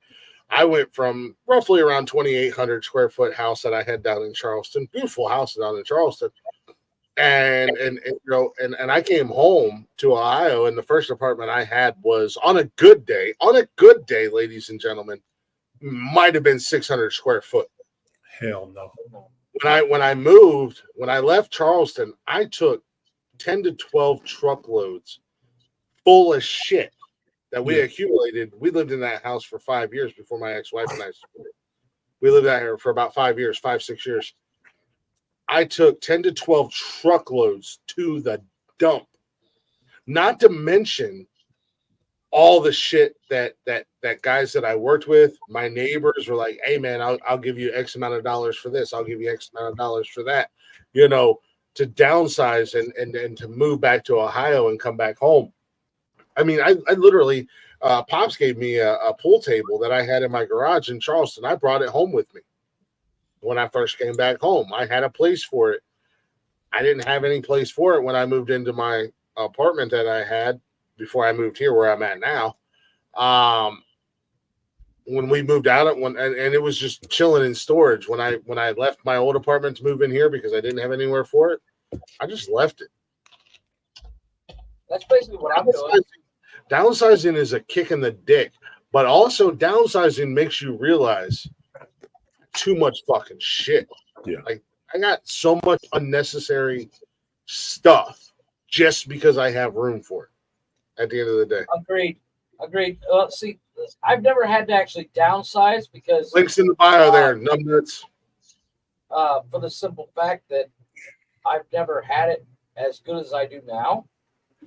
And of course, France is the next move where we're keeping it pushing. We're going bigger, but we're literally technically starting from scratch because, like, we can't take the beds with us. We could, but it'll cost a fucking fortune to actually get them from Cancun to France. So we're going straight from this house to an Airbnb, and then we're not technically downsizing. We're going from the Airbnb to buying a house in France. Mm-hmm. And you going international? That's some bullshit. Hey, you want to talk about going nuts? Moving from Ohio to Cancun was a fucking kick in the head. I believe it. And then, so moving internationally in general is a real. I mean, you got a whole new culture. Jeff, I ain't gonna lie. When I was looking at furniture, I'm like, I'm not buying nothing big and expensive because I don't feel like moving this shit. I'm only here. IKEA is a bad motherfucker. Let me tell you, boy. I believe you. JJ's. I don't buy a Kia because I would build it. Calm down, Jeff. I said I'm gonna let you handle it. I can see you already. Look at the face. Because I'm trying to speak, but I don't want to interrupt you talking. Like. Yes, because that's constant. Just let me know you're gallivanting around with gamers. Is he talking to you, lady? Are you gallivanting around with gamers, ma'am? Yeah, I'm gallivanting. We're used to as well. Gallivant away with us. I'm sitting here gallivanting as we speak. I say that I strongly recommend the gallivanting around with nonsensical nonsense. Jay, the weather in Scotland is better than the weather in Wyoming. I'll take it. The weather anywhere is better than the weather in Wyoming, Tony. No, Jay's trying to get everybody to think that I moved to Scotland since I moved. Hey, Jay, why don't you just stick with the delusional 80-year-old drunk? Listen, if Tony had moved to Scotland, Tony would be much happier because Scotland's a much better place to live. I'm just saying. Wow. Just saying. I'm gonna bite my tongue. Yeah, it's when you weigh all the things up, and you know. I mean, you're just jealous because you can't grow a beard. That's all. Who, me? I'm totally jealous. I'm totally jealous. I would love a. Yeah, it's no doubt in my mind that you can grow a phenomenal beard. I think you would grow an amazing beard. It'd probably be red. And that'd be is it weird? I want to see her in a beard. Yes. Hang on. If I've got something new, I can try and stimulate. I'm just curious. I was just you are looking entirely too hard. I encourage yeah, everyone you are. to beard. Yeah, you are, Tony. Making it hard, baby. Yeah. Tony. Well, that just looks like the bottom part of a clan. He said, "Fuck you, Shorty." That looks like the bottom part of a clan hood, leggy. Oh dear. No, I don't roll Get like that. Shit out of these eye-holes. Get the shit out of this thing. Not quite. Now who's the racist? Yeah. Called me a racist earlier. Because you said something that was fucking racist. It wasn't racist, it was facts. I mean, it was really racist. I'm not gonna lie, but it was just why nobody even batted an eye at it. No, the only person who batted an eye at it was you. Not even Golfhawk batted an eye at it. Golfhawk just kept talking. I know. Exactly. That's why it wasn't racist. Do you know what though? It's different over here. We just don't talk like that here. Do you know what I mean? It's like What are a you totally fucking proper and shit? What? What are you fucking proper and shit? Oh, We're I mean, accepting of everybody. Scotland is very woke in that way. Yes. You better be careful. You're about 1 second. Another reason not to move to Scotland. They're too woke. I'm about ready to what? Jeff's about to hit you with a mic mute. I hope you would override it though, Glick. Well, I have no control over the mic meetings. It's not like it's my show or anything.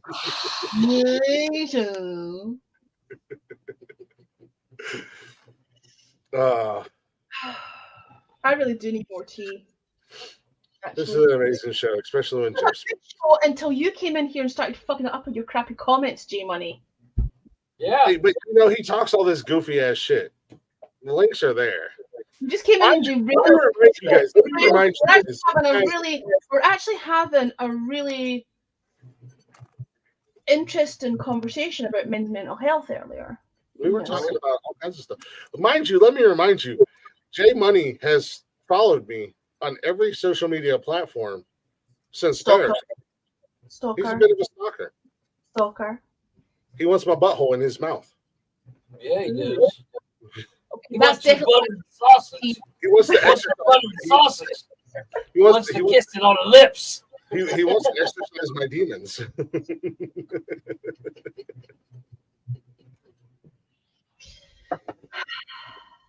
Buttered sausage. Yeah. Why so serious? Tony does look very nervous. What did I lie about, Jay? I'd be nervous too if you're lying. Tony, what are you nervous about? Oh, Tony, you lied? Does that look like I'm nervous?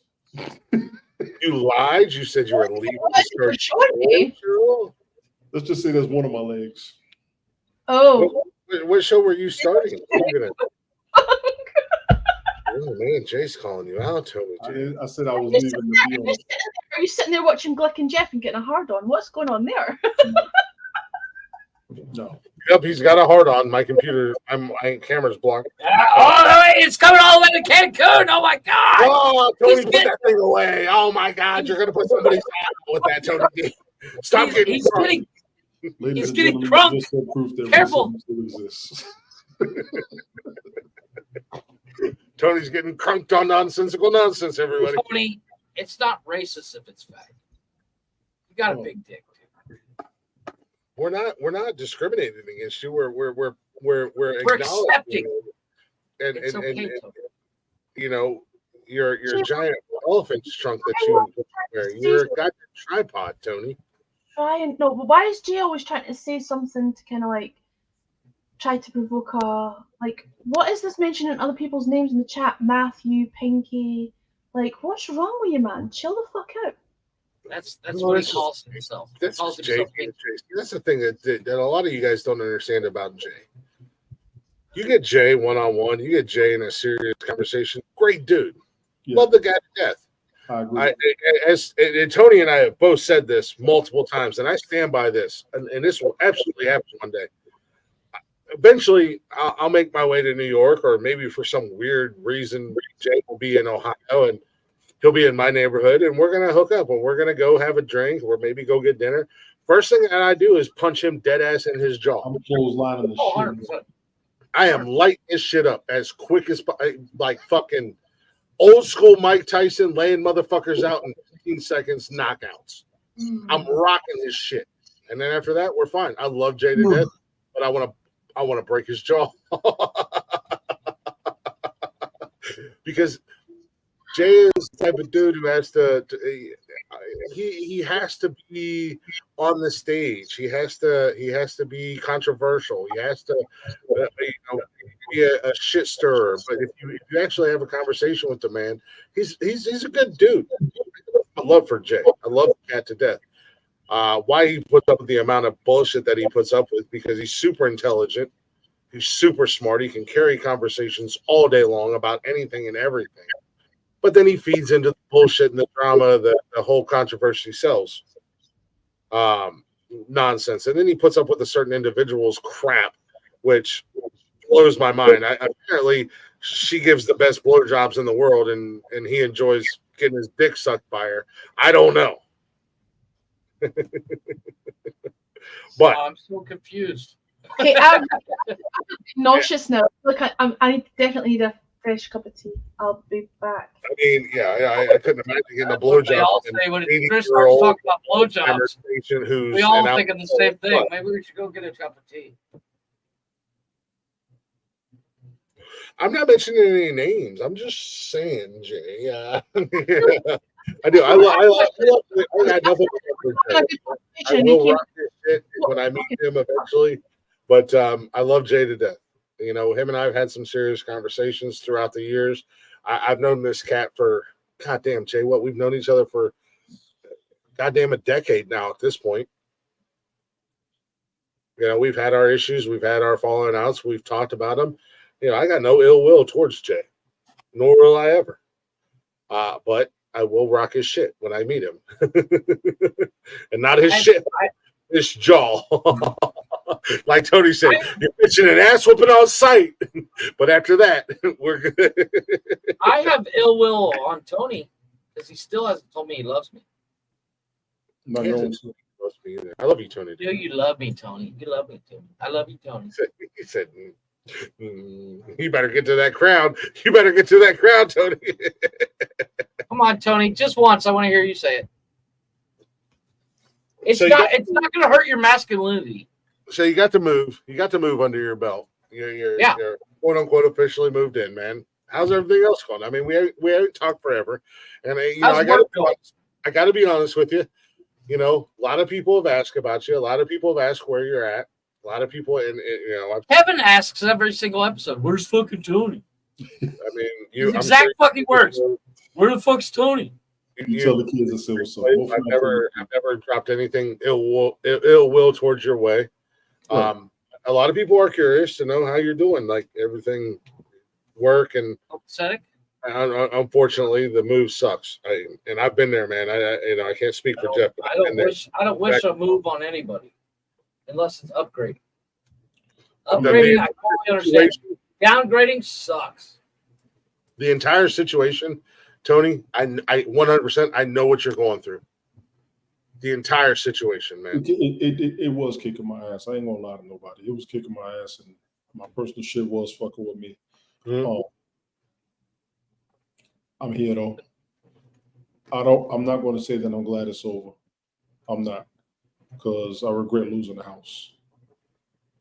I do regret losing the house. Can I just say one thing? Can I just say one thing? Because I heard that as I was in the kitchen. Yeah, I didn't even know we were still here. Jeff, I thought you went to go make. He's not downgrading. He's downsizing. Okay. Oh well. Use your words carefully. Downgrading. Yeah, because I'm so fucking woke that I'm going to offend Tony. Well. Here's the thing that I learned, and again, I'm only speaking from my personal opinion. And Jay lives in a 200 square foot apartment in New York City on the 10 times what we all pay. That he pays like $45,000 a month for. But this is the one thing that I learned that with everything that happened, and like I said, I'm talking to Tony on this specific situation, nothing else, but on this specific situation, because I literally went through exactly. You've been there. Like I literally went through this unexpected. Man, great job. And you didn't lose your job or anything like that, but I had a great job. I had a beautiful home. And, I was in the process of buying my house and everything like that, and then circumstances, whatever. So this specific situation, I understand 100% what Tony's going through, because I've gone through it. I've been there, and at first, it was because I'm the best looking face on here. Let's be honest, Jay. It's a kick in the fucking dick. It is an absolute kick in the dick, kick in the stomach, worst feeling you are ever going to feel. Agreed. You know, you feel like you've and stop me if I'm speaking out of turn, Tony. You feel like you've come so far, you've made so much progress in life, you've done so much to get to where you were or where I was, and then I literally felt like I was starting over again From scratch. To 18-year-old me. I'm literally starting all over again, and I'm building that foundation, and I'm growing again, and it was such a fucking horrible feeling, but at the end of the day, I didn't realize it at first. It was a learning experience. It was an experience to teach me. It was a lesson that I needed to learn, and once I accepted that and acknowledged that, I stopped feeling sorry for myself, because that was what I was doing. I was feeling sorry for myself, and I was down in the dumps, and I was, you know, whatever you want to call the scenario, if you're a pompous prick or if you're English. But, you know, once I realized that this is a life lesson, everything's going to work out, then I got back on my shit. All right, I got to get refocused. And that's what I did. It's a mental change from having what you had to readjusting your life back to where it was, or at least going forward. So for me, I had to make a mental change from having everybody around to just being back by myself. That was the big thing. Mm-hmm. Well, and I'll be honest about that. If I may jump in here, I firmly believe one simple fact about anything in life. Everything happens. What are we gonna do about his ass? I don't know. Go ahead, Jeff. I'm sorry. Everything happens for a reason. You know, Chris went through hell and back that Tony and I watched live. With Charlotte, the elephant, and everything else. And I mean, you guys didn't even see what I went through with my ex-wife. But my point is would he have gotten to where he is now if he hadn't gone through that hellhole?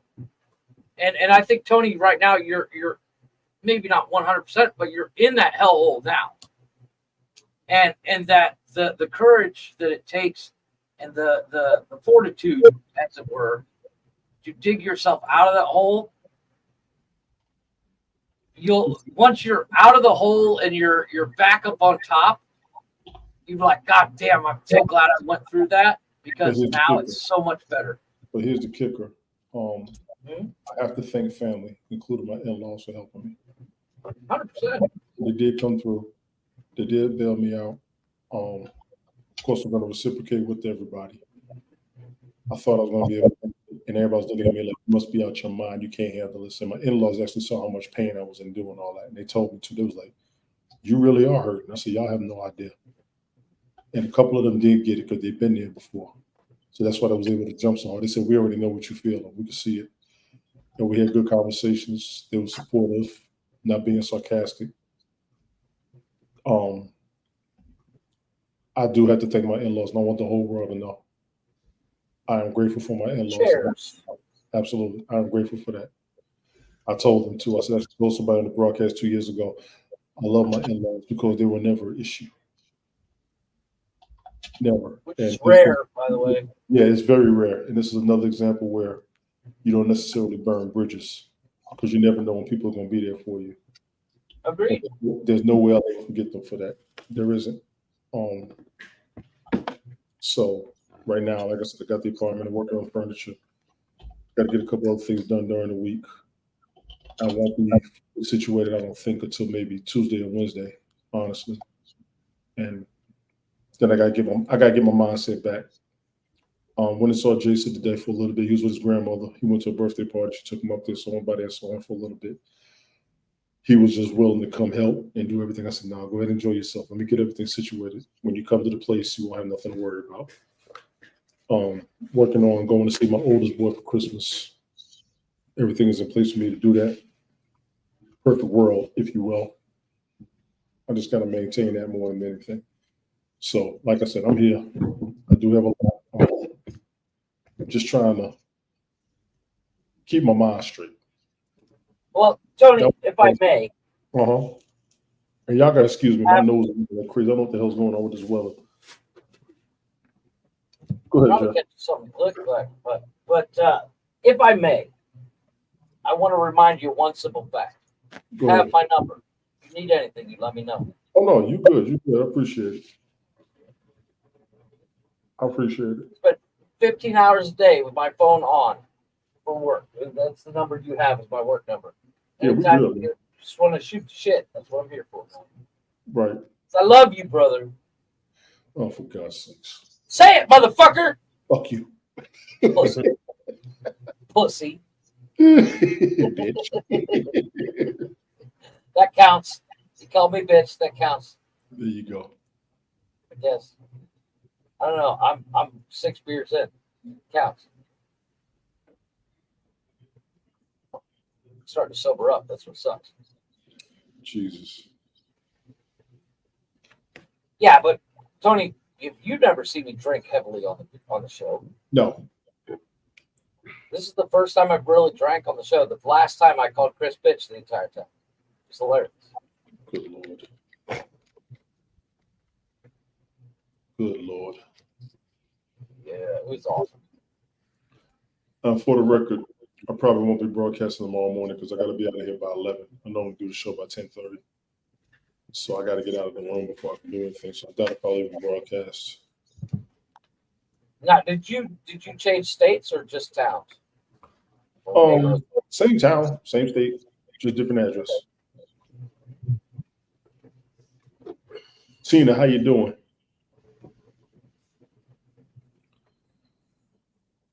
Jay, I have not changed countries. No, that's me. He's an ass. That's me. I change countries every 20 years or so. Well, that's because you're running from the law. Let's be honest. I'm running from you, motherfucker. Constantly wanting to fuck me. Jesus. Trust me. Tell me I was your husband. And You could go to the next state over or the next city over, and I wouldn't follow you first and foremost. No, I want to start a podcast. You be a good co-host. I'm just saying. We should do I mean, literally, the only reason I was like, "Hey, I'm going to start a podcast, going to be a part of it," because we happened to be talking at the time. I mean, a brain dead chimp, fucking Oscar from Planet of the Apes I could have been talking to him, and I could have started a podcast with him. Bring it on, motherfucker. I'm just saying. You called me, motherfucker. Yeah, I gotta ask you because this is the first time that I actually get to ask you because we have not talked a whole lot since. But I want to ask you. I know a couple weeks ago you were, and I know you had a good time. I already know that. But you were debating one of the last times we actually really got to talk. You were debating about going to seeing a friend for his birthday, and he had a gig. Oh, you're talking to me? I thought you were talking to Tony. Your name Mikey? Sorry, I missed that. I assumed you were talking to Tony as well, by the way. But I wanted to ask you because I know you had a good time. I know you enjoyed your trip, minus the drive, the 47.5-hour drive. I did. You got a little cantankerous, got a little sippy sip on. You guys had a good time. I'm so glad I went. I'm so glad you talked me into going. Because I feel like you talked me into going. Don't put that blame on him. Don't give him that fucking pat on the back. Don't give him that fucking pat on the back. He'll never let you forget it. What you're saying Have you never is, heard anything about this motherfucker? He's never gonna let you live that down. That's like the time you told him he was right. Already He still brags about that. He already has a fucking audio of it, and he's already using it. what you're saying is that I was what? Don't do it. I'm glad you had fun. I'm glad you went. I'm glad you decided to make the trip. Whether my opinion had anything to do with it. Other thing is, go on. How did the audio and everything? You were struggling with getting the playlist and everything like that together for the show, and the Was- one that was I did that- for for Was his the birthday. hassle worth it? Yes. Came out Okay. good. Everything came out good. So yeah, so a few things happened. So I did obviously I went down to the gig after show. I don't know, but did I tell you that I was talking to other people that I hadn't spoken to for a while that are musicians? Did I tell No, you that? no. That's what I said. We're so hit or miss when you and I talk. We're so sporadic when we talk that. So when I was down there, obviously because it was it wasn't just a gig; it was to celebrate his birthday, right? So obviously there was an after people that he knows, so other people who are musicians and friends and family and that kind of stuff. So I was having a chat. I don't know if I want to name drop because I don't normally name drop, but basically, we probably won't know any of them because they're British. probably. No, it was really nice to catch up. So the guy who had basically, the reason I'd gone down there was because I knew that I had a couch to sleep on if I got stuck. I hadn't booked anything, you see. Okay. And my thing was when this friend offered me a couch to sleep on, I'm like, right, okay. I know that if I go down there, I'm not going to be stuck with nowhere to stay. So that was the thing that made me think, okay, this is feasible. Because don't forget, there was a train strike that day. Of all the days for there to be a fucking train strike, it was the day I was going down there, right? So there was a lot. That accent. It is so adorable. Keep going. Cheekbones. Go ahead. I don't know what's going on. So the guy who offered me his couch is a guy called Rusty Egan, and I don't know if you remember, I did an interview with Rusty Egan on Haps for like 4 hours at one fucking point. Rusty Egan was in a band called Visage. You might have me blocked. Don't know how to. Rusty Egan's a really big deal in the music industry, right? He's been in bands like Kids and Visage, but he's also like put a lot of other people together. We start talking about cheekbones. No control over my cheekbones. You're obsessed. So I muted. That's not all. Keep going. The cat's well known. The guy's a well-known guy, and he's a friend of mine. He's worked with me. He's in Visage with me. You know what I mean? He's a drummer and a DJ, and he's well-known, right? That doesn't matter. That's not the point I'm getting at. The point is that obviously there are other people that I've worked with that I've known for a long time that I haven't had a chance to catch up with for a very long time, and they were all in the same venue. It was very fucking cool, right? So I managed to catch up with another guy called, and like I say, I hate name dropping, but I managed to catch up with another guy called Glenn Gregory, who's in a band called Heaven 17.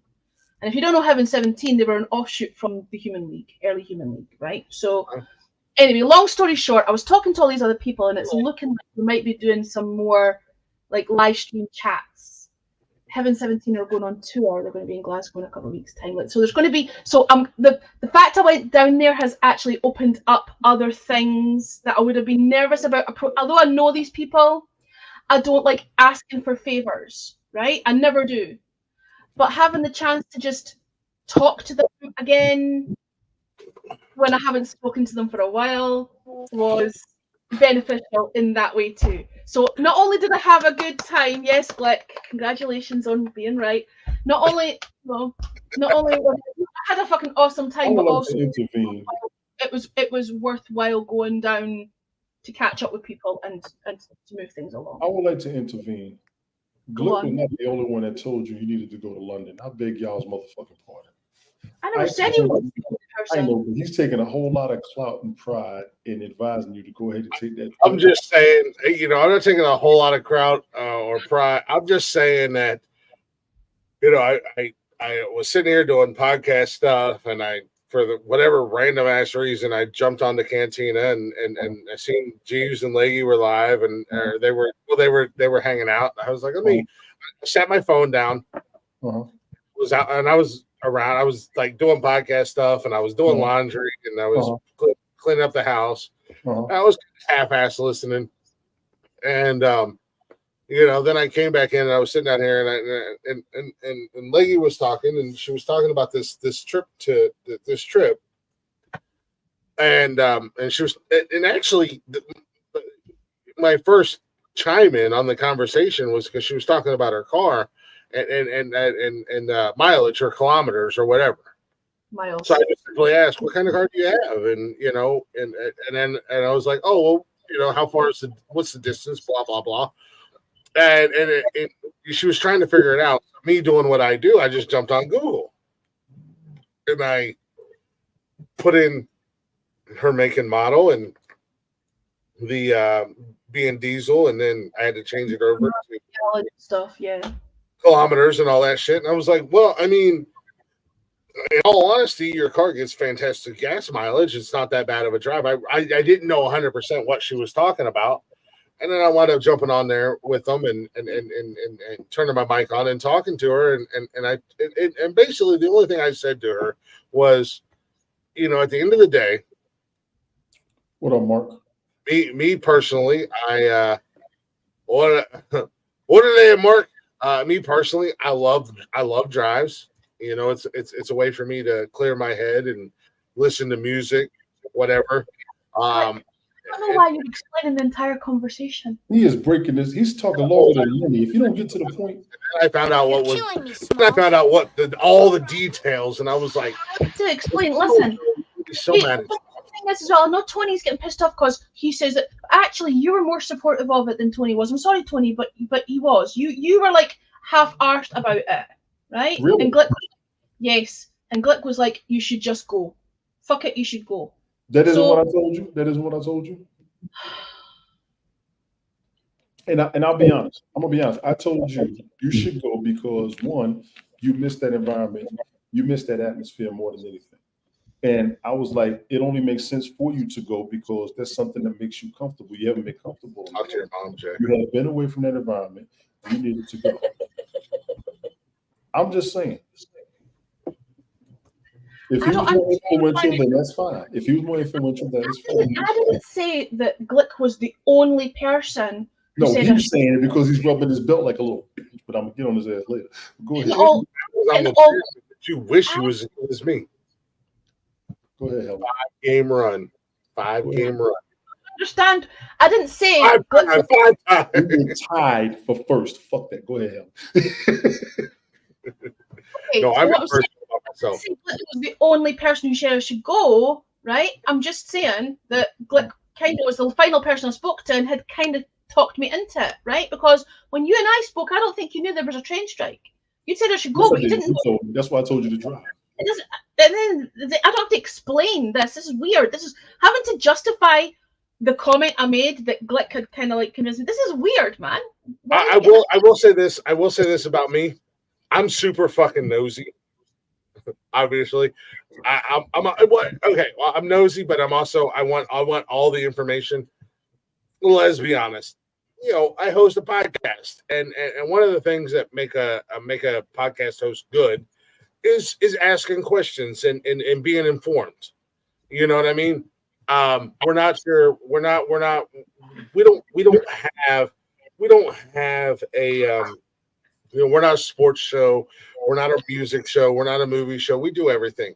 So when I talk to people, especially when they're on the show, and this carries over into my real life. This is just me naturally as a person. You know, when Helen was kind of, in all honesty, when I came in, she was just kind of working this out in her own head. I started asking the questions of. She was. Can't you take it? Why not take it screen? You helped me talk it through to the point that it seemed okay. This is actually feasible. You did. That process helped me to make the decision. It did. I said, why not take a train? And she was, and then she explained the strike. It was on strike, and she didn't want to do the drive because she didn't want to deal with the traffic down there. Well, and then I asked her, and then I said, well, what about a plane? And she was like, well, it's going to X amount for the plane, and blah blah blah. And then I had to price the plane tickets. Yes, you did. You know, I dove more into it rather than just going. I'm not tooting my own horn. This is just how my brain works. This is how I attack everyday life. And it was like, you know what? At the end of the day, the drive is not that bad of a drive. It's not that bad of a drive. It's good gas, and ultimately I'm sorry, he called you a horn blower. Oh my, that's what she said.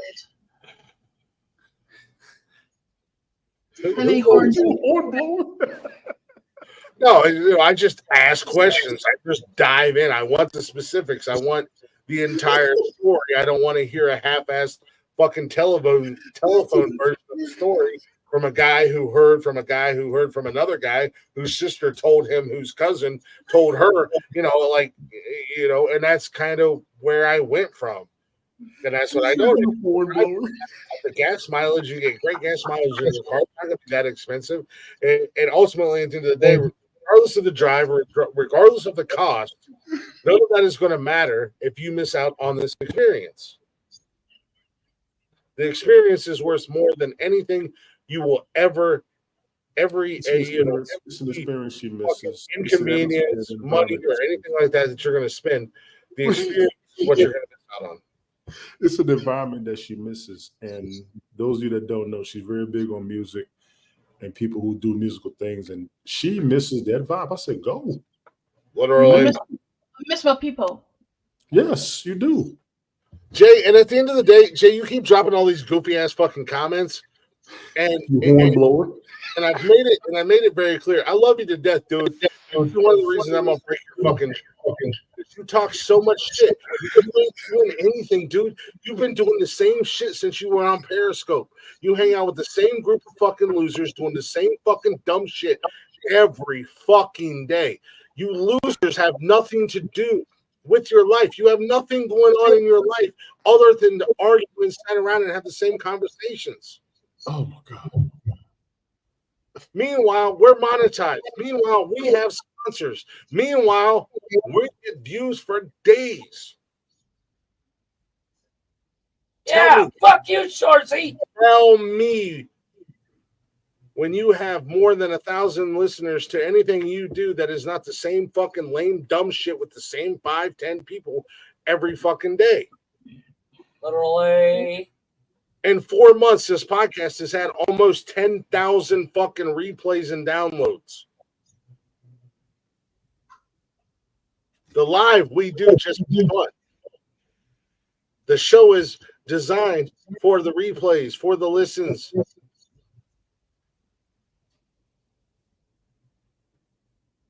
Oh, shit. You're not doing shit. You're not doing shit. You are not doing anything other than hanging out with the same fucking losers from Periscope to Haps and now Cantina. You're a dog chasing his tail in the backyard. Oh, shit. So God forbid I want to have a legitimate, serious conversation with somebody and not a group of people yelling and screaming at each other and having some delusional fucking alcoholic 80-year-old crazy-ass woman in there and some fucking delusional fucking transgender mental patient in my fucking chat with a bunch of fucking losers. Go tell everybody how you stand behind Israel and get the fuck on. What up, OG?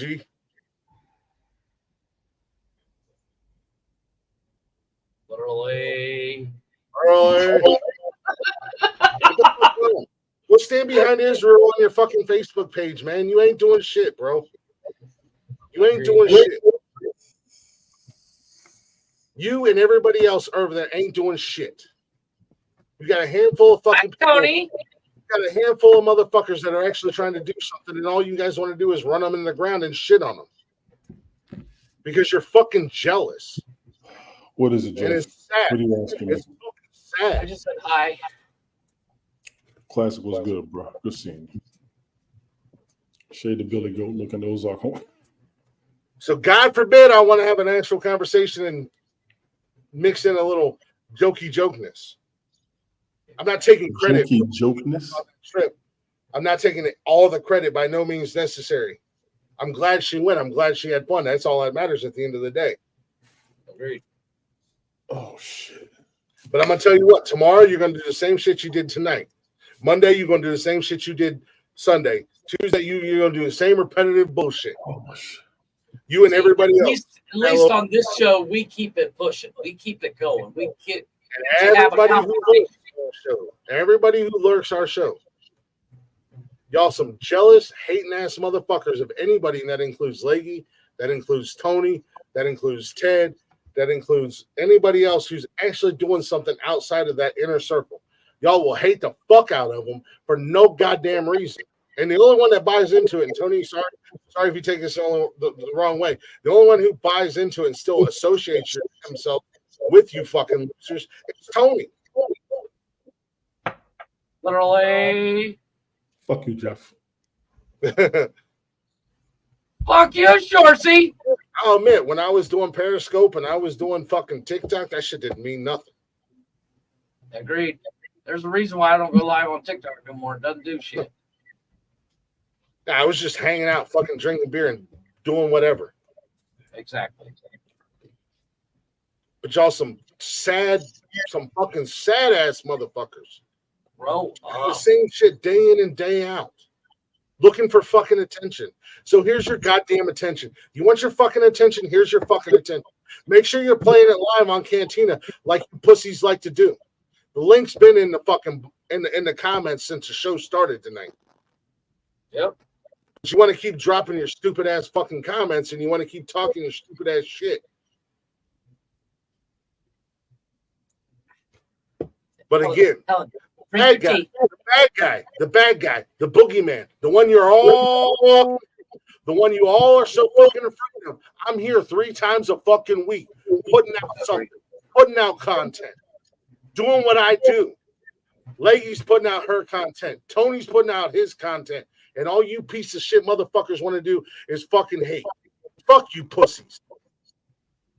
Links in the fucking comments. Bring your bitch asses up. Do something with it. Until then, I'm fucking done. This conversation is over. We're going to go back to having fun. If you don't like it, scroll the fuck on. OG, I'm sorry you walked into this. I love OG. That's my dude. I got something for all the haters, Chris. I got something for all the haters. I got something. Wait, hang on a minute. Sorry, Jeff, just a minute. OG's asking who you're talking to because he doesn't see the Twitch comments. So, OG is J Money. I'm talking to J Money on Twitch. I'm talking to everybody on Cantina who seems to have a problem with me and my show specifically. I'm talking to just fucking losers in general. Not you, OG. You're good, OG. Thank you, Lucky, for chiming in. And at the end of the day, we're doing what we do. Exactly. And for the haters, one more time.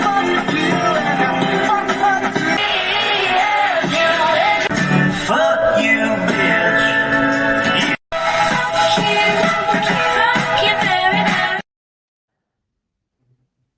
That's right. You heard me. So loud, I had to turn the desk down. It was like, whoa. Yeah, I made it nice and loud for the haters. Yeah, but it's 5 o'clock in the morning for Jeff. I've got neighbors. What's your neighbors? Play that video for the neighbors. Let me squash this real quick and in a fucking hurry. Tony D, do you have a problem with me? Have I ever once said that I have a problem with you? I'm gonna beat your ass when I see you. I'm gonna beat your ass. You better fucking grow up and take your vitamins and say your prayers if you're gonna be my ass. You better drink you some egg whites or some shit because I'm closed out in the fuck. As I tell everybody, you better get in line. Apollo Creed when he went up against that big bad. You forgot. Glick, you forgot. I had my belt first. Remember that. yes, but in all you gotta remember to unmute yourself. In all seriousness, Tony D, do you and I have an issue? Do you have an issue with me? No. I've never come on this show and said anything negative or in ill will towards Tony, other than the fact you talked about my show. Yes, you did. You talked about my show. You talked about my show. In a good way. You talked about my broadcast. You be drunk. You be drunk. You talked about my broadcast. Fuck you. I don't understand your music show, but I promote the football show. But I've never come on here and talk shit about Tony or say anything. Wait. J Money, the link is on his YouTube. Go to his YouTube. It's on YouTube. It's on Twitch. It's on Facebook. It's everywhere we're broadcasting right now. Tony is no longer because he's got a lot of personal issues that he's working through, and he's got to get his priorities in order. But if that's me speaking ill towards Tony, I wouldn't say he was fired from the show. I just told him I didn't want him on the show anymore because there's too much shit going on outside of the show for him right now. Exactly. And I've said it multiple times. I've told multiple people. I've said it on this goddamn show. And Lady can attest to this. When Tony was here and Tony was on, and he wasn't distracted by fucking outside bullshit, other apps, and everything else, and before all the personal stuff, and we understand personal stuff because that's one of the biggest reasons Mike's not on the show anymore. Yeah, Mike had big personal shit. He did. His shit was bigger than mine. His shit was bigger than mine, straight up. Yeah. But when Tony was here and Tony was on and he was a part of the show and he was engaged, that's why we fucking brought Tony on. Yeah. Tony is fucking awesome when he's here, when he's engaged. Calm down, beast.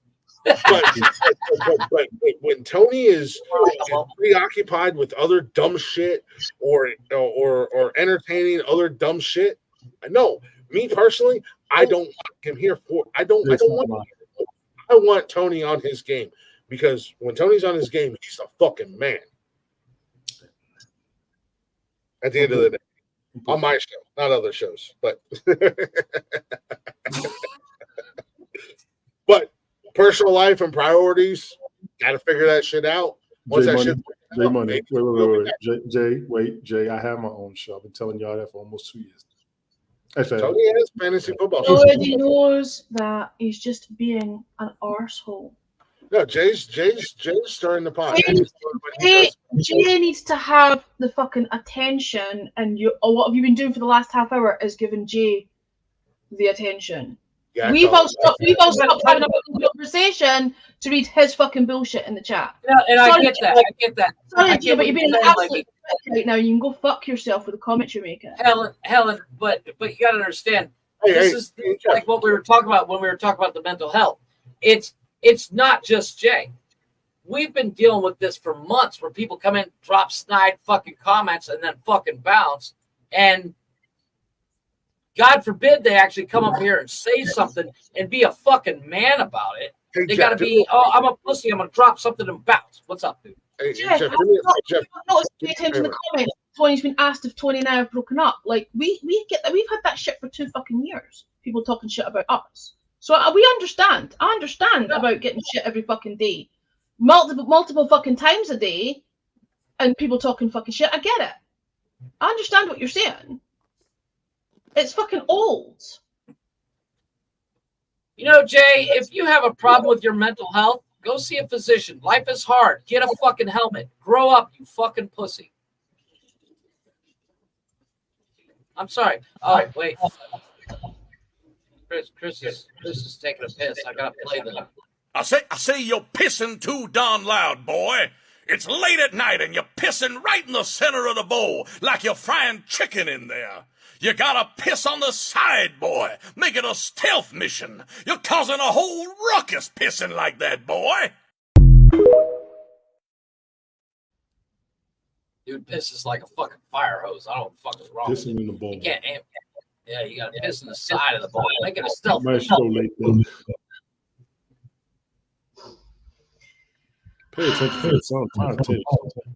I am sorry that this has gone sideways. I don't quite know what happened. Everything was hunky-dory, and then the cunts started coming in the fucking room, and I don't know why. And I'm sorry. I feel partially responsible for that. No, you're not. You're not. It's. Here's the problem. Here's the problem with the internet in general. No matter what you do, you're gonna have haters that have no respect for themselves, no respect for anything else anybody's doing. They can't do it for themselves, so they want to go and piss on everything else. It's like if Tony does really good, I'm going to go, fuck you, Tony. You got it handed to you. And I'm not, that's not a shot at Tony. That's just because Tony was there. It's like, you know, Helen, you and I have never had beef, but fuck you. You know way too much about music. You know, I'm sure you know who was in the fucking studio when fucking Purple Rain was fucking broadcast. Actually, yes. See, that's what I'm saying. Fuck you. But that doesn't bother me personally. That's your shit. That's your deal. Like, everybody has a geek. What's going on? Exactly. There's nothing you can't ask me about a car that, as I explained when we were going through the fuckery of those pictures, is, you know, that's your geeky. Like, I don't know what I'm looking about. Yeah, I'm a huge geek about it, and I get it.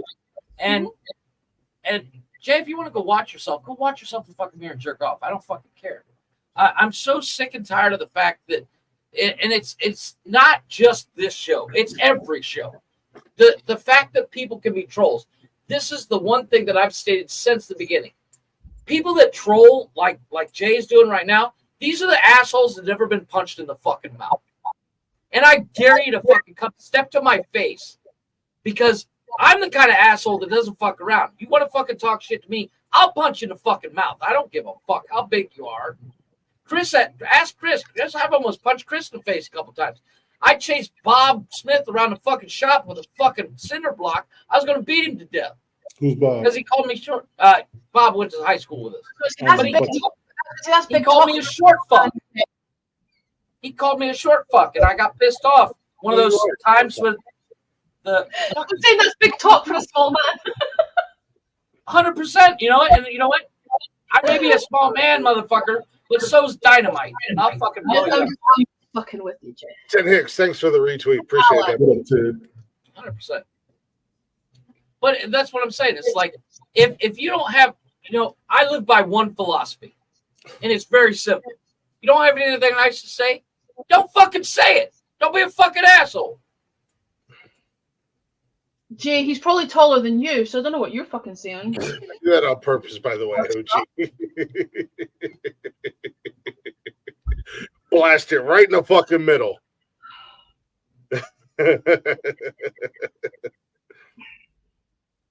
But it comes down to one simple thing. If you got a problem with anybody on this show, come on up. The fucking link's there. I fucking dare you. Jeff always Come on then, fucking smart mouth. Come on then. bring it know on. Bring your ass! Bring your ass! Bring your ass. Spoiler alert, you motherfuckers. I be meaning this Go. shit. Here you go. Come on up. Oh yeah, you know what? To steal one from Tony D, and Tony, I got to give you your credit. We're 5 hours deep. I got to give my man credit. Amnesty hour, bitches. Yeah. Here, I'll do it again. I'll drop him again. This guy like This motherfucker. Nobody asked you to come up here, you fucking pussy. Brian. Ford F-150. Hey, I'm still in the countryside. I'm building a shire. Would you like a new resident?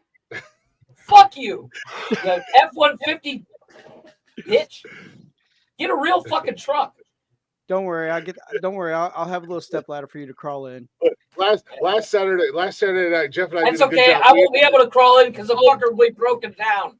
Last Saturday night, Jeff and I did good. We ended the show at 3.5 hours. And Brian comes in. He was like, Glick, you're not into the show. 3 hours later, Brian and I were still fucking live. Hi, Ted. How y'all doing, y'all? How's it going? What up, Brian? What's up, buddy? Well, hello. We're Top of the early morning to you, lassie. I know it's 5:15 in the morning. I should be in my bed.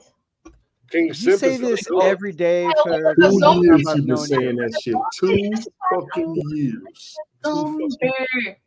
I think I'll tell you what. I think out of that whole duration, I probably remember maybe one time she went to bed early. Ted is feeling Jeff. Jeff, I gotta say, man. Dude, you get a lot of love lately. Like the last couple of weeks, man. I'm 6 beers in. Let's be honest. I'm not holding back. Remind me what those beers were called. No sucky. No sucky. Fucky. Those Fucky. really brought out the best in you, Jeff. I have to say. Jeff has been getting a lot of love lately. From the fans, from the listeners of the show. Not always. Fuck that. Benji Fuck loves. you, Tony. He wants the chaos of Jeff. Well, here's the chaos of Jeff. When Jeff gets pushed too far, he just resorts to violence. 100%. I mean, I feel really bad for him. I should give him a hug, but then again, I have a bad knee, so I gotta like kind of squat.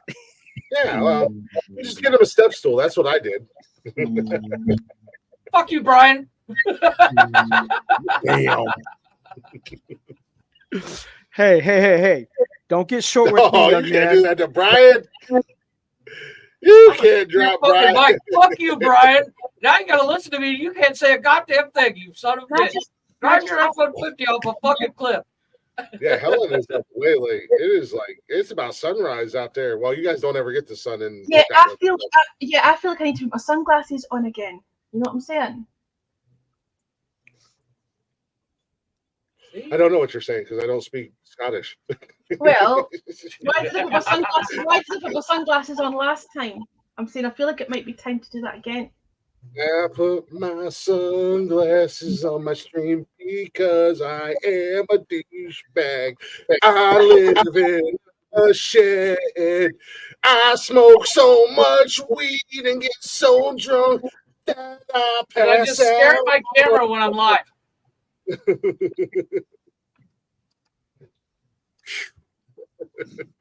Shut up, Mark. Oh, did somebody run away? Did I scare somebody away? Oh, I feel so not bad for you.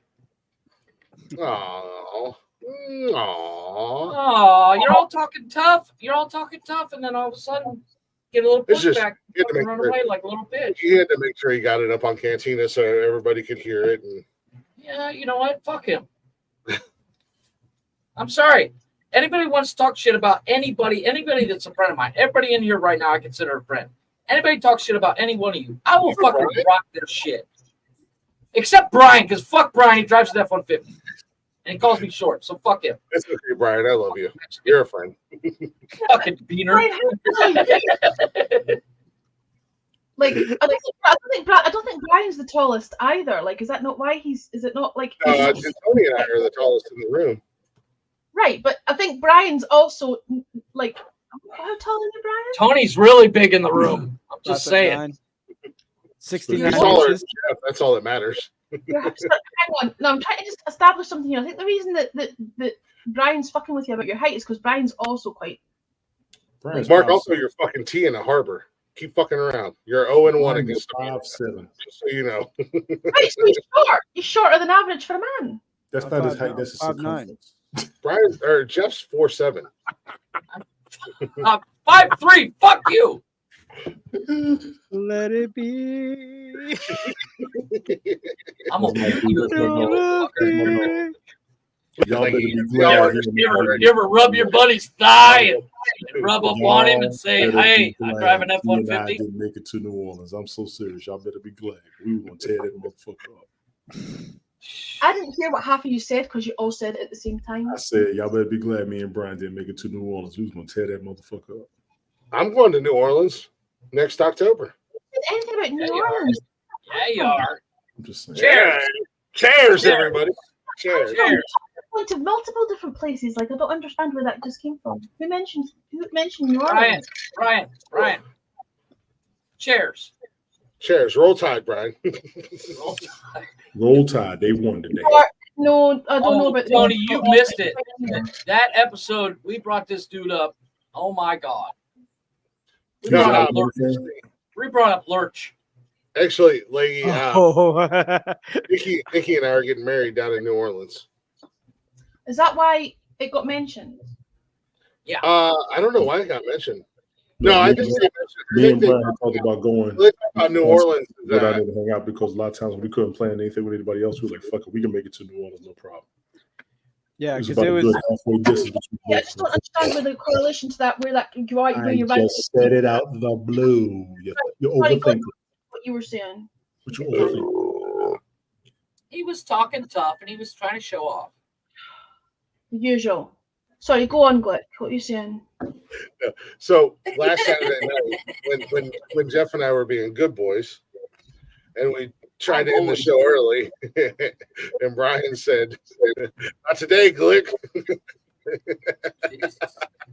And we went on for another 3.5 hours.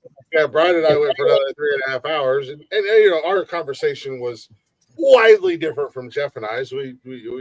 Jeff, Brian and I that's the great thing about me. I can literally have conversations with anybody and everybody about anything. But it came up in conversation that Nikki and I are going down to New Orleans we're going to get married by a voodoo priest Elvis impersonator. I'm curious on how many of those are out there. I'm just gonna make this very clear. He and I have had this conversation, and if we can find one, he will absolutely marry us because she is I'm just saying that's not a huge genre. Yeah. Not the biggest genre on the We planet. can So find you know, an Elvis voodoo priest that will marry us. It is happening. I promise you that. I might have to convert to voodoo and dress like Elvis just for the opportunity. So, I'm just saying. so we're meeting up in Jackson. Are we meeting up at Jackson Square, or we're meeting up at the cemetery? We're gonna be so. Anyways, in that conversation, Brian's like, I mean, that's like a simple fucking quick 5 journey. hours. Yeah, I'll be down there. How long? And we're down there for like a week or something. And I told her we're gonna try to stay in the French Corner somewhere down there. And then we started talking about food and drinks, and because Brian and I are fat asses and we enjoy good barbecue, and We know it's good. Yeah, he's been there. I've never been there, But but you don't want to respect. Trust me, this is work right here. This takes work, baby. That takes work. Yeah. Tony, he's going to come down when we're down there to get married and hang out for a day or so while we're all there, while Nikki and I are there. Where we're going to meet, I don't know. There's a bar downtown in the French Quarter that was on Bar Rescue, and I told Nikki I have to go because I love bars. There's a bar in Louisiana. Yeah, there's a bar in New Orleans. No, Shocker. Yeah, I am staying away from the tropical aisle because they advertise this one drink. It's called the hand grenade, and basically it's where Chris comes in and tells a weird subject and walks the fuck away.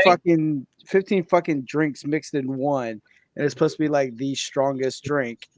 And it had vodka in it, and it ruined my night because I spent most of the night hunched over the roulette table, like wishing I would die. Because my stomach.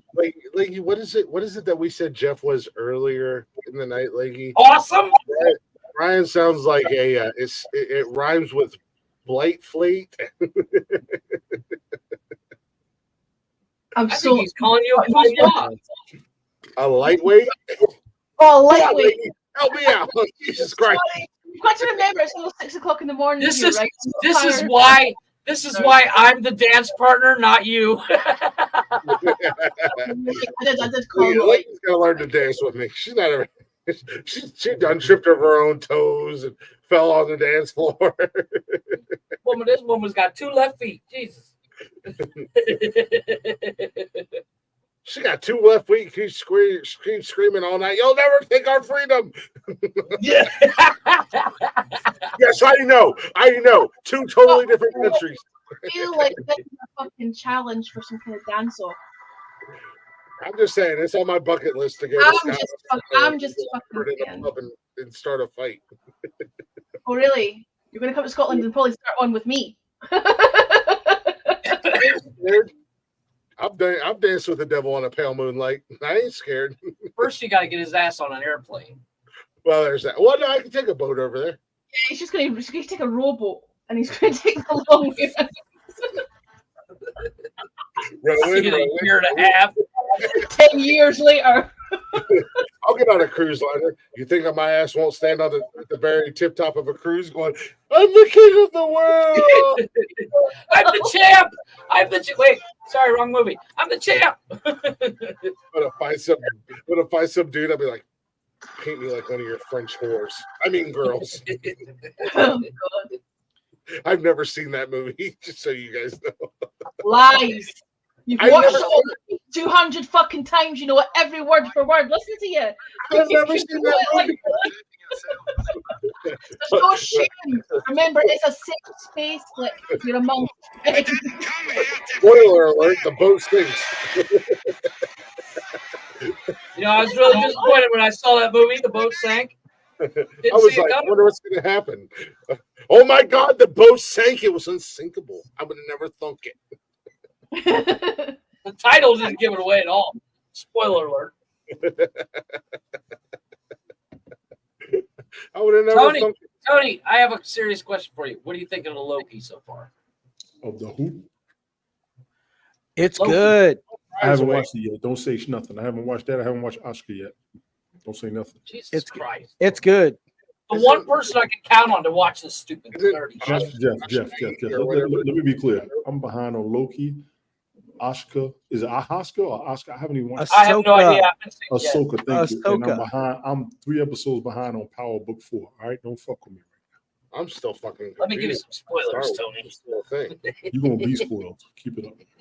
Yeah, you will. You gonna spoil me, Daddy? Oh my God, I'm gonna go make. Yeah, walk into that propeller for me, Tony. Jesus. Helen, are there any leaves left on the planet with all the tea you drink? What? Oh, look at that face. Look at that face. I'm honored that it's like 6 o'clock in the morning and Listen, literally stayed up all night and came on like here. you don't love the face, okay? Say what? I said, don't sit there and pretend like you don't fucking love the face. Look at the face. Okay. Right? Just don't. Shut up. Money shot. Wow, cute dimple. I'm gonna get her. I'm gonna get her. Look at her. Look at that face. Oh my God, I know you didn't.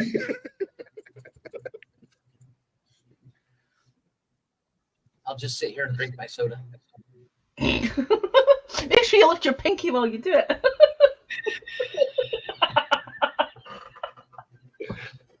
There we go. Do you know what? That would be a brilliant screenshot. You should all do the same thing, right? It's a pop. I'm a pompous. It's smash.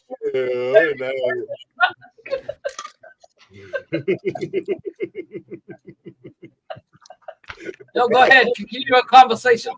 I could go for some bongos and mash.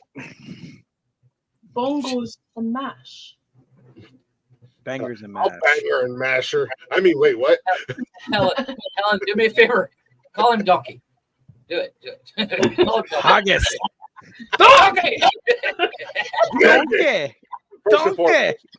You say that. You realize that was a Canadian, right? Not a Scot. You do realize that. The word Scottish accent. Sounded pretty Scottish to me. Just saying. You say that, but years ago when I used to work security at an apartment complex, my little Puerto Rican partner, the Somalians in the apartment complex called us Shrek and Donkey. Yes, but Helen's got the accent to do it properly. I know, but I was clearly I was Shrek and he was Donkey because he was Puerto Rican. He was like 95 pounds soaking wet and all of 5'4". And then the Mexicans in Little Mexico at the apartment complex called us the Federales because my giant Sasquatch-looking ass rode around in the back of a pickup truck with a white cowboy hat. They weren't lying. That's what they do. I'm sorry. Yeah, like Federale. Brian, back me up. Brian, back me up. Do the cops not drive around in fucking pickup trucks here? They do. They would say Ordole Vato Federale. They'll drive like the quad cab, like cab over engine trucks. Yeah, they drive the quad cab Chevy Silverados. And then they're like the Toyota minivan too. Yep. Yeah, we rode around in my pickup truck. This apartment complex from front to back was like 2 miles. It was a big apartment complex from front to back. That isn't even side to side. And they expected us to walk that shit. And I'm like, bro, here's the keys. My truck. Yeah, here's the keys. You drive. I'm gonna jump in the bed. And I rode in the bed and I stood up in the bed, and I held on to the roll bar. Yeah, so I had the big KC lights on that some bitch. Man, we could light up an area, boy. We had like 400 watts on my KCs. Man, we'd light up an area, and that's in the front half of the complex we call Little Mexico. And we love that. That was our favorite. The Mexican part and the Somalian part were our 2 favorite parts of the apartment complex. But when we would roll through as a joke, they called me the Federales because I was always in the back of my truck onto that roll bar. The white cowboy hat on. I'm about to go to bed. Y'all got this shit. Being up here. Luke, Jeff, good seeing y'all, Brian. Y'all may have it tomorrow morning. I got to get out of here, so I probably won't be able to do the show. Helen got her shades on already. She's supposed to be in the bed. Jay, You're asleep. Benji Games too. Good seeing you. Margo seeing you. Who else? Ted, what's going on? Who else been in here? OG Classic. Good seeing you, bro. Marshall the Duck. Good seeing you. No. I'm waiting for Leggy to say, "Come with me if you want to." Mike up. I need your clothes, your jackets, and your hat, and your bike. Tony, get some sleep, brother. Your boots and your boots. Get you some sleep, Tony. I am. I'll holler at y'all later, for real. Love you, Tony. Cheers, man. Bye, buddy. Bye. Toodles. I didn't get a bye. Leggy didn't get a goodbye. No. At least the end of the show without. At least he's got to come back to Cantina now because he's been on there all fucking day and he obviously made a sharp exit and they're all like, "Why are you doing for 23 hours?" Try that for my show. He came in, took over, and left again. I love being gaslighted. He's a bad guy. You fired the black man from your show, but I replaced him with a Mexican in Texas. Yeah, but did you read all the other shit as well that was getting said? No, I love Tony. And it never gets addressed. It never gets put to bed. It never gets shut down. Like, at least you shut down the shit that was being directed at you. Right? Oh, well, I'm an asshole. That's because we're not afraid to call people out. Yeah, I'm an asshole.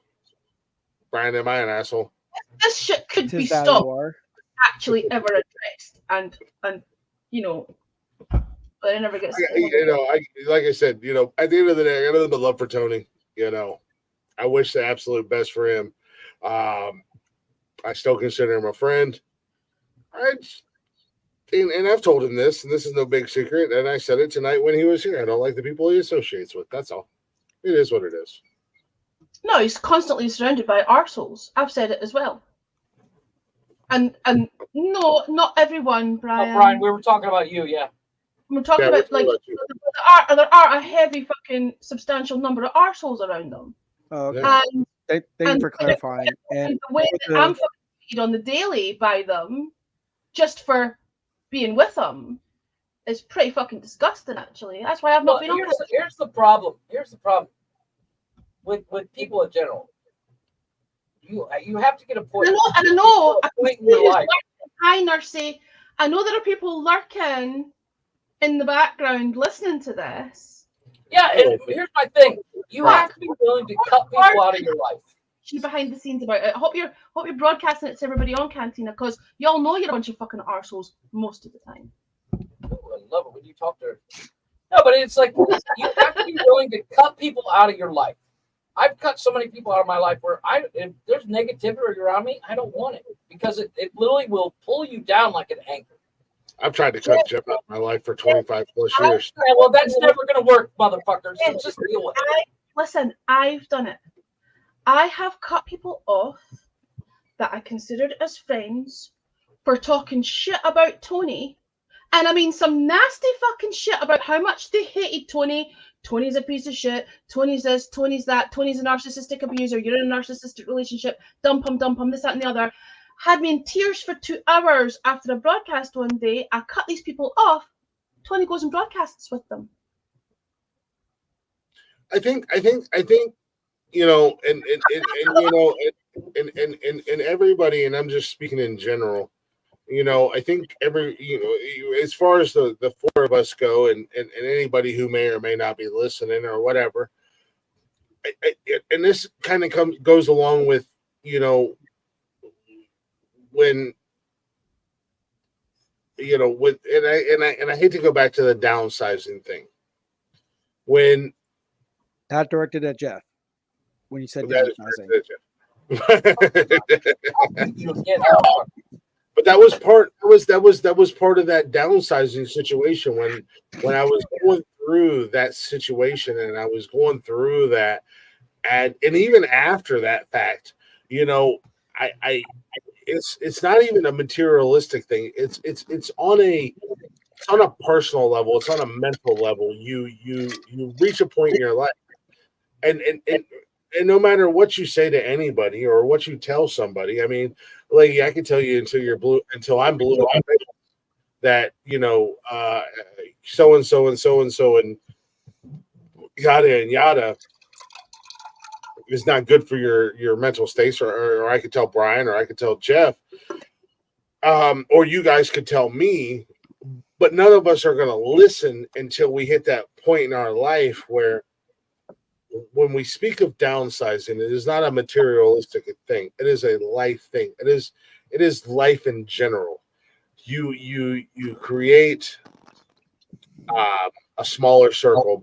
I know, Brian, last night you were speaking on personal relationships, and I know we were talking earlier, and I had to dip out because you were speaking on personal experiences, and it got kind of downplayed, and you were basically told to shut up, and I had to leave before I bit my fucking tongue off and broke all of my fingers off so I couldn't type.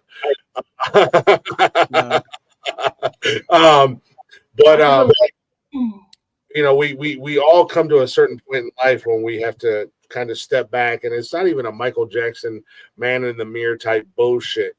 It's just reaching that point in life where you have to take a look at everything and look at it through a fine scope and realize, yeah, I'm gonna be the asshole. Yeah, people aren't gonna like the things that I say or the decisions I make, but I have to do what's right for me.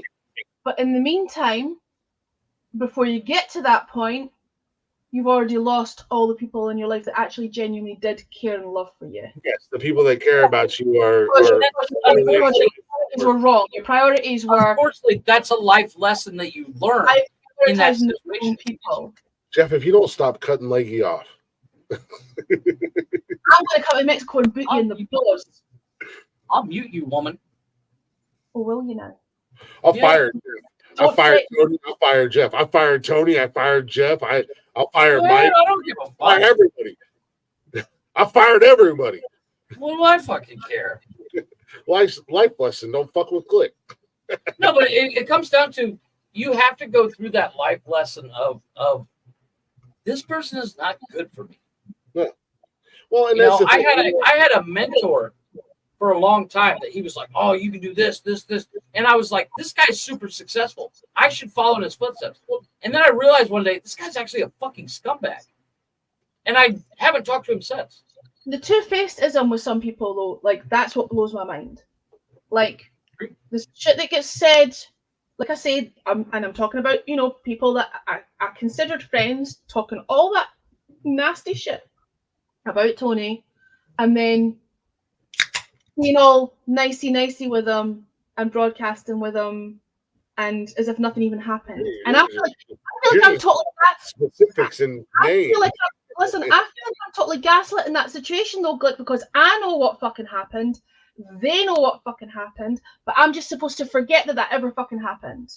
But it happened, and I'm not going to forget that it fucking happened, because the way that I was talking to, it was like you're telling someone that they're being abused, but you're going to kick them while they're down and verbally abuse them. So I was treated like shit, and that's not okay either. So the things they were saying about him wasn't okay, but the things they were saying, the way they were saying it to me, was not okay. But I can't be dealing with the two-faced shit. Like, you did all that, and then you're going to pretend to be nice, and you're not fucking nice. No, I totally agree with that. I mean, what's up, Apu? Jeff. I mean, Jeff knows me, and Brian and I have only known each other for a few years, but I hope, I know Jeff knows this, and I hope anybody else who knows me knows this about me. I'm gonna go to war for anybody I consider a friend. If you disrespect my friend, there's not going to be any. If I consider you a friend and you disrespect him, I'm not going to feel bad about the things that I say and do. And this is the crazy thing. This is the crazy thing. And I think this blows a lot of people's mind with Leggy and I right now. Because anybody who knows her or knows me knows that, and correct me if I'm wrong, but you and I were at war. Like we were ready to But you know what? Straight up. Like, Kill each other. on that, because I've started to understand your personality a little bit more. And I think he's an asshole, and you got to deal with it. I think the reason we're at loggerheads is because actually we're very similar. Not like, because you're much more. I don't want to use the word bravado, but you're much more like combative generally.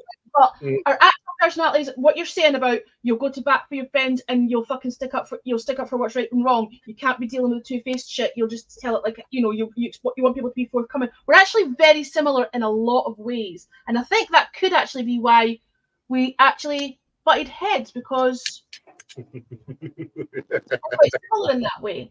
Mm-hmm. No, and that's what I said. Recently, over recent months, you and I talking and conversating and stuff like that, we realized that we are really similar in a lot of ways. See you with boobs and without a beer. I think. You again, Click. Maybe we are that similar. Shit, I'm sorry you lost your job, man. That sucks. No, so I mean, like, Did you read it? Did you read what he said? Joke. He didn't lose his job. It was a joke. And partially, I think at the same time, I think we got played against each other. Brian just read it. He said, "I lost my job today. I gave up my seat to a blind person, and then I lost my job as a bus driver." Oh shit! But he was checking his blind spots, though. I think actually, I think you've picked up on something. I think you're correct. A narrative gets created, right? I know a lot of people seem to think they know an awful lot about me and they've never had a conversation with me because a narrative gets created, right? No, and I think there was people out there that played the fact that they played us against each other, and we fell into it. Let's be honest, we fell into it, and we went at each other. Lord knows I said some crazy ass things. I know you did. I remember, but it's like what we were talking about earlier about not point scoring though, right? Like I feel like that's been discussed and it's been dealt with. It needs to be referred back to. Do you know what I'm saying? That's what I was talking about earlier when Jeff was talking about relationships and the point scoring thing. And it drives people crazy that now we have become friends. Oh, I think it's safe to say we become friends. I think that's annoyed. I think that's annoyed a few people. Oh, I think it's annoyed the piss out of a lot of people, more than a few, a lot. But and that's the thing. I mean, you realize that I'm gonna speak on me personally. Yeah, I say some outlandish fucking things. I get heated. Jeff has seen me. Jeff has literally seen me ready to just take on the world for somebody. And surprisingly, it wasn't him. Yeah, once in a while that happens. Yeah, but I have gone to bat for Jeff more times than I can count. But there have been times where it's been me versus the fucking world because I consider this person a friend. And yeah, it's all fun and games when we're joking around and having fun. But once you guys take it to a serious turn, nah, that's not cool. Look, I'll go one better than that. I'll go one further. Okay. Longhorn stock. If I see an injustice, I'll stand up for that person, even if they're not a friend. And the person you were referring to earlier, who, the whole Jay and that person situation, that person has said some fucking horrendous things about me over the course of the 2 years that Tony and I have been. I would never go back to that person.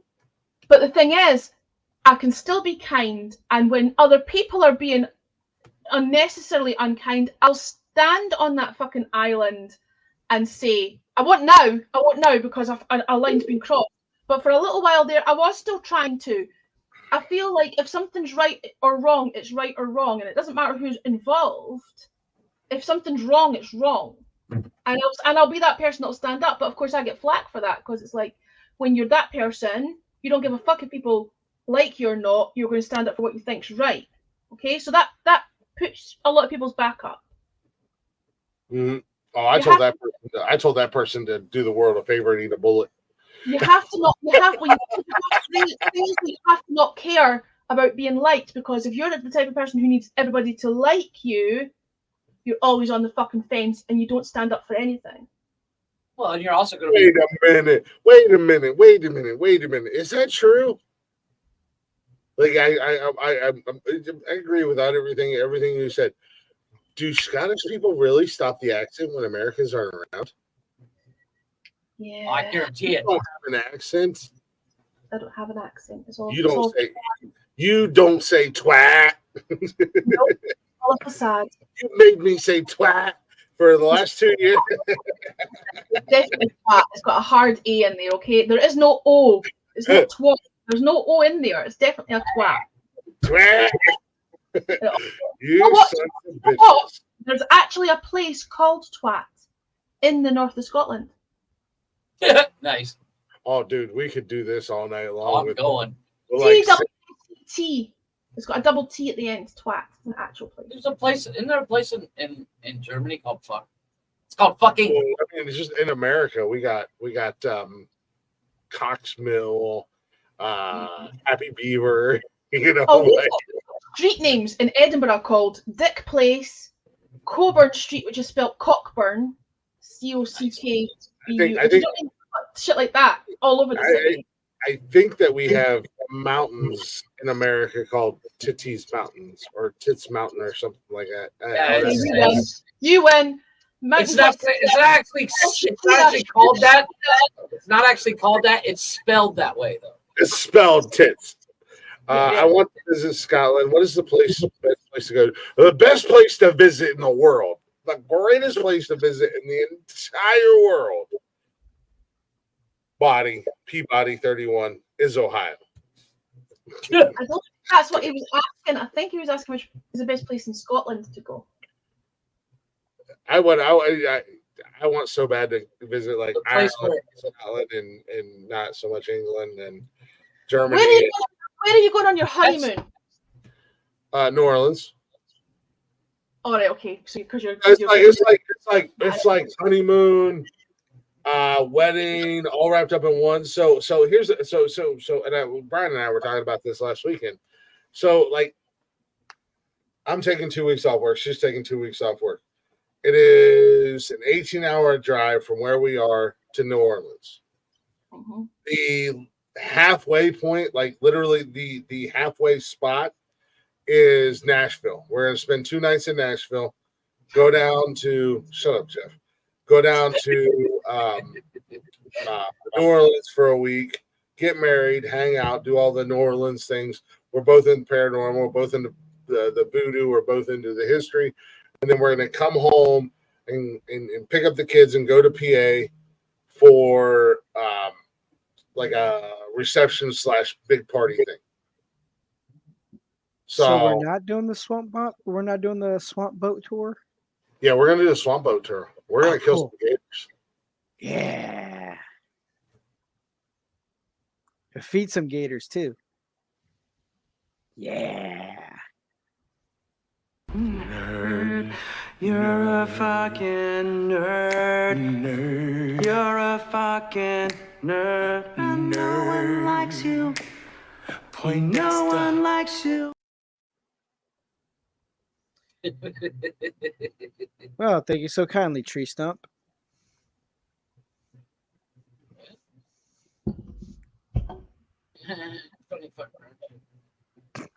Okay, why is everything going quiet? I don't know. No, Chris is muted. Chris, you're muted, by the way. I think Chris is on the phone. Chris is on the phone. I think Nikki called him because I believe she's still at work. No, let's see. Chris was talking like he's wanting to go to Scotland and all that stuff. That's kind of the main goal of moving to Europe. You know, we're moving to France, hopefully mid to late December, if not early December, depending on one of those sections. We're literally just gathering paperwork that's needed. But one of the things I plan to do is one of the first things I'm buying there is I'm buying a motorcycle so I can just go. One of my places I have to visit, and it sounds kind of weird, morbid, is I want to go to. You ever seen the movie The Great Escape? Mm-hmm. There's a real place. It's literally, I think it's 50 miles from the border of Germany, in France. So I want to go there because I love that movie. But the plan is to make France our central hub and kind of bounce around over the next couple of years. There's lots to see. There's lots to see. Oh, You yeah. know, it's Yeah, funny. You're talking about going to Scotland. Glick's been talking about going to Scotland. Brian's been talking about going to Scotland forever, right? You're all going to end up visiting me before fucking Tony ever gets here. That's.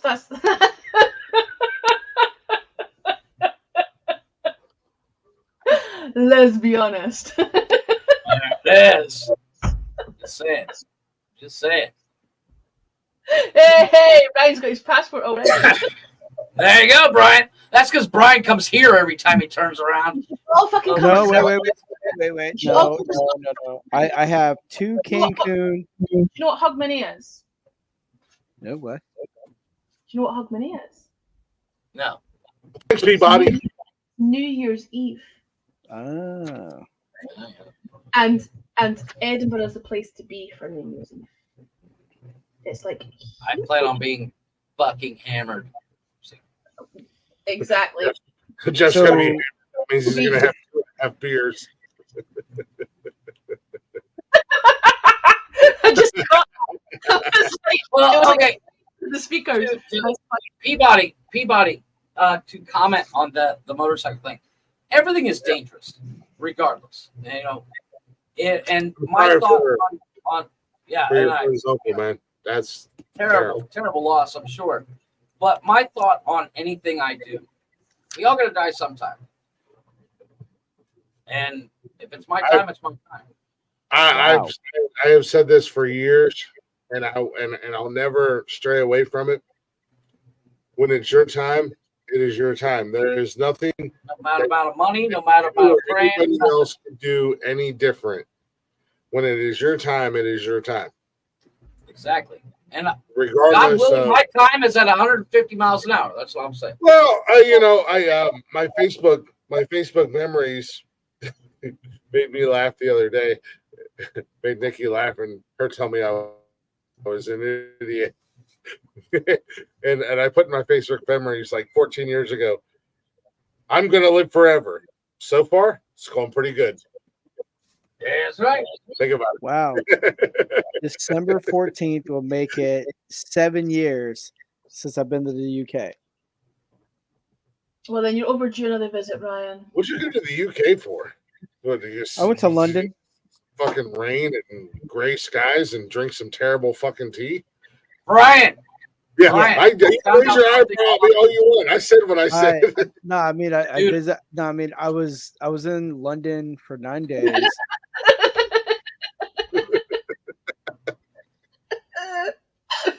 Brian, I found out something awesome that I'm gonna make you jealous.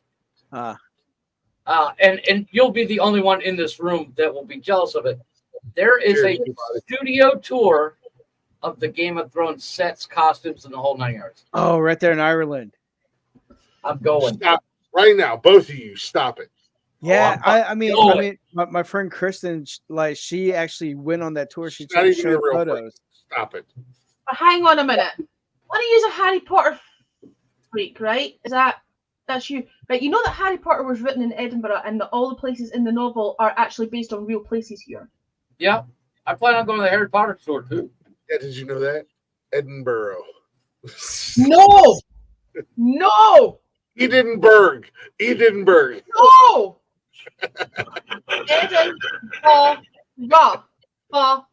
Edinburgh. Edinburgh. No! Put in the boss time. Hey man, you know what? I gotta address Peabody. Peabody, there's a lot of people out there that watch for motorcyclists.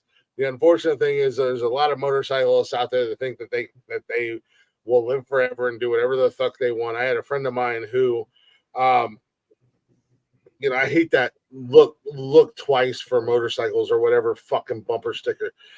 I have like I understand respecting cyclists, and I understand, being mindful of motorcyclists and stuff like that. But I have a friend of mine who attempted suicide, and has gone through survivor's remorse because he pulled out at an intersection, looked both ways twice, pulled out, motorcycle T-boned him at 120 miles an hour. The motorcyclist died. Unfortunately, there's a lot of motorcyclists out there. There's a lot of motherfuckers on motorcycles who think just because they ride motorcycles, they're holier than thou and they're more important than anybody else. They have this goddamn mentality like truckers. And I'm not shitting on truckers, but y'all fucking calm down, because trains could do your job. Are you raising your hand? Trains could do your job just as easily, and they did for years. It's a two-way street, man. Motorcyclists, you have to respect your motor. I rode a motorcycle. You have to drive offensive or defensively, not offensively. No matter what you're doing. No, it's not even an offensive or defensively thing. You have, and I rode a motorcycle. I had one. I had a crotch rocket. You have to respect the bike. Oh, 100%. If you do not respect the bike, you are on a collision course. 100%. You're going to prematurely die. Yep. No, I don't mean any disrespect from that. Hold on. Brian had his hand raised. But also we're in school. Though, that they tell you in the motorcycle class to A, be mindful of your surroundings, B, patience is key, C, do not drink, do not be under the influence while you're on the motorcycle. You should never be under the influence of any motorized vehicle that you but they strongly suggest that, because a lot of guys, even because I have a motorcycle endorsement on my driver's license, and it, like, we had to take a test and everything just so I could get that, so I could get my little so I get my little two-wheeler. But during my medical field career, we've had a lot of motorcycle victims or a lot of motorcycle accidents, and majority of the time, I would probably say 80% of the guys that do come in, they were under the influence when they know better. Yeah. And one guy lost his leg because the officer brought his leg in a bag. Another one was killed because he was speeding in the fog and rear-ended somebody. He rear-ended a truck that ended him. So it's a lot of human error as well, lack of judgment. But overall, you get the problem with the motorcycle in general comes down to one simple thing: the more comfortable you get, the more dangerous it is. Yes, but also too, you have to have some sort of fear in order to drive it properly. But also too, a lot of 50 years, you've lost the fear. A lot of guys though, they get that adrenaline rush of like, yeah, I'm going about 150, 180 miles an hour and shit, and they're like, it's that adrenaline rush. Yeah, that's me, 100%.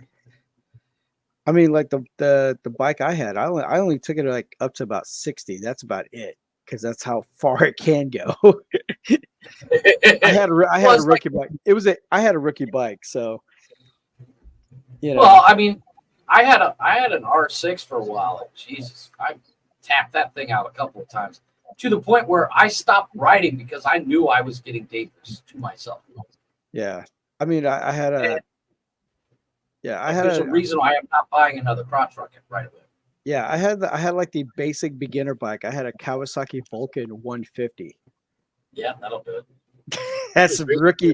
That's like training. That's like training level motorcycle right there. That goes 0 to 60 in about a weekend. Pretty much.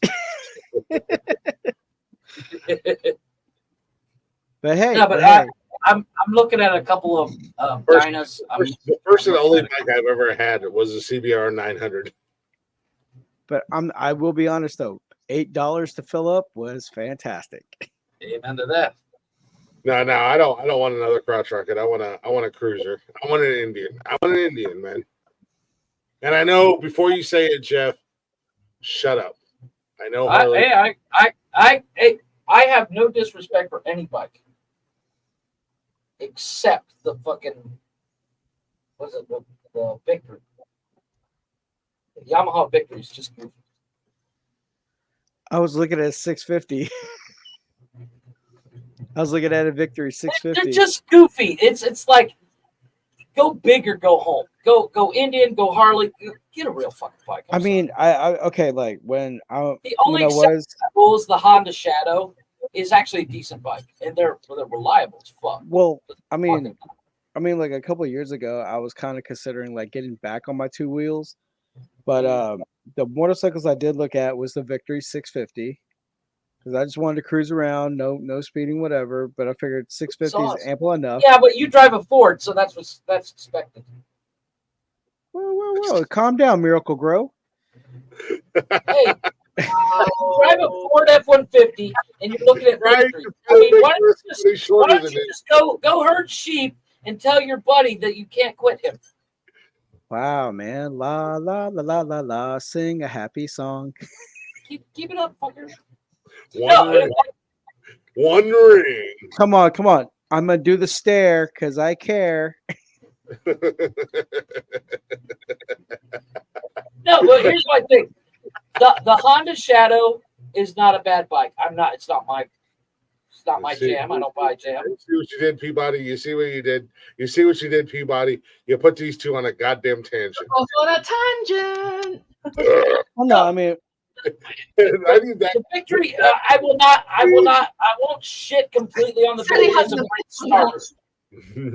Right. It's a great starter, but it's like after 3 months, you're gonna be like, "Fuck, I need to get a Honda Shadow or a Harley or a fucking Indian." Well, yeah. I mean, I was looking at the Victory 650. Then I was looking at a 2002 to 2005 Harley V-Rod.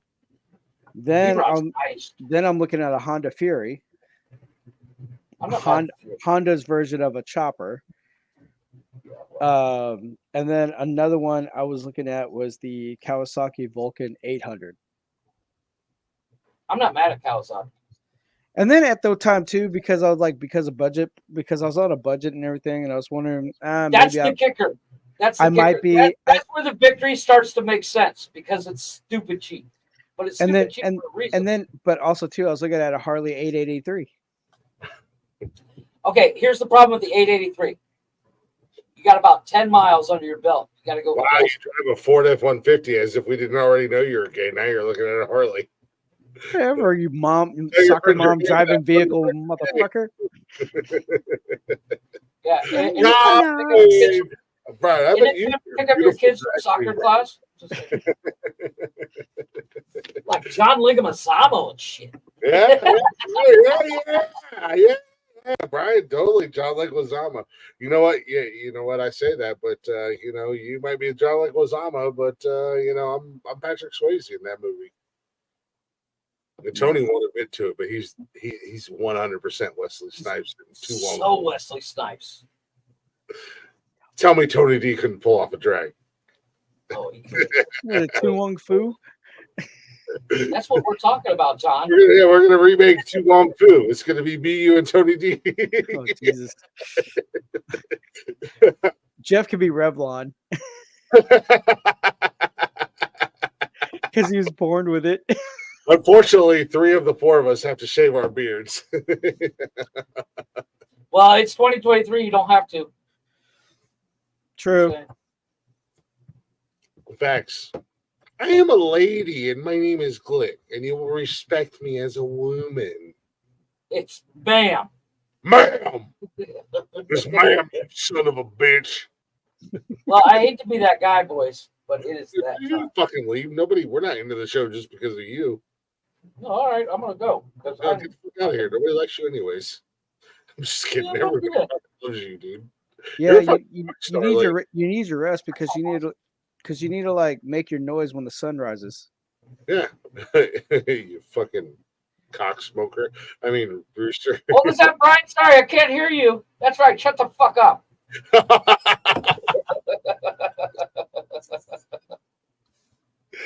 Little bastard. We're going for the world. Wrong side of the river. We're going for the world record of podcasting. Where are you going? Oh no, I'm going to bed. I'm fried. At least I can ride roller coasters. You're gonna go to Harry Potter World and you can't go anywhere. You can't even get on any of the rides, Jeff. Actually, I can. I'm a good 4 or 5 inches over the line. Are you gonna do the little mental? No. I pull a short round. Put blocks on my shoes. Stand up tall. Oh, DeSantis. I did see that. The other day, and I was like, "What happened?" Oh, shit. You haven't seen DeSantis' boots? DeSantis, his boots. He has heels on his boots, but inside of his boots, supposedly, he puts blocks. He puts lifts in his shoes. Yeah, Sort of like what girls wear, those platforms. Yeah. So inside of it. No, but it's inside, so you can't see it. So he was made fun of for wearing suits and cowboy boots, and it was like, it's just what we do in Florida. But supposedly, and I don't know how true this is, I love DeSantis. DeSantis, outside of Trump, man, I love me some DeSantis. This cat is wild. This DeSantis dude in Florida is wild. My guy went after Disney, and he told Disney to suck his dick, first and foremost. But supposedly he puts lifts inside of his boots. And then he has heels on the outside that makes him taller than what he actually is. Right here, Brian.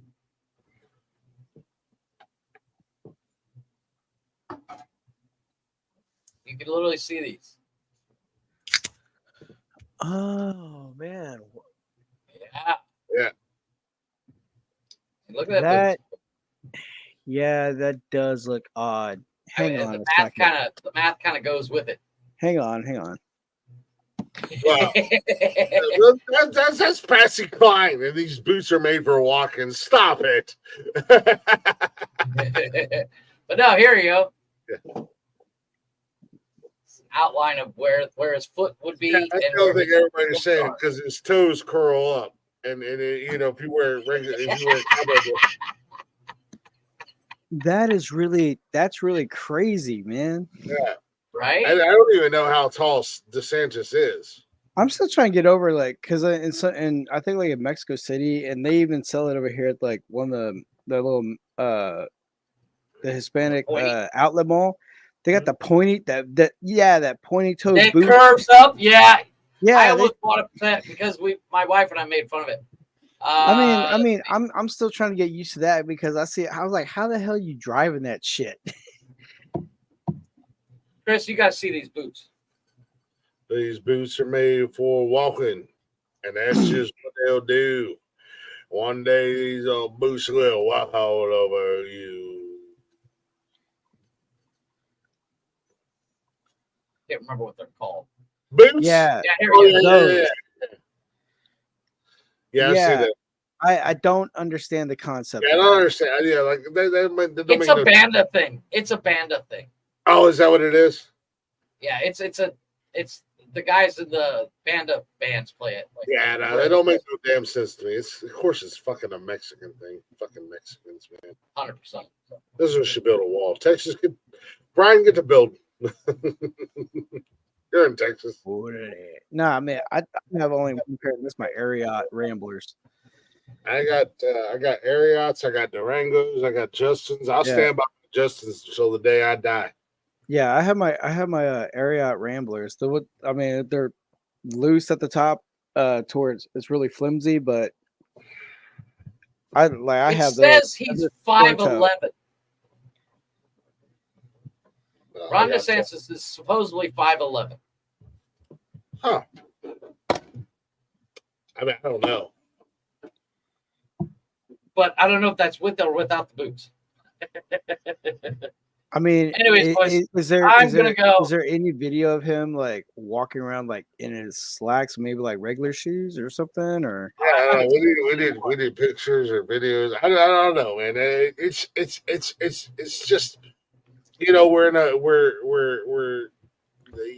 we're in a It could be all bullshit. It could be just somebody trolling. it's voting season. Everybody's looking for something to take a shot at the guy that they don't like, and DeSantis is number 2 to Trump.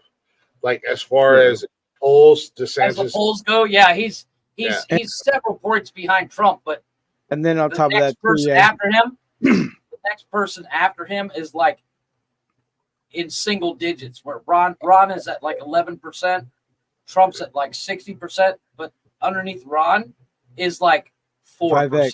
It's like Vivek Ramaswamy. Yeah, I think I was gonna say I think it's Ramaswamy who's at third. But I actually like that dude. I like that dude. I'm not mad at Ramaswamy. I like him. Plus, I like Ramaswamy. I like his name, and then the fact that this cat like literally legitimately rapped Eminem. Yeah, and not only that, he seems like a guy that doesn't take shit. No, he doesn't. I mean, the way come he at handles me, the media. come at me, bro. Yeah, the way he handles the media, but like Eminem is all like, "Please stop singing my song. I don't like that." My song. Shut up, you fucking douche! You made a name off of yourself as being controversial. You don't get to pull the woke card and go left on anybody ever, Eminem. Well, you made a whole ass album full of songs about doing drugs, killing your mom, kidnapping your daughter, and killing your baby mama. And I love him. Don't get me wrong. I love him. He's in my top 5 rappers of all time. Morning rain clouds out my window, and I can't see it all. Go for it, Dino. You outside of this. I feel like you and I should be together. That's such a creepy video as well, though, right? It's like, oh my god. Anyways, I'm gonna go. Dildo. I'm going to bed. Dildo. I'm just checking. I came back and he's running away. I'm just checking I don't smell. Like I feel like I came Armpit check, everybody. Are you fresh? Well, the current time now is 12:15 a.m. Like Outcast time. So fresh, so clean. I'm going to bed. All right, lightweight. Don't end the show. Just leave. I'm not somebody else. Love you, buddy. Thank you for joining my fellowship. Oh, how you stopped yourself. Wow, dude, really, Jeff? That's what you give me? I tell you I love you and you do that to me? Oh, fuck you. I was doing deuce. I was talking to Brian. Fuck Brian. He was telling me join my fellowship. You know that, Brian. We can't go to more. You do know that that's a fuck you, right? You know that's a B sign. Like over here, that's the same as That's doing why that. I do it sideways. That's why I do it sideways. But a lot of people don't seem to understand that that's. He's down. He's down. If he does it sideways, he's gangster. Here we go. Austin Theory. Gangster. Love you, buddy. Go get some sleep. I'm going to bed. Love you guys. Bye. With your Jack Sparrow rings. And fuck you, at Brian. That. Look at that. What did you just do? That was funny. What did you do, Brian? What did you? There's one fact that he just came in and said, "Fuck you, Brian." I said, yeah. I was like, go on with your Jack Sparrow rings, because I was doing that. I was like, with the Jack Sparrow rings, and he just goes, "Fuck you, Brian." I feel so bad because everybody makes fun of him for his jewelry. Like Benji, our guy Benji. I don't know if Benji's still here. God love you, Benji, because you hang out way longer than you should. And they make fun of Jeff because of his jewelry. And I'm like,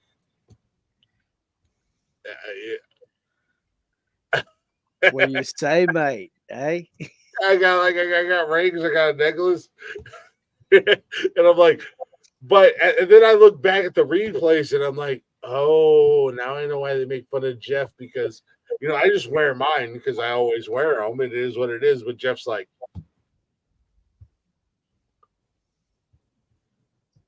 he's just putting it on camera, like making sure everybody sees it. I've literally never. Literally. I've never noticed that before. Now I'm going to be paying attention. No, all I got to say is we've put, well, Tony. We and that's no big surprise. We always put Tony to bed on this show, but we put Jeff to bed on this show. This is 2 weeks in a row. This show. I will give Jeff credit because we are coming up on 6 hours. But last week, Brian and I put Jeff to bed, and then went another 3.5 hours. I don't even know how long Jeff or Brian and I went after the fact. Bed soon as It was well. over 'cause 6. It was over 6. Yeah. It's 20 past 6 in the morning here, so I'll only be around another 5 or 10 minutes. Yeah. Well, Mama had a rough 2 nights at work, and she said, "I'm bringing home a bottle of tequila and a fuck ton of beer for you." And I said, "Oh, good on you, because I'm drinking my last beer." So, Can you have Brian, a I'm not steak to making go with plans that to too? go football Kings tomorrow night. Or tomorrow morning. I'm just gonna tell you that. We'll just settle for another bye week. I'm gonna be lucky if I make it up by 1:00 for kickoff for the Browns. Yeah. I told her, I said, I got one more beer left, and I've got a few of my Browns beers because there's a distributor up here in Cleveland that does Cleveland Browns beers every year, and I've been looking to find it. And when we were up in the Cleveland area a couple of weeks ago for Jelly Roll, we were in a gas station and they had a 6-pack, and I was like, "Oh, I'm getting it. It's like $16 for a 6-pack, but it didn't care because I'm getting it. Not the greatest beer, but it's one of those beers. And Nice. Brian, I know you're a bourbon guy, and honestly, I don't know what you drink or if you really drink much. She's a tea expert. I'm not a big drinker. Okay, so I'm not a big drinker. Like, I wouldn't sit in the house and drink, right? But if I'm with a group of people, or we're no, I'm just saying, like, I'm a social drinker. Like, with if I'm at a gig, or like when I was down in London or whatever, and it's usually Jack or bourbon, and it's usually with like a Diet Coke or something. I'm a beer guy. I don't drink a lot of liquor these days. I don't drink. Yeah, I don't.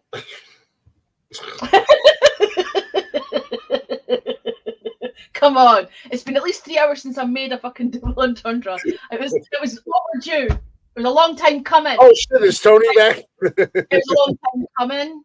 Get it? Never mind.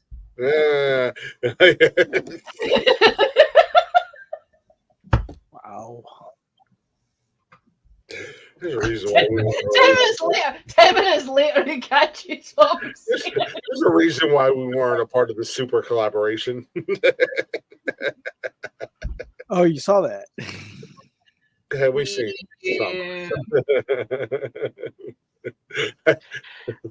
when at the 1 hour, the 1 hour 15 mark, because I watched the replay and everything. I was like, good God. But at the 1 hour 15-minute mark, I was like, I'm like, in my mind, I'm like, this really went there? And that's why, like, you see me do this. I was trying really hard to not, when they were talking about the advice you've been given in relationships, I was trying really hard to not chime in the unsolicited advice that I've been given by a certain person, on there about what the whole thing I was discussing earlier. Glick's frozen. Is Glick frozen? Is it just me? Yeah, he's frozen. I was literally like, literally, sitting on my hands trying to not fucking say anything. There's a lot. I mean, overall, I thought it was a good talk, though. I mean, it's good to hear like some perspectives and stuff. Mm-hmm.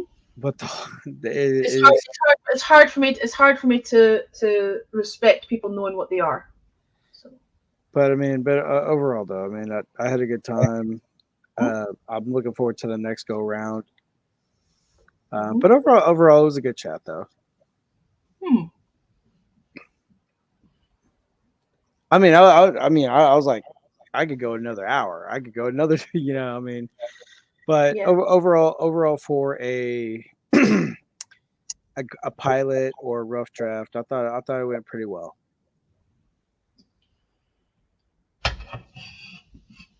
It didn't go badly. I just But you know me pretty well though. I mean, I shoot from the hip. Nothing's rehearsed.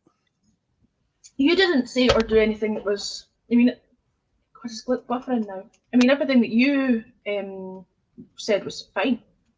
Yeah. It wasn't that anybody said anything bad. I just think it's really fucking hypocritical talking about advice, giving people relationship advice, knowing what I've been fucking told by certain people. That's all. Well, I mean, yeah, and then the pretense and the two-facedism of being nice to that person when they've said some really fucking horrible shit about that person. I'm sorry, Brian.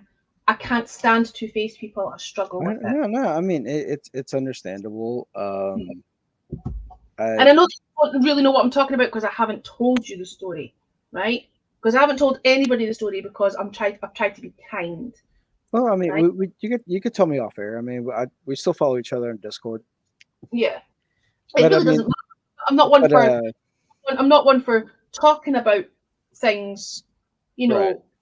I usually like other people to suss people out for themselves. Right. But you know, when you're sitting there watching watching something, and you're like, you are so two-faced and hypocritical. It's really difficult. I was trying with all my might to not, and I was really proud of myself for not commenting, because then it would have been about my comment, right? It wouldn't have been about the broadcast anymore. Yeah, but I mean, did a good job last night, like, what was that, Flick? We did a good job last night. You were as well. I know. But I mean, but overall though, I mean, I mean, like I enjoyed my time. I mean, I think for a rough draft pilot, whatever you want to call it, I thought it was pretty good. You know, if we do another one, we do another one. But it was just kind of when it came to discussion of topics, the main one that popped up was just like, oh, let's talk about relationships. And right when that, I was like, man, we're gonna be it's gonna be a long rabbit hole on that one, because you got different perspectives on what relationships are, but overall there is no manual. there's no manual, but I just think, but overall I just think across the board with relationships, it's just like you should have a good foundation, you should have some like trust, respect, and then also too just have some balance, you know. I mean, it should not, and I kept saying it, I lost count of how many times I said it, but it's not a competition. But I don't know why people, like in other relationships, like I said, with my inner circle of friends, I mean, like I feel really bad for them, to where it gave me the part to where it's like, do I really want to be married? Well, you know, the broadcast itself was good conversation.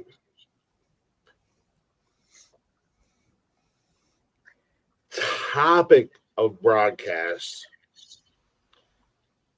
with the panel that was there, not a good topic to have, because you had majority wise, and the host of said broadcast is one of those. Sorry, I'm going to take this on the chin, and I know this is going to come across sideways, and I don't mean for it to come across sideways, but it's absolutely meant to come across sideways. The quote unquote host of the podcast claims to be single because she wants to be single, but you're single because actually, you know what? We're not sugarcoating shit. You're single because you're a fucking cunt. And no man out there can tolerate your goofy ass. And then the few people that actually had good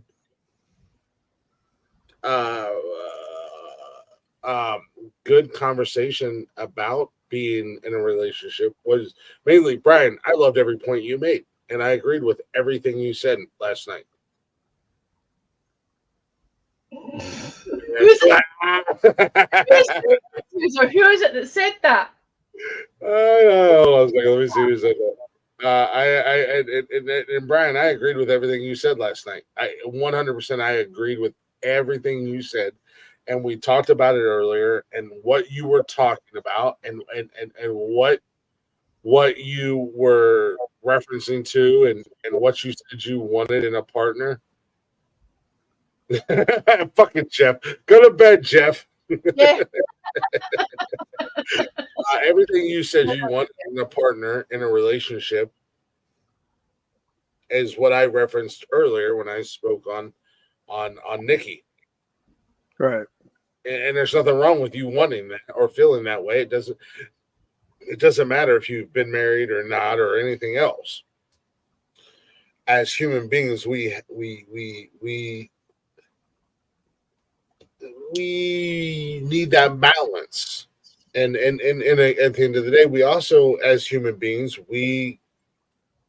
whether anybody thinks it or not, as human beings, we want, not only do we want and crave, but we need companionship.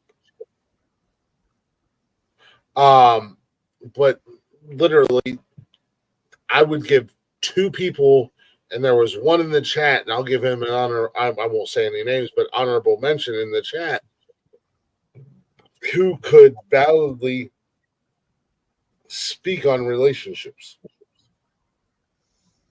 Mm-hmm.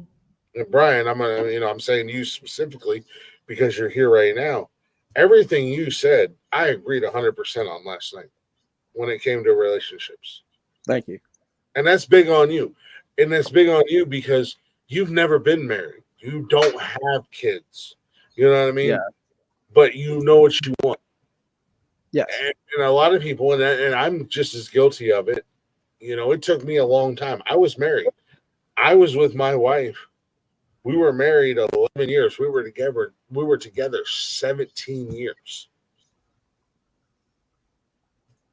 And then, I got into another relationship and I got engaged and I ignored a lot of red flags and yada, yada, yada. We all know where that goes. It played out on this fucking podcast. Right. And then I found somebody and, I started dating somebody else after that relationship failed. What that relationship taught me was that second relationship after my ex-wife. What that relationship taught me was, don't be afraid to stand up for yourself. Don't be afraid to not accept anything less than what you want. It's not money. It's not this. It's not, I don't care what your job is. I don't care where you live. I don't care how big your house is, what kind of car you drive. But on a personal level, on an emotional level, this is what you want. And that is where I am now. I have found that person. We spoke on it earlier about Nikki and her and I and our relationship. It's about growth. It's about growing together. It's not about, I kept hearing over and over again last night, money this, money that. Driving me fucking nuts. That was driving me round the twist. I mean, but I just think, like, it's not like a controlling thing, but I think because it, like with my sister and her relationship, I really don't like her relationship with. Yeah. It's mainly the dude that she's with. It's the dude I have an issue with. Mm-hmm. Out of all the guys she dated, there was only one guy that I really did have fun, that I really did like. He had a good head on his shoulders. The only knock on him was that he was too much of a mama's boy, because everywhere he, like, mama cannot live on her own. She always had to. Mama boys. No. But I'm just saying, like, how he was scared. But that was the only. He wasn't controlling of my life, but he was the only dude I liked because he had a good head on his shoulders, and but all the other guys that my sister has dated, it was, dudes that are just like but like the biggest thing with my sister, she's always been a nurturer. Mm-hmm. That was like her whole MO since she was a child. Like, she's always nurturing, so she's always going for these dudes with a sob story. but then they walk all over her. They take advantage of her. And I'm like, why are you doing this? This is repetitive. But she's like, you just don't understand. You know, I'm like, I don't need to understand. I Huh? think that's where you are right now. You want to change? Say that again. I think that's where you are right now. And I don't mean any disrespect with that. Your current situation. I think you and I are a lot alike. And I think you want to fix something that can't be fixed. Well, I'm definitely an empath. I'm definitely an empath. And I'm an empath all day long. You see, Glick, when you delve into that, because I've done quite a lot of searching about to try and understand my own situation. But overall though, I think with relationships, just you got to have that open communication, and you got to have trust with one another to respect each other's opinion, decisions, and what they say is that empaths attract narcissists, and that can be what your sister's going through. And the thing about it, the guy is never a narcissist. He's just an idiot. I mean, and when I say idiot, I mean to the syllable. This guy's an idiot. And I'm like, why are you with this dude? He does, because I asked her, she had a meltdown one time, and I said, does he make you, I was like, does he uplift you? She said, no. Does he help bring you better? She said, no. And then I asked her, I was like, has he done anything special for you? Even if it was just spending a day out in Galveston and Austin, San Antonio, does he do anything like that? She said no. And then I'm like, then why are you with him? And I'm kind of thinking like maybe it's just like that Sparringer syndrome, right? The kidnappee falls in love with the kidnapper. Yeah, in relation. So yeah, trauma bond, and is very common in narcissistic relationships.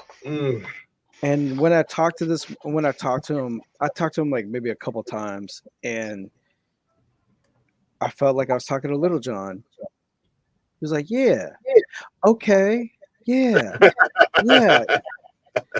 And even he's a little dense. He's dense. He's special. And I'm sitting there like looking at my sister, I'm like, geez, even my cousin tried to get her set up with these other guys that are really good, level-headed, good head on their shoulders, because these guys are going to school. They're getting their certs, their degrees, whatever. But I just know they're going to school, and my cousin vouched for them because they used to work for her. And she's like, these are really good guys, but your sister was all, nah, that's okay. I'm happy what I got. I'm like, you're wallowing in misery over here. I don't. But teach their own, I guess. But I have to respect it. And now that she had his kid, he was born yesterday. It's like I'm an uncle again. Being an uncle. So I think the downfall with a lot of men and women, and I say communication and trust, men and women,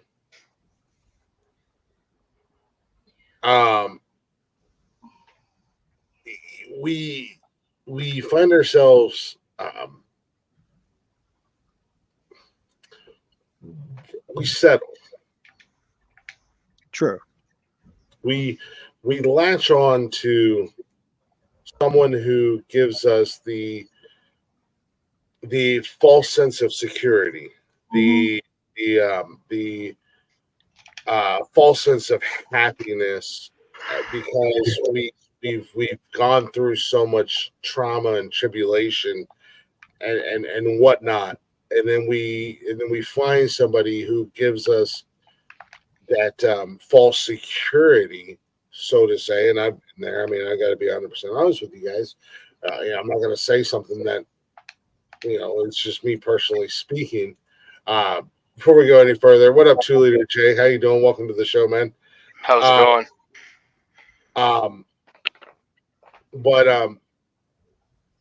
Because I've been there, and I think a lot of us, when it comes to relationships, and I was surprised, Brian. I didn't realize you were as old as we are. I thought you were in Much your younger. 30s. Really? Like this is not a. That's I not. know, I see that, and actually, for the first time tonight, I seen the gray right there, and I like it. I appreciate it, man. I got to show you my gray when my hair grows out, man. But the thing about the conversation last night, though, sorry to interrupt you, Glick, but the thing about the conversation last night was when I was watching it, it felt like some people were saying what they should say rather than what they actually feel or think, right? It felt like they were paying lip service. They were saying what they thought was the right thing to say. And, you know, you can sit there and you can, and I'm listening to stuff and it's like, well, you can literally tick every fucking box that's the supposed requirement, and yet it still isn't fucking enough, or it doesn't seem to be enough. Isn't enough. And Yeah. Some people were not being 100% honest, you know. And everybody's different. Yeah, yeah, everybody's different. I mean, everybody has like their personal experiences, but I just, from my past experiences and from my when I observe with all my friends in my inner circle with their relationships and other people who I work with their marriages, relationships, I just really think wholeheartedly. I think we kind of rush. And I'm just gonna go ahead and just say like me, and I would get myself out of the game. Like years ago, I had no issues with talking to women, and then I got into a relationship, lasted almost 5 years, to where I thought I was going to propose, but then things didn't work out between us, and I called it off. I'm like, I can't do this anymore. Because it was just, and I mentioned it to where she made more money than I did, but she knew what she was getting herself into. But even though, as with the salary that I had at that time, I still randomly surprised her with gifts, took her out for her birthday, got her, like when we had our anniversaries, you know, I did like the usual things that guys do for, you know, for their woman. But then when she went from one, because we used to work together at a hospital. I was working in the warehouse and the supply in the warehouse in the hospital, while she was a nurse in a special procedure department. And when she got offered an opportunity at a much larger hospital, a bigger company, then that was when like, oh yeah, you're great. Oh man, this doctor would be great for you. And then she just kind of wanted to please them, and then like she wanted to hang out with them more and more and more, and me less. And I was just like, if it's gonna be like that, then I'm out. Well, and this is the thing, you know, and I gotta say, Brian, you know, last night, that's one thing I learned about you that you know, I never knew, and I gotta give you props. You know, you come across like you're ready for a long-term relationship. You're ready for marriage, you know, all that, everything. But you have your priorities locked in. You know what you want. You know what you're looking for in a partner. And it took me many years to figure this out. And I want to bring Jay into this conversation because he just kind of popped up. And judging by Jay's profile picture, he looks like he's a younger cat. Before you do that, though, can I just very quickly pick up on something that Brian was saying? And he was talking about external interference and other people trying to get involved in your shit, right? And that's the thing that I've found the hardest to struggle with in the situation that I'm in. Too many other people have got too much to fucking say, and it's that constant drip negativity in someone's ear having a detrimental effect on the bond. No, exactly. And that's what happened with my ex-fiance and I. You know, it was all about likes, social media clicks, and stuff like that, and I ignored a lot of red flags. Mhm. And it wasn't until later on. But no, I want to bring Jay up. Jay, I appreciate you, man. You popped up in here. I brought you in, kind of. You just randomly popped up in here unexpectedly. Like I said, based off of your profile pic, you seem like a younger cat. Look within, said, "Be nice." These guys seem cool. So, but however, I did see your headline down there, so I know where you're coming from. Yeah, you invited me, man. Is this the cat that was up in here Wednesday night? Yeah, you commented 2 days ago. What up, numbnuts? We'll be live Saturday. Bring your goofy ass on the show. Or are you scared? You twat. Anti-Semitic. What's Are you that? scared to twat? Now you see, now like I like this person already because he said the word twat properly. He didn't say twat, right? He pronounced it with a hard A. He said it properly. I think I hit him with the hard twat. I think I hit him with. So you okay. So you all right. So there we had some back and forths and based off of his comment. I hit him up because I couldn't find his comment. I don't know if he deleted it or not, but we was live doing the show Wednesday night, and he came in here and he said the host is anti-Semitic, and I was like, what the fuck? And I said some shit during the show, and I was like, and then they're nowhere to be found. And then I was like, let me look this fucking cat up. So I hit him up, and we had some back and forth. First and foremost, big props to you, bro. Big props to you, man, for showing up tonight. And we had some back and forth. And I told him, hey, we're gonna be live Saturday night. Bring your ass up in here. Let's fucking, let's fucking do this, because that's the type of person I am. And you got a pretty big following, man. I don't know what your YouTube channel's about. I honestly, I haven't had a chance to really dive into your world yet. I say yet. But I really don't know what you're doing. Obviously, you like to talk shit and fuck with people, I'm assuming. A little bit, not too much though. Oh, well, I mean, you told me in the comments that I don't know who you are. You have to specify, because I've talked a lot of shit to a lot of people today. Well, defining as like shit, more of heated discussions. Yeah, it's okay. It's okay. Trust me, I've made a lot of friends out of trolls through the years. Right. So hey, knowledge is always acceptable, man. It looks like look within. That's one of your people. Trolls are cool, as long as and like I said, props to you, man. I appreciate you popping in tonight. Obviously, and I'm asking you seriously. Despite our back and forth, we're talking about relationships. You seem like a young cat. I'm assuming you're probably in your 20s. 23. See, nailed it. We're all old enough to be. Any one of us could be your parents right now. Mainly Helen. My dad's 45. Your dad is 45? Yeah. Yeah, I'm. Yeah. I don't want to speak for anybody else. I'm 43, but or 42. Shit, I'm 40. I'm 42. I'm not 43. I'll be 43 in December. But actually, I'm the youngest. Then is that what you're fucking saying? And yet you were telling me that I'm old, and you're actually older than me, Brian. I never said that you were old. And you colored your hair. I did. 42. I have not colored my hair. No, I'm messing with you. When did you turn 42, Helen? What's that? When did you turn 42? The end of May. And what? The end of May. Yeah, you're older than me.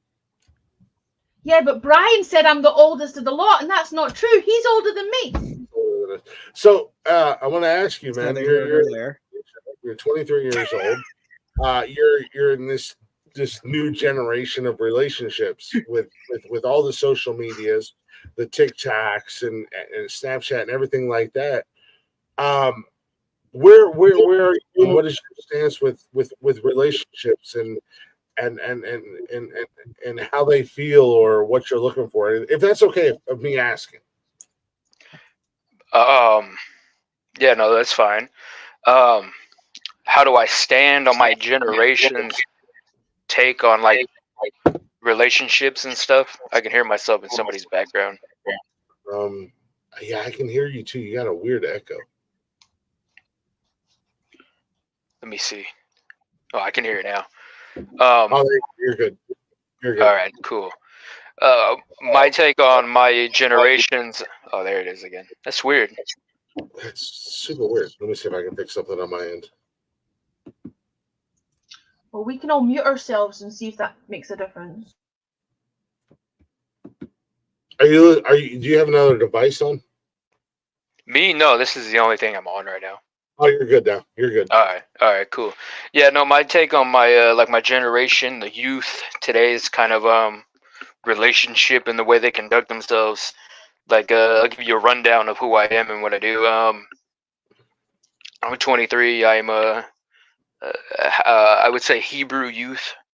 I'm Jewish, and I live by kind of like a moral way. I can kind of conduct myself, very traditional when it comes to a lot of spiritual and religious things, and I think that also correlates to society as well as today. Um, I think a lot of people have stemmed from a more broad way they used to go about, centuries and even 60 years ago. Because if you look at the way they talked and the discussions that were talked a number of years ago are very, different from today. A lot of people are dirty minded, if you want to put it like that. The youth, they're how would I say, without being like offensive, they're too hoish, if that makes sense. I'm not trying to diss anybody, but that's how I see it. But like my last relationship, I dated my coworker. She was 32. She'd be 33 now. But that was about like 11 months ago, last February actually. Um, so I mean, yeah, no, I really don't like my generation. I think they're very dumbed down in society. I think a lot of people are losing their way, and soon that would be the broad majority of every generation that would soon to come, because the young people now are going to be the old people leading into the future. So that's going to reflect the new youth that's going to be up and coming very soon. But I don't know if that was what you're asking, but like yeah, no, I can agree with that 100%, man. You being younger and you're of that crowd, it almost seems like this is just an old man speaking. I come from a country background. I'm a country bumpkin. My family was half of my family, so to say, was very religious, very Christian orientated. I come from Jewish history or ancestry. nice. So do I. You know, very, and I was married. I was married once upon a time. Um, and I had the mindset of basically because my parents were married multiple times. I was of the mindset that marriage is end all be all. Take our vows very seriously. I I'm not Christian. I have a real me personally. I'm not telling anybody else how to feel. I have a real problem with organized religion. However, I took my vows very seriously when I got married. To death do us part, sickness and health, rich or poor, whatever. Unfortunately, my ex-wife did not, and I was very clear on the sentiment of I'm only going to be married once. and now I'm staring down the barrels of my second marriage, but her and I share a lot of the same views and opinions of if we're doing this, this is it. This is no matter what. And as I've discussed in this show tonight, I've been very fortunate. It took me a long time, but I found a true partner, which is a lot of what you said, is based off of how you were brought up and what you're looking for in a relationship and this, that, and the other thing. I found a true partner that wants to grow together and experience life together and ultimately be there for each other no matter what. So I'm gonna dive into this marriage thing again again at the end of the day. But like I said, I come from Jewish ancestral history or whatever, not Jewish, never practiced Judaism or anything like that. Grew But up you're very. Jewish though, right? My ancestors were Jewish. My Religiously or ethnically? Or both? both. Okay. Yes. I have. If you look back throughout history, um, oh, I have. So my last name is Hebrew, derives from Gluck, which means good luck in Hebrew or Jewish, Judaism or whatever. Yiddish. Yiddish. Yes, there you go. Thank you. Sorry. um, but it got Americanized into Glick. I have family that was unfortunately victims of the Holocaust and so forth and so forth, etc. But never a practicing Jew, neither was my family. But the values of family and relationship were still instilled growing up, and hard work. And I think that's why and I gotta touch on this. I think that's why when you popped in, lady, get you some sleep. I appreciate you hanging out tonight. Much love to you, girl. I think that's why when you popped in with the comment that you popped in on that you may not remember, kind of rubbed me the wrong way. And I typically I'm not the guy who will go and carry on the conversation after the show. I'll just see it and let it slide. But it really hit me the wrong way.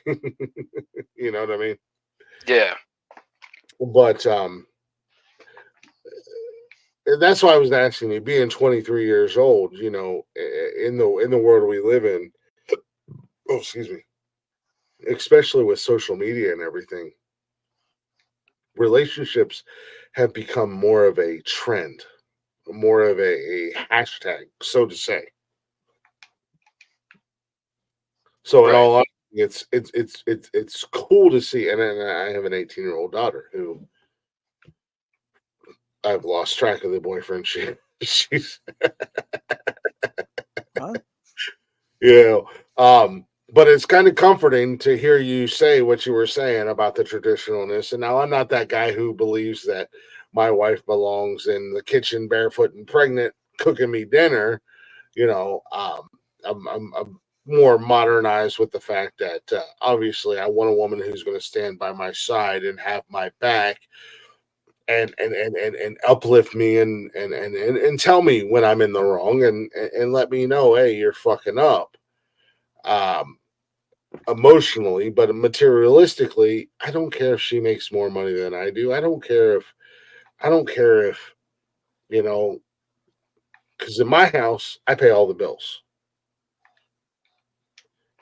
And when it comes with paying all the bills, that means, I might not have the extra money to go to a concert or take the kids to a pumpkin patch or this, that, or other thing. And she says, don't worry, I got it. Or if we go to a concert and I drink $100 and some odd worth of beer, and she's like, as long as you had a good time, that's all that matters. I'll get you on the back end this week. Don't worry about it. I got, gas in the car, grocery shopping, whatever. I got that. You know what I mean? Right. I'm a little, I kind of, I'm on both sides of the thing, and I'm a little bit older, so it's nice to hear a younger generation's opinion at the end of the day. Appreciate that, man. It's nice to hear. Yeah, I'm not the bad guy that I may have come across. Well, no, I'm always on. I'm usually flipping through these. I type in StreamYard on YouTube and I see what's live, and then I click it. Like just about 10 minutes ago, I was on another stream with an atheist, and they're very anti-Semitic regarding Jewish gematria. So they're saying that the numbers don't matter. When in my kind of sentence to a lot of people that the numbers, do have a sense within the spiritual aspect of it. I think as far as religion goes, and I say this as somebody who is openly, I'm not. I have a real problem with organized religion. I had Christianity shoved down my throat most of my life. And I don't tell a lot of people this. I don't promote it. It is what it is. It's just, as far as religion goes, if you find your peace of mind and you find your happiness, more power to you. At the end of the day, I'm here to judge you. I don't fucking care who or what you believe in. As long as you find your happiness and your peace of mind. I'm Norse pagan. I am no expert in that era or in that genre, but it is where I have found my peace, and that's all I ask for anybody when it comes to religion. As long as you're at peace, and as long as you found some semblance of happiness, that's all that matters to me personally. Yeah, that was one of the things I should have brought up last night when they were talking about like what out of having the complex conversation. I was talking. It was a girl who I had a high school crush on, and we would talk, and then by the time it's like no contact for years. It would be like a yo-yo. Yeah. We'll talk, and then the last go around was she was single, I was single, she was going through a rough time, I was going through a rough time, and we were talking a lot, like every day, like for hours. Like while I was doing Uber at the time, we're texting each other, and then the subject of religion came up, and she was just kind of thinking like, well, maybe I should go back, maybe I should go to church. And I said, okay. I was like, yeah. I was thinking the same thing too. And she was saying, like her ethnicity, I think she's like Greek and something. But her Creole. her mom, her mom, her late mom, attended a Jehovah Witness church. Mhm. And she was asking me like, would I attend to it? And I said, I don't know much of it. I know some other religions, but I don't know much of that one. But I said, I grew up going to two because I'm biracial and everything. So it's like on Sundays, I'm at my Baptist church. On Wednesdays, I'm at the Buddhist temple with my mom because my mom's from Thailand. So I just said, well, to alleviate all this, which church should I go to? I just said, hey, there's a church I know that I attended a little briefly, but it's a non-denomination. So I thought that would be perfect for us to have that equal ground. Non-denomination, no banners, none of that. We just have that one message.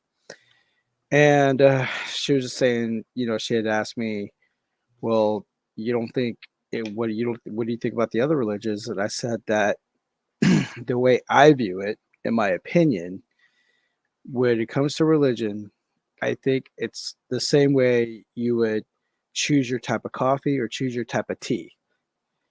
You go where what suits you, what makes you feel good, what makes you have that what motivates you. And that's the way I viewed it. And she's like, "Oh, okay. I can respect that. Yeah. I mean, I can understand your point." I'm like, "Yeah." So I was saying, like, "Yeah, on Sundays we could just go to the non-denominational church." She's like, "Okay, cool." 2 days later, well, no, the next day, I message her like, "Hey, good afternoon. How's it going? So and so has blocked you." Oh, damn. I was like, "What?" Damn. She blocked me on Facebook, blocked me on Twitter, blocked me on Snapchat, blocked me on IG, bro. Blocked the number like we were texting like normal text. She blocked me on all of them, dude. I'm going, wow. So much for having a rational discussion, Yeah, no, I mean, and unfortunately, it's a downfall with today's society. And look within. I agree with you 100%. He said, or he or she said that Norse paganism has become kind of trendy. That's And one of my subscribers in the chat. He's also a Jehovah's Witness. nice. I agree 100%. That's why I don't. That's why I don't advertise it. I don't say it a lot. Um, on TikTok, I have gone to absolute war with these fake ass Norse paganists, fake ass fucking Vikings. They've been live and to a point where I've been blocked. I have been reported. I have been this. I have been that because it has become a trend. I was doing it before it was trendy. I was doing it. It was just where I found my peace, and that's as far as religion goes. As I said, it's all about finding peace of mind. It's all about finding. I don't care who you believe in, what you worship, anything like that. For me personally, at the end of the day, we all want to have some kind of happy ending at the end of the day. I mean, and correct me if I'm wrong, but we all want to believe in some kind of happy ending when our time is called, when our time card is punched that last time. We all want to believe in something. We all want to believe that we're going somewhere better than where we are. True. Um, And I mean, yeah, like with a religion, I want to read and understand the religions and not show any type of biases. yeah, and I don't judge people. I mean, Yeah, unless you look at me sideways, and I've had Christians come at me sideways, I and mean, and then they get butthurt because I use their own book against them. You know what I mean? Like it just happened recently. It just freaking happened recently. A guy that I considered a friend that I met through this show didn't like a conversation that I had about the quote unquote Bible, whatever the case may be. And then wanted to start quoting the Bible to me. And meanwhile, I used the Bible against him and everything that he said towards me. And much like the young lady that you were dating, he blocked me. I don't care. Be happy. Find your peace. Find your peace of mind. Um, find something to believe in. I don't say that I'm Norse pagan very often because I know it's super trendy right now. I know everybody's fucking doing it. I know everybody's doing the stupid ass fucking face paint and this, that, and the other thing, and the cosplay. Let's call a spade a spade. It's cosplay because the Vikings didn't do anything that these people think they did portray on social media.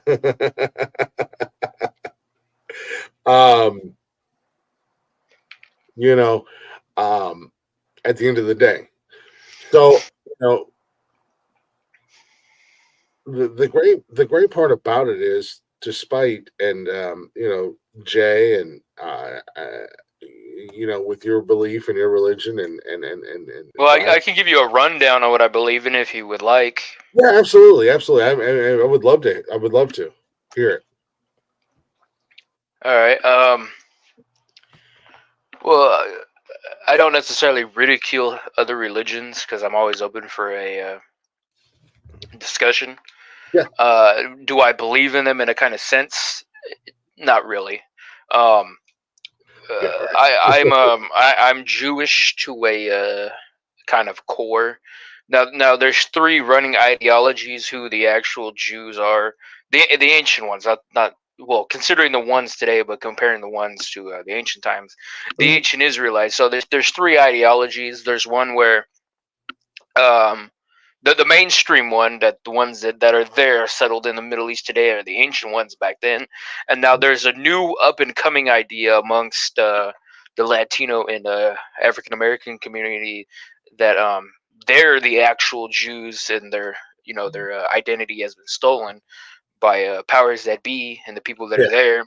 They're called the Hebrew Israelites. Now I'm loosely associated to them, and I would say that I'm somewhat affiliated with them. So when people ask me, "Are you involved with them?" I would say yes. Are you one of them? I would also say yes, but then I don't deny it because I'm present there, in that kind of stance. And then there's also a third one. It's called British Israelism or Christian identity, where that the northern, western, European people, the Scandinavian, Germanic, Norse people, Nordic, are the actual Jews that went north into the northern kingdom, which would be northern Western Europe. Um, so those Norse pagan gods that you described, like Odin and all this, to these British Israelites, those are actually Jews. But that's a different discussion. Well, whether one of those three ideologies be right, or is right, I should say. I can identify in all three categories if any of those turn out to be true. So that's always my stance on there. But whether what's truth at the end of the day. Yeah. But as a Jew, excluding identity, properties, I'm Christian because the followers of Christ were Christian. I believe Jesus not necessarily as God incarnate, God as in flesh. I see him as a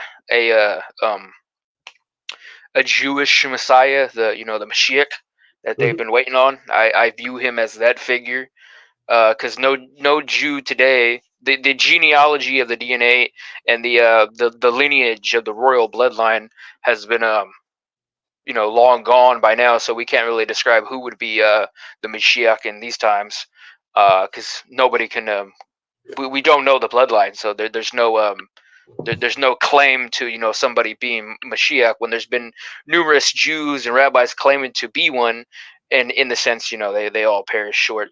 The only one that has sufficiated that in the last 2,000 years would be Christ. Not necessarily the Jews believe that he would have to be born of the tribe of Judah, so that kind of refutes if the virgin birth is allegorical or metaphorical, or in another sense, the word Alma in Hebrew is just doesn't mean virgin, it means young woman. You know what I'm saying? So I could have that backwards. I'm just going off of muscle memory. But in a kind of sense, I'm at that point where I'm starting to refute the virgin birth. I think it's more metaphorical. I do think it's a miracle birth because you have a king coming into the world that they've been waiting on. Now, necessarily, Christ would be reigning, but they turned him away, so that was out of the proportion. But if the Jews, if the Jews did accept him well, there was lots of Jews in that time that did accept Christ, but then there was the large majority of the leadership at that time, which would be in the priesthood, that denied him. So they had more of the leeway with the Roman authorities, and so he would reign as king, but that necessarily didn't happen. But he was of the bloodline, so necessarily he was a king, just without ruling as then. But I do believe Christ coming back is the second time. There are Jewish theologies where there's actually going to be two messiahs, one coming as a priest, sons of Aaron, the priesthood, the high priest, and then one was going to be a military leader, political leader. That's the more familiar one. I'm sure you're familiar with that. Is that more? I'm asking a question just based off of. It's a pseudo ideology. They Yeah, teach two is that messiahs. more like the Antichrist, or is that just a secondary Christ-like figure? No, they believe the Jews. There's a sect of Jews that believe there's two messiahs instead of one. One's okay. a high priest and one's a political figure.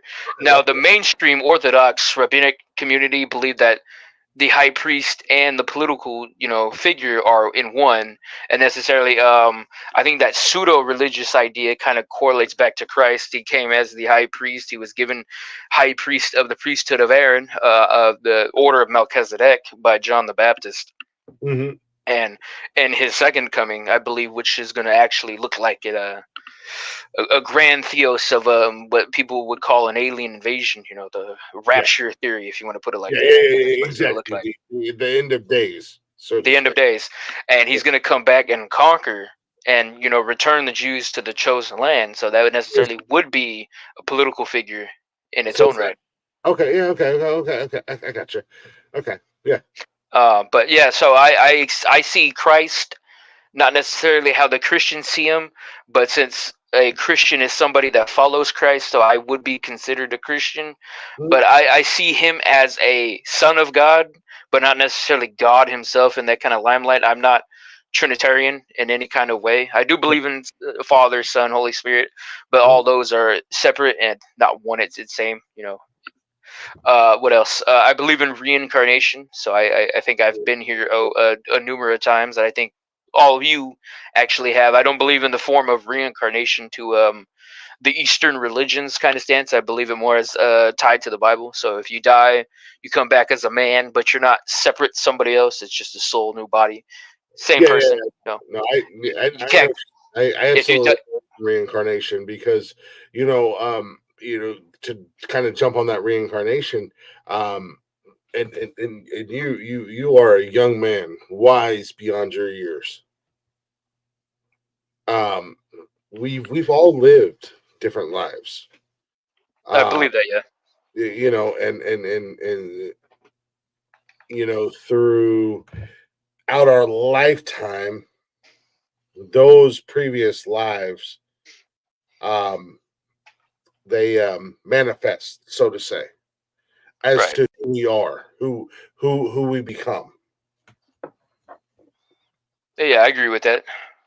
I don't mean to interrupt you, but I'm not at the point. I'm not, as I mentioned, I'm not of like Eastern theology, so I'm not sure if you're thinking that's where So I don't believe like how the Hindus instead believe if you die you come back as if you did bad. I kind of believe in that kind of stance. If you did bad, you come back and you pay for your own sins. I got an example for that. Well, I'd love to hear it. But I don't believe in like the Eastern religion, theology where you die, you come back. If you were bad in life, you come back as like a goat or a cockroach or a chicken, or you could come back as a woman. I think if you die as a man, you come back as a man. If you die, even race wise, I think if you die as a white man, you come back as a white man. You die as a black man, you come back as a black man. I don't think you come back as different race, different gender, different species. Yeah. I think it's you're still yourself. 100%. I agree with you on that. Right. But yeah, no, I when Christ went to, I think it was the man that was blind. I forget the verse, but it's you can look it up from the description that I'm given. When Christ went to cure this man who was blind, he asked the man, "Are you paying for your sins for your own sins are the sins of your parents in that kind of sense.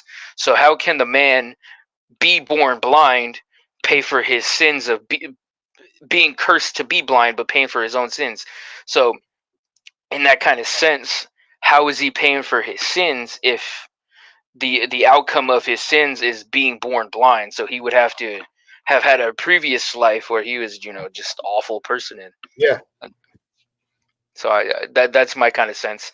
Another instance is in Revelation where it says the people that pierced Christ will see him in his second coming. But yet, if he was killed 2,000 years ago, how do the people that pierced him see him returning unless they were alive in the days that he was returning in? Now, there's another theory. It's called preterism, that Christ actually returned in 70 A.D. I don't believe that. But when people hear that verse, they think of like preterism. I don't believe that. I think reincarnation. I think the people that pierced him are alive today, are in the time that he's going to be returning in. Uh-huh. And there's verses in the Old Testament. I think it's Malachi something. You can look it up from the description that I'm given. I don't know the verses. I know the books, more or less. My friend, his name's End Time Teacher. He knows the verses off the top of his head. I necessarily don't know him like that, but regardless, yeah, one of the Jewish prophecies is that the prophet Elijah will be returning in the later world and in the future, and I necessarily believe that he is John the Baptist, because when the Jews went to John the Baptist, they asked him if he was Elias, which is another name for Elijah, come back. But yet, how can he come back without some kind of form of reincarnation? Now, Christians will refute this. They'll say that he comes in the spirit of Elijah. But I mean, that's just a whole another issue to get into, because there's proponents in that don't make sense. So when the Jews went to Elijah, they asked him if he was Elias come back. He said no, nay, he's not. But when Christ came to him, he actually told John the Baptist that he is Elijah. So who's right in that kind of sense? The people or the Messiah that came? You know what I'm saying? It would have to be, Christ in that sense. So Elijah came back as John the Baptist. John the Baptist is the prophet Elijah.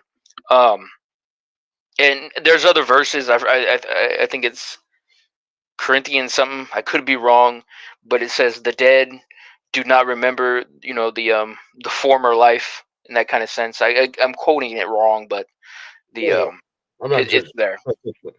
Well, and yeah, I mean that's the thing. I mean, and at the end of the day, it doesn't matter. Take it however anybody who's listening to this wants to take this. At the end of the day, as far as religion goes, or a book goes, it's all about interpretation.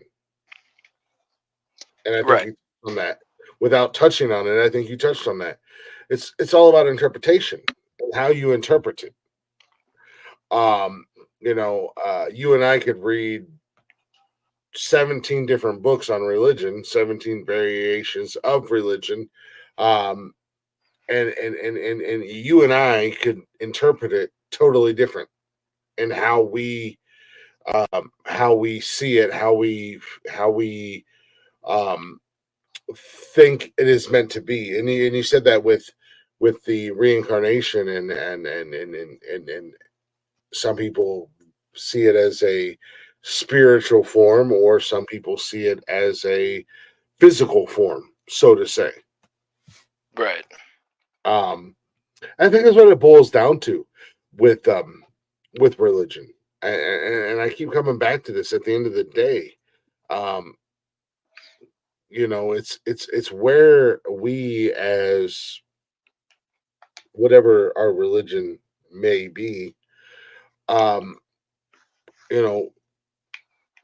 how we interpret it, to where what's right or wrong, or where we come from, or the ultimate judgment at the end of the day. Again, when I say I'm Norse pagan, I'm not going to die on a battlefield. At the end of the day, it's not 1784 anymore. I'm not gonna die on a battlefield, and outside of soldiers. And unfortunately, was not, I was not, and I was not allowed to be a quote unquote soldier. Um, but I try to live my life as best I can. I try to raise my kids as best I can. Um, I try to treat everybody around me as they treat me, so to say. Now, for me personally, does that mean that the it's so weird talking about this because I don't like to put my beliefs out there or where I stand. So you have to excuse me a little bit. Right. Because religion is a weird topic of conversation. But you are, I'm enjoying this conversation because um, you come across very, um, um, shit. I lost my train of thought. Sorry, I apologize. You've spent a lot of time. You've educated yourself on this. You come across, um, as far as your beliefs go, very well knowledged. You know, if you look back on the books and stuff like that, and you look back on the religion, are the doors of Valhalla going to open up for me? Quote unquote, no. Is a Valkyrie going to take me to that higher level? No.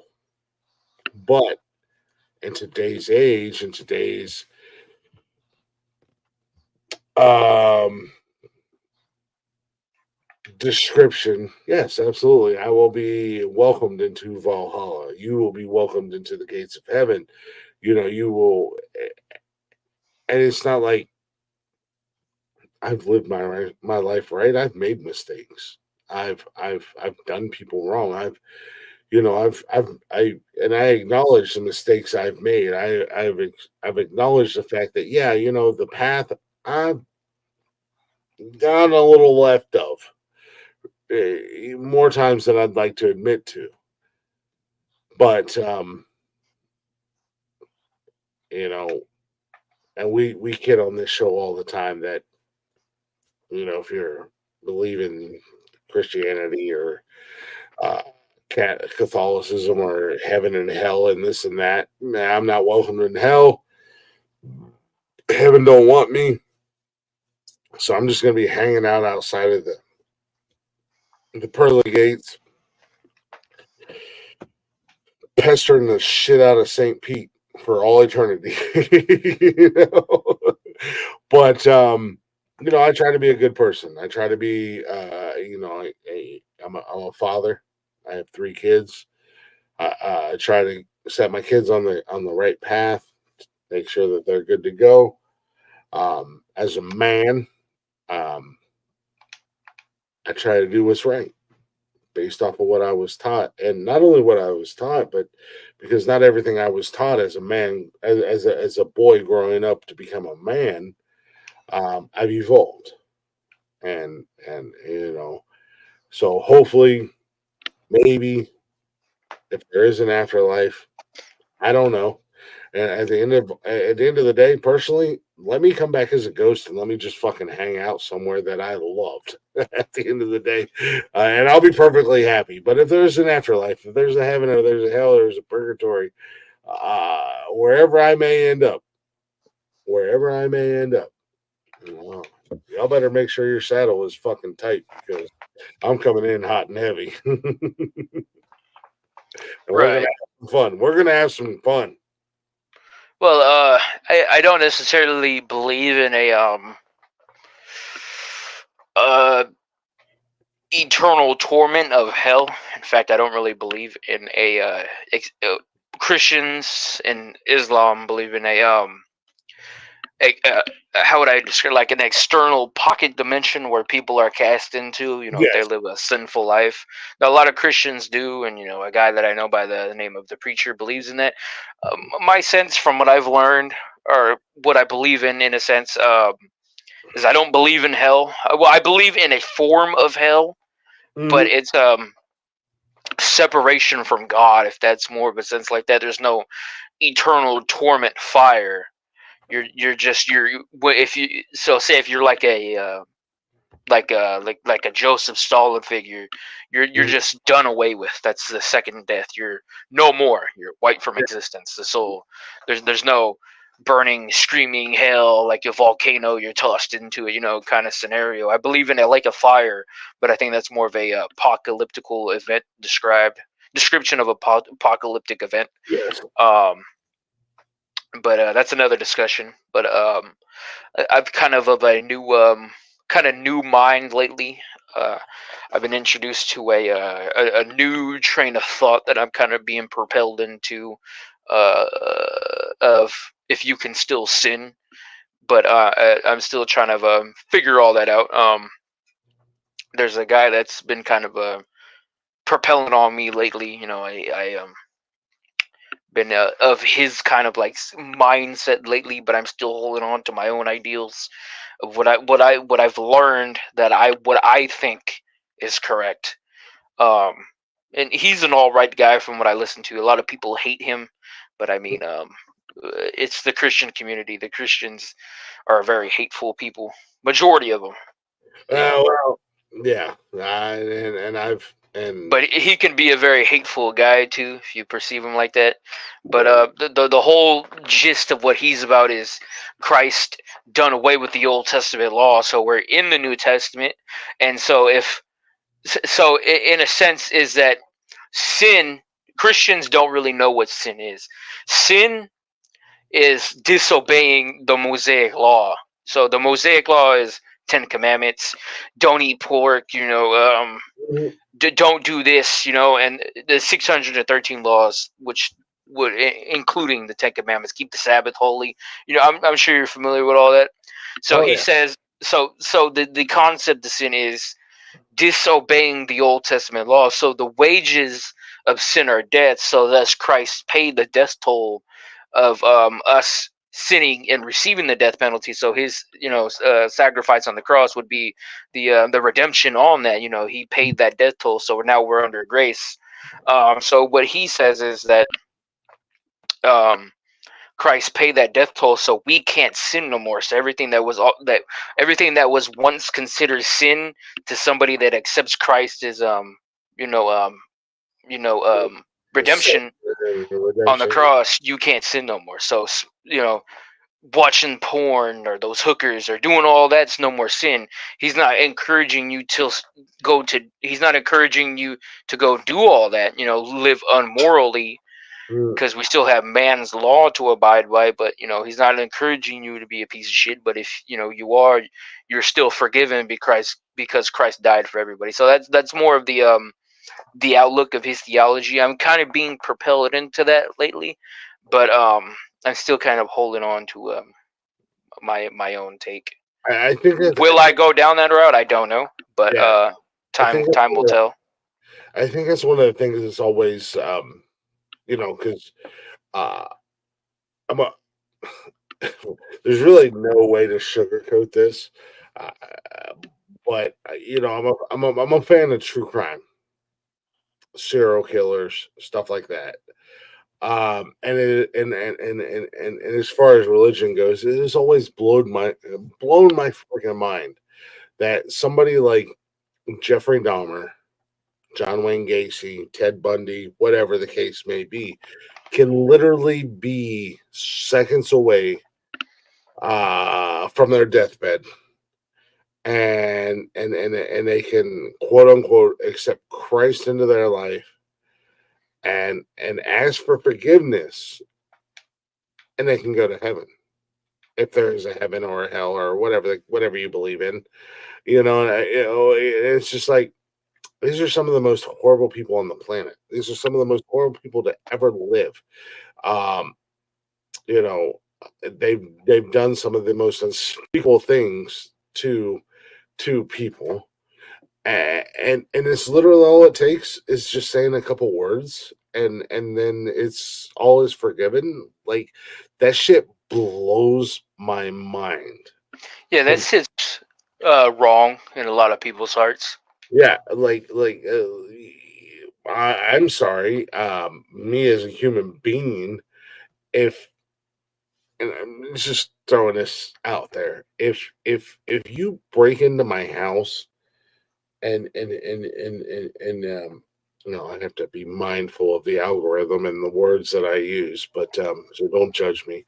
But if you grape my daughters and my wife, and then you murder them, and you murder my son, I don't give a goddamn what God you believe in or what entity you believe in.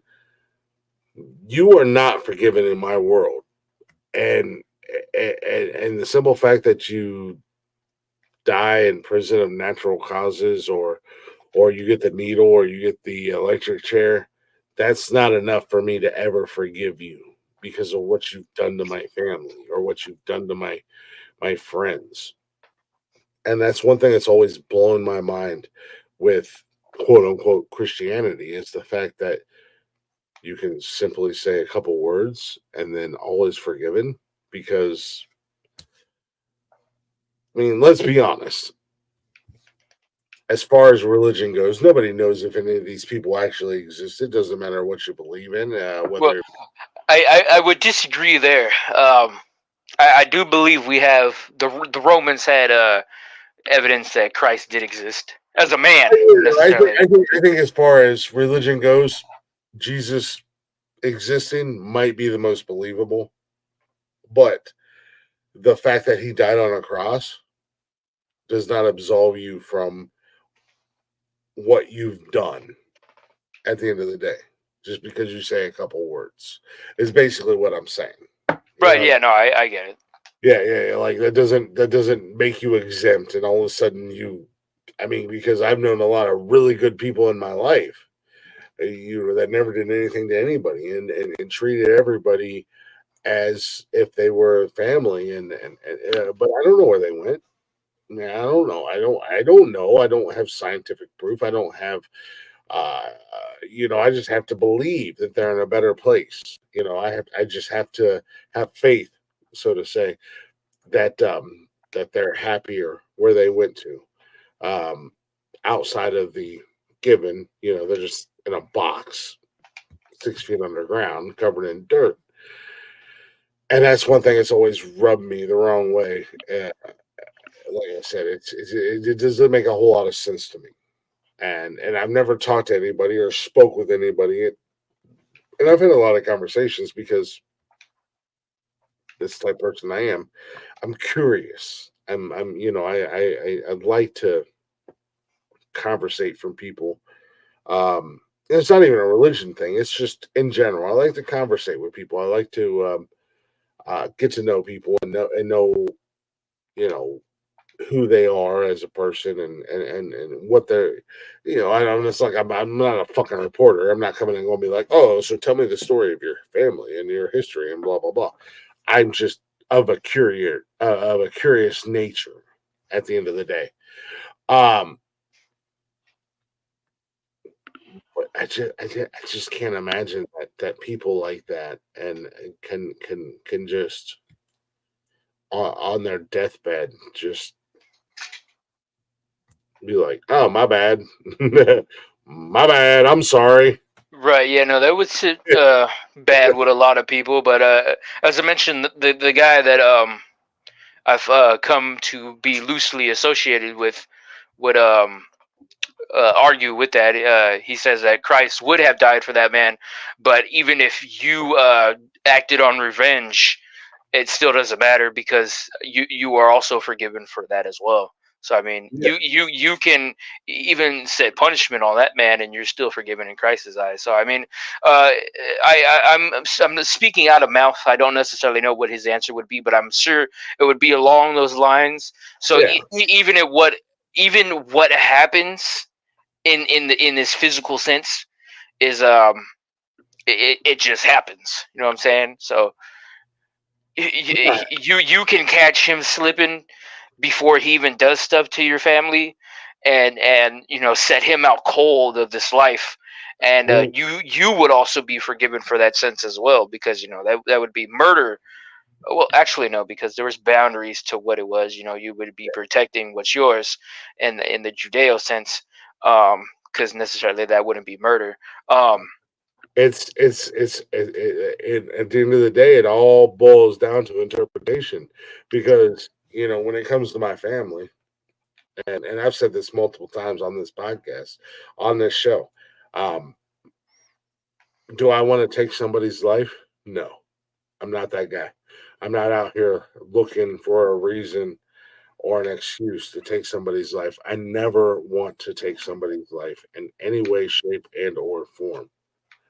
But if you come in my house unwelcomed, uninvited, I am 100% strongly behind the mentality of shoot first, ask questions later. Right. That basically what it boils down to. If my kids are in bed, my wife and I, my fiance and I, right now, my fiance are in bed.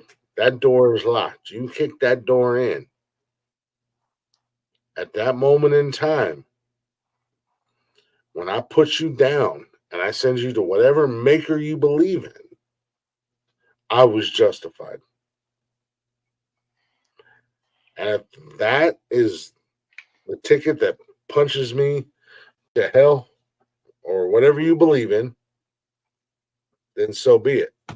Right. But I knew what I felt in my mind, and I strongly believe in this, and there's nobody's going to change my mind. I did what I felt was right. Right.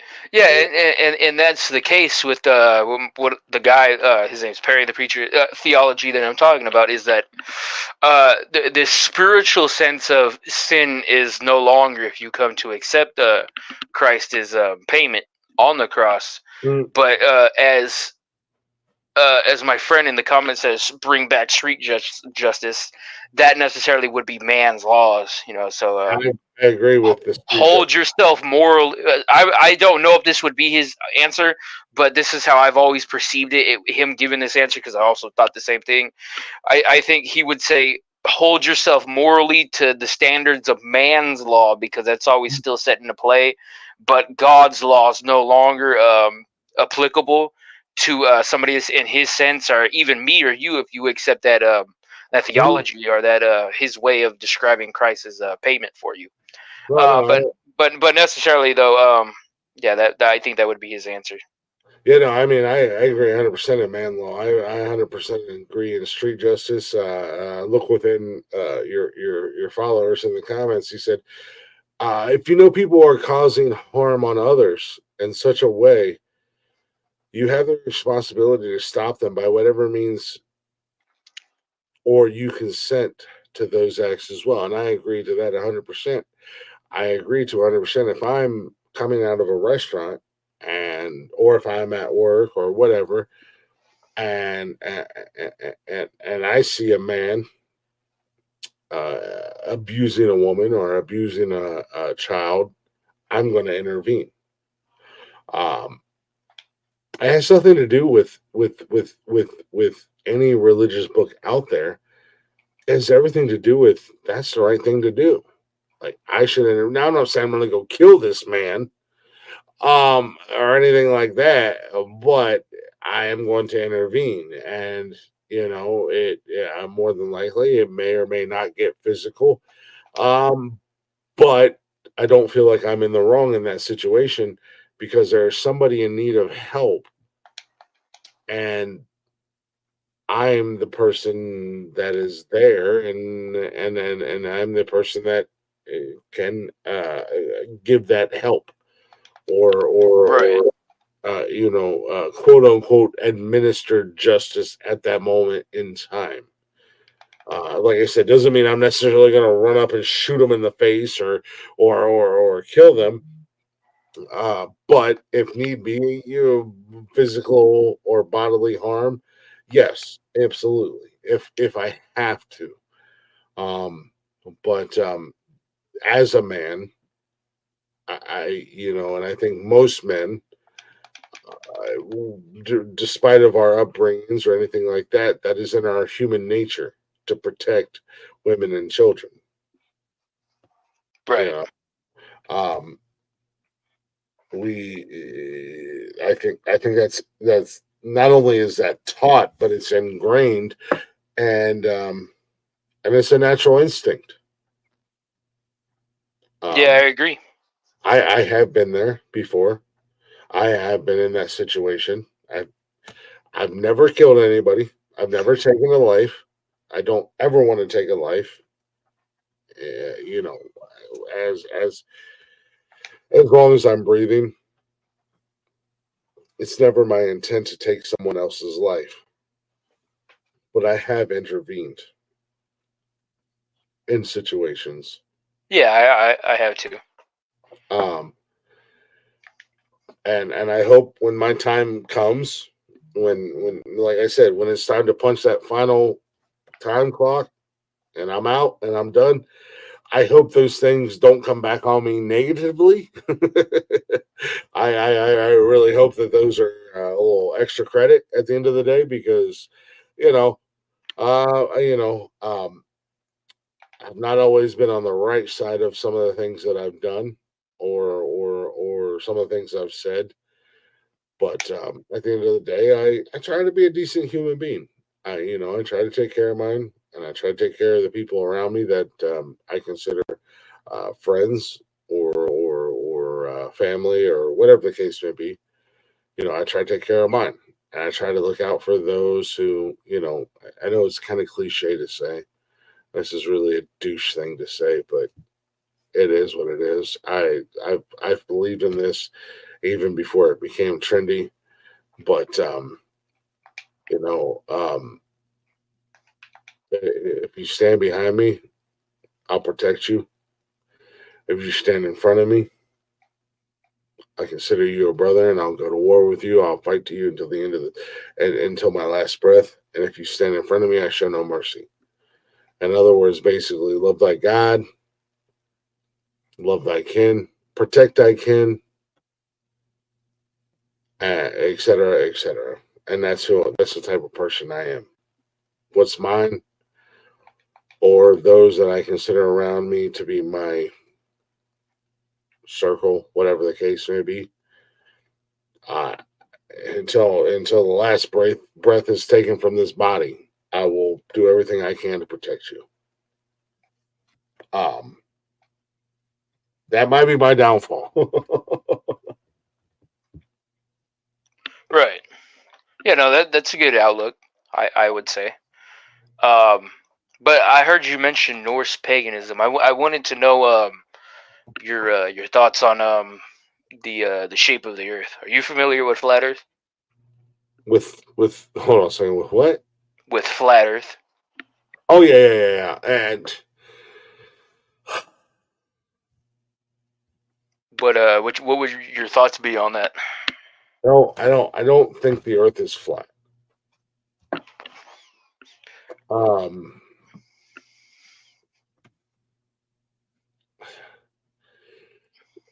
um, Are you familiar with Yggdrasil? Yggdrasil? I can't say it, but no, you're good. the Norse pagan the concept of the world. I mean, no, I got to be honest with you. Like I said, I'm still learning. I'm still, but I don't believe in the flat Earth concept. And you say Norse pagan, and you have to remember Loki's child was a serpent that Right. wrapped around Earth. Right. Well, well, in Norse paganism, they have the nine worlds.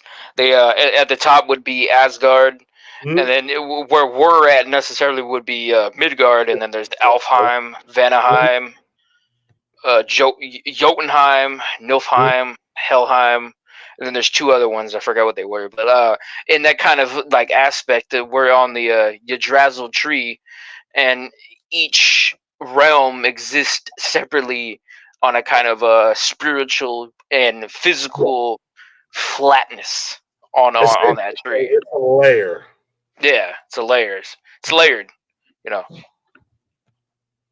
Similar to the Hebrew concept, there's heaven. Then they have the firmament, and then the outer oceans, and then they have us, and then the underworld, Sheol.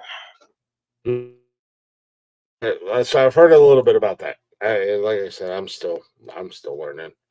But I have heard a little bit about that, and with the layers and stuff like that. But ultimately, at the end of the day, Well, it kind of plays into a flat Earth narrative. I usually go to it. yeah, no, I mean it does. But I mean, at the end of the day, when you connect the layers, ultimately, it's a uh, uh, spherical. I don't know if you want to be on a planet or whatever you want to be on, but at the end of the day, when you put the layers together, it's still spherical. Okay. We just happen to land on on a layer of that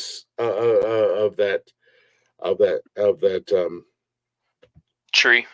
Of that tree, exactly.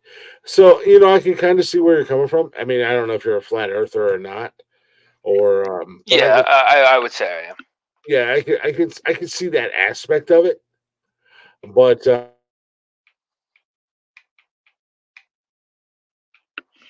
I can see what you mean by that. Um, it's something simply as dumbing it down to, like Shrek said, with an onion. Um, there's multi layers. Right. And if you break it down like that, that makes sense. But if you're and I'm not saying you in general, I'm just speaking, the stereotypical flat earther believes that Earth is just a flat disc, and if No, you go, I think it's more to that. I don't mean to cut you off, but like when you encounter them, they're more of a physical sense. I think that there's a more of a proponents to that. I yeah, think no, I've never thought about it spiritual like, wise, yeah, I've never like thought about it, but yeah, I absolutely see where you're coming from. I've never I thought. go with the with the biblical concept. A lot of flat earthers, they don't really know what it is. I'm actually saying that I believe I know what it is. Now that's the difference, because they can't really come up with an idea to what it looks like. I'm throwing what the Bible describes, whether that be literal or metaphorical. That's always up for a debate, because there's a lot of stuff that's literal and there's a lot of stuff that's metaphorical, parabolic in a sense.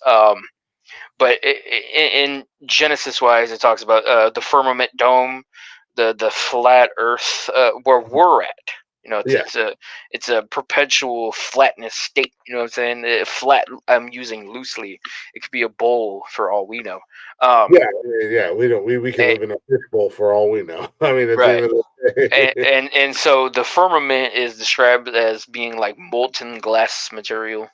And on the outside of the firmament is what they call the greater ocean. So there's water outside of it, from what it describes, and then above that would be the where God sits his throne. So that'd be like where all the angels in heaven resides, what you would call heaven, where where the Father is, and then where we're at would be inside the firmament. Psalms, or verse in Psalms, I don't know the exact number, but it describes the firmament as a tent, and we being under inside the tent are the grasshoppers within that tent shape. So I mean, the firmament could be like a triangle. It doesn't have to necessarily be like a dome from like the biblical art descriptions when you look it up on Google. Firmament dome, flat Earth.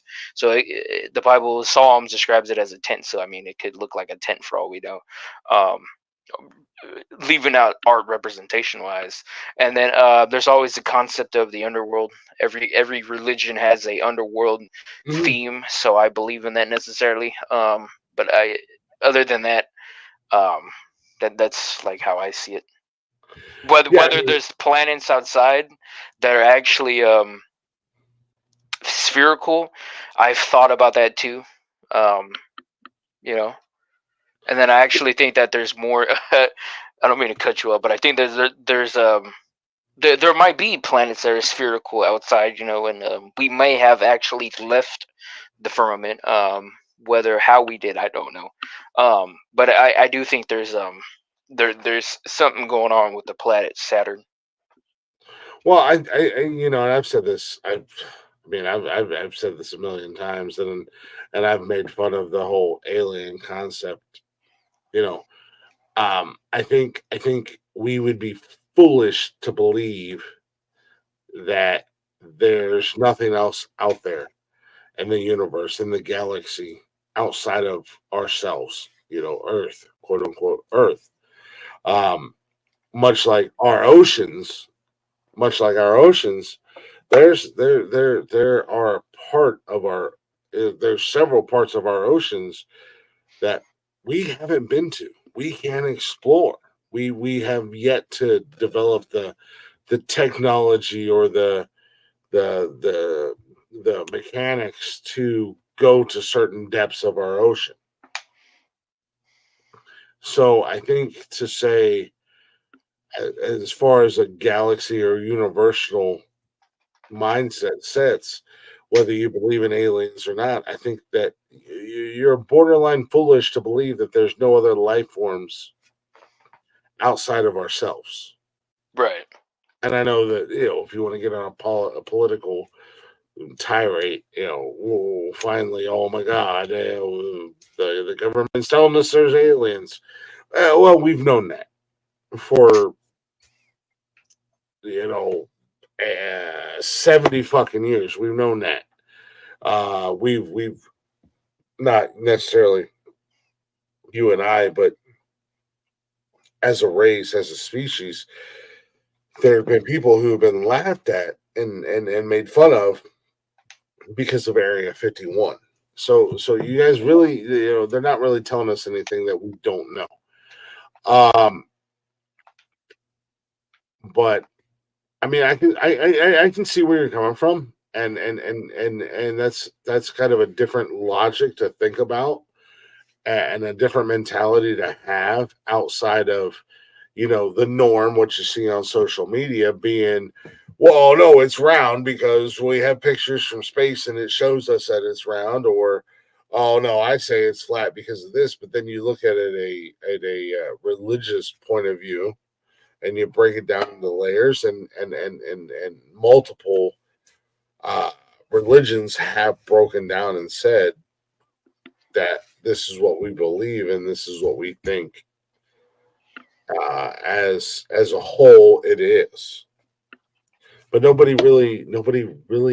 mean, nobody really knows what's going on above us and below us. Right. At the end of the day, but at the same sense, I also know that if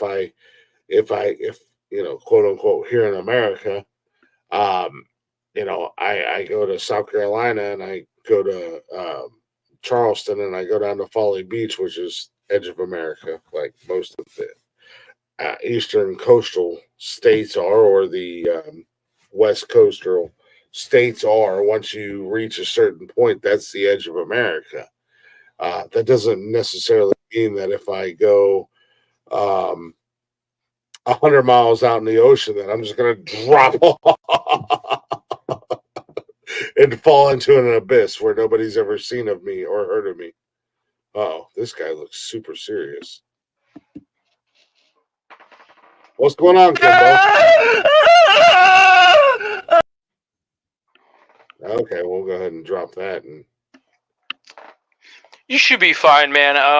I've had that happen before.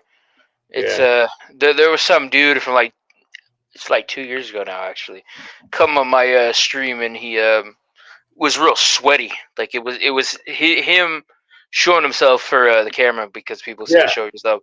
But I don't know how long you've been doing this. I don't know how many times you've been porn bombed, but I've been. I got to be honest with you. It's the first time it's ever happened. Oh yeah, well, it's gonna happen more often if you show up more in the stream wise relevancy, and because what the trolls do is they'll look up StreamYard, and they'll click search to see what's live. Because being truthful, I do this to atheists and stuff. So I mean, just throwing that out there, not lying about myself. But so I kind of get the tactics, and I know what they do because I do it myself. It is what it is. I don't care. You could probably come back on here and trim that out. You should be fine though. Yeah, I'll knock it out. I mean, look within said. Well, actually, you can blur it. YouTube once the stream goes down, set it to private.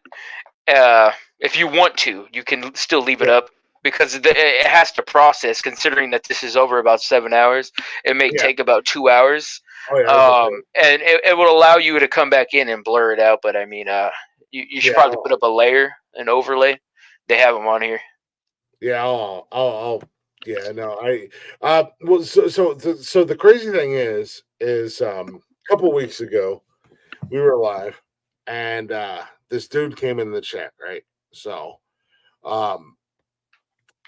he came in the chat and he was like, "Oh, you're on StreamYard. What up? Where that link at? Where that link at? Come on, drop it in, drop it in, drop it in, drop it in, blah blah." And we was ignoring it, and finally I was like, "You know what? Fuck it, I'm gonna drop the link." And he came in. And I spent like 45 minutes just roasting the shit out of this cat. That's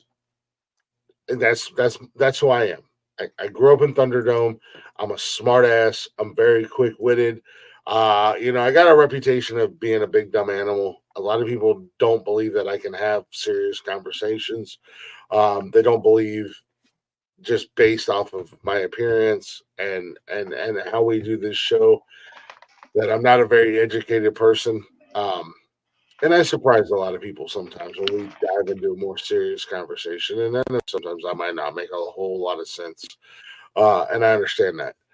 But this cat came up, and I told my co-host, who left several hours ago, I was like, look, if it starts to go sideways, just drop him down, get rid of him. And I gave him the signal like 6 times, and he sent me a text message. He's like, "I'm not doing this." He was like, "You're on a roll. This is fucking hilarious. Look at the chat. Look at everybody who's watching right now. They're loving it. I'm not dropping them. Keep going." And I was like, "All right." So we decided on Saturdays we're going to start dropping the link for anybody who wants to come up. We don't know how it's going to go. You came up here tonight. It's been great. We had a couple other people that we're actually friends with. They've come up tonight. It's been great. Good conversation, good fun. A little bit, we had our fun. We did our bullshit. We did our normal rhetoric because, first and foremost, we're not everybody's cup of tea. I understand that. I understand that we are a little bit too real for people. I understand that we're not politically correct. Well, that doesn't really matter. Yeah, I mean, we're just going to come in here and we're going to have fun and we're going to laugh and we're going to make fun of life in general. We're going to make fun of the bullshit.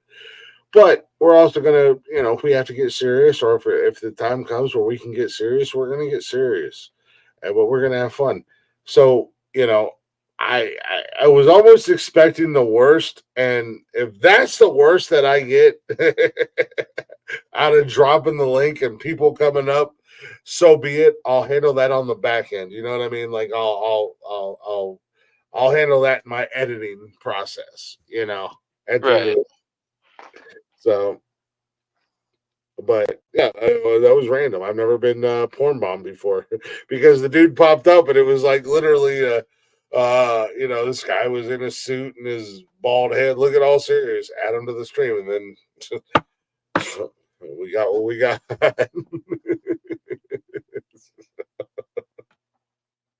I gotta laugh at it. It is what it is. Yeah. No, that's what they do is they'll look up a stream. Well, they'll have pre-recorded stuff already played. That may not even be the actual guy. That just could have been a video they played up front to let them on, because people nowadays, they say show your cam. So if they see him, they'll let him on the stream because they think it's a cam, but that could not even be the dude. Mm-hmm. And once they let him on, it switches to like gay porn or something. And then get porn bomb. But that's what they do is they'll look up StreamYard, keyword search it live, usually StreamYard, because you could join and let people on, and then they'll join something, and then that will take place. I know from first encounters, because I've encountered them, and then I also do it sometimes. So I mean, I'm not lying about myself. So I'm just saying. Yeah, well, and you have a much larger fan base or following, I guess you could say, than we have, and that's what kind of blew my mind because I couldn't find the comment that you dropped last week, so I had to actually search your name, and I'm like, why is this dude even fucking with us? Like, at the end of the day, like, we're just hanging out having fun. This fucking ass clown wants to fuck with us. All right, you know what? Fuck it, I don't care. Let me hit the buttons. Let me get them keyboard. Let me get them keys clacking away at the end of the day. Because that's just my mentality is first and foremost. I am who I am. You don't fucking like it, so be it. But don't come at me sideways because I'll jump right back at you. But I appreciate you coming in, man. I appreciate the conversation. I enjoy conversations, different perspectives, different views of ideologies and views of opinion and stuff like that. We've kind of been pigeonholed as who we are, and that's okay because at the end of the day, we started this podcast not so much for.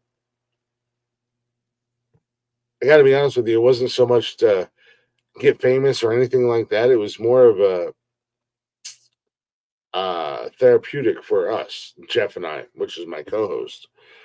And then we started to garner a little bit of a following. We were having fun with it, and we made a little bit of a following for ourselves, and got a little bit of a fan base. And but at the end of the day, not only is this an escape for us, but we want it to be an escape for other people because there's so much crazy shit going on in the world today, man.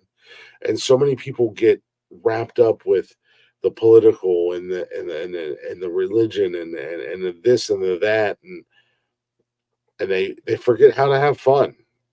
And that's what we try to do in here. We try to give people that escape, and we say 3 hours, and here we are at almost 8 hours tonight. Yeah, my longest one I've had was about 11 hours. I tuned out for a while. I let the conversation going on for a while, a bit though. But yeah, well, I wouldn't say I have a large fan base.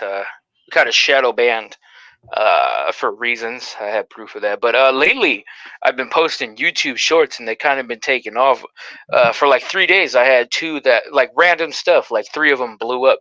So I've been trying to recalculate it because the last 3 days I haven't been getting a lot. But that's the most traffic that I've had on my page from the YouTube shorts in about 2 years. So I've always tried to look outwise from YouTube to get a larger audience. I was doing good on TikTok. I had about 3,000 followers, but they removed me, so I got to build that out again. I just been kind of lazy. But I'm on Instagram, Twitter. I got like 5 Instagram pages. I got a Twitter page. I'm on Rumble, BitChute. I have a couple other YouTube pages, and I just got now on to Spotify. I have a Spotify podcast. I already got 1 episode up. Nice. Well, do me a favor, man. Your main pages, because you came up here tonight. We've hung out, and I'm gonna subscribe to your YouTube just because. You came up in here tonight. I feel like we had a good conversation. You seem like a good dude. You can judge me however you want to judge me. Not always the best judge of character,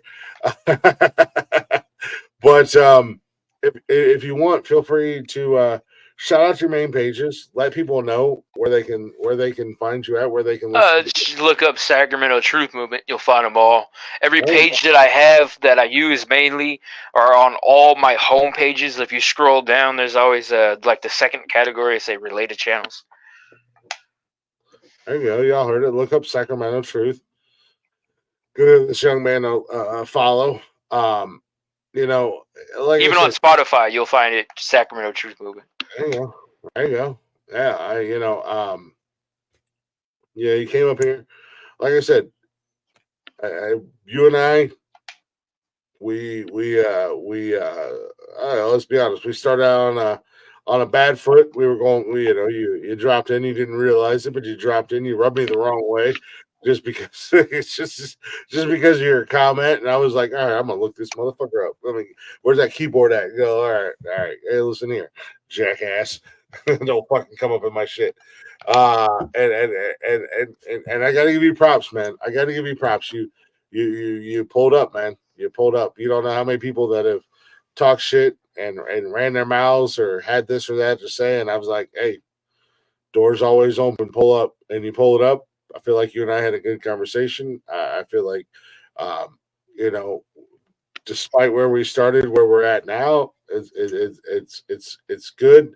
Um, and like I said, I totally understand the shadow ban. Yeah, my main TikTok page, I've got just shy of 12,000 followers on there. I've gotten a permanent ban that was lifted. Every time I go live, I get Yeah, banned. they denied my appeal for my permanent ban. But from word and advice, what I've been encountering lately, man, try uploading a YouTube short around this. I don't know where you're at in the United States. I'm in California, so it's I'm in Ohio. 12:08 for me right now.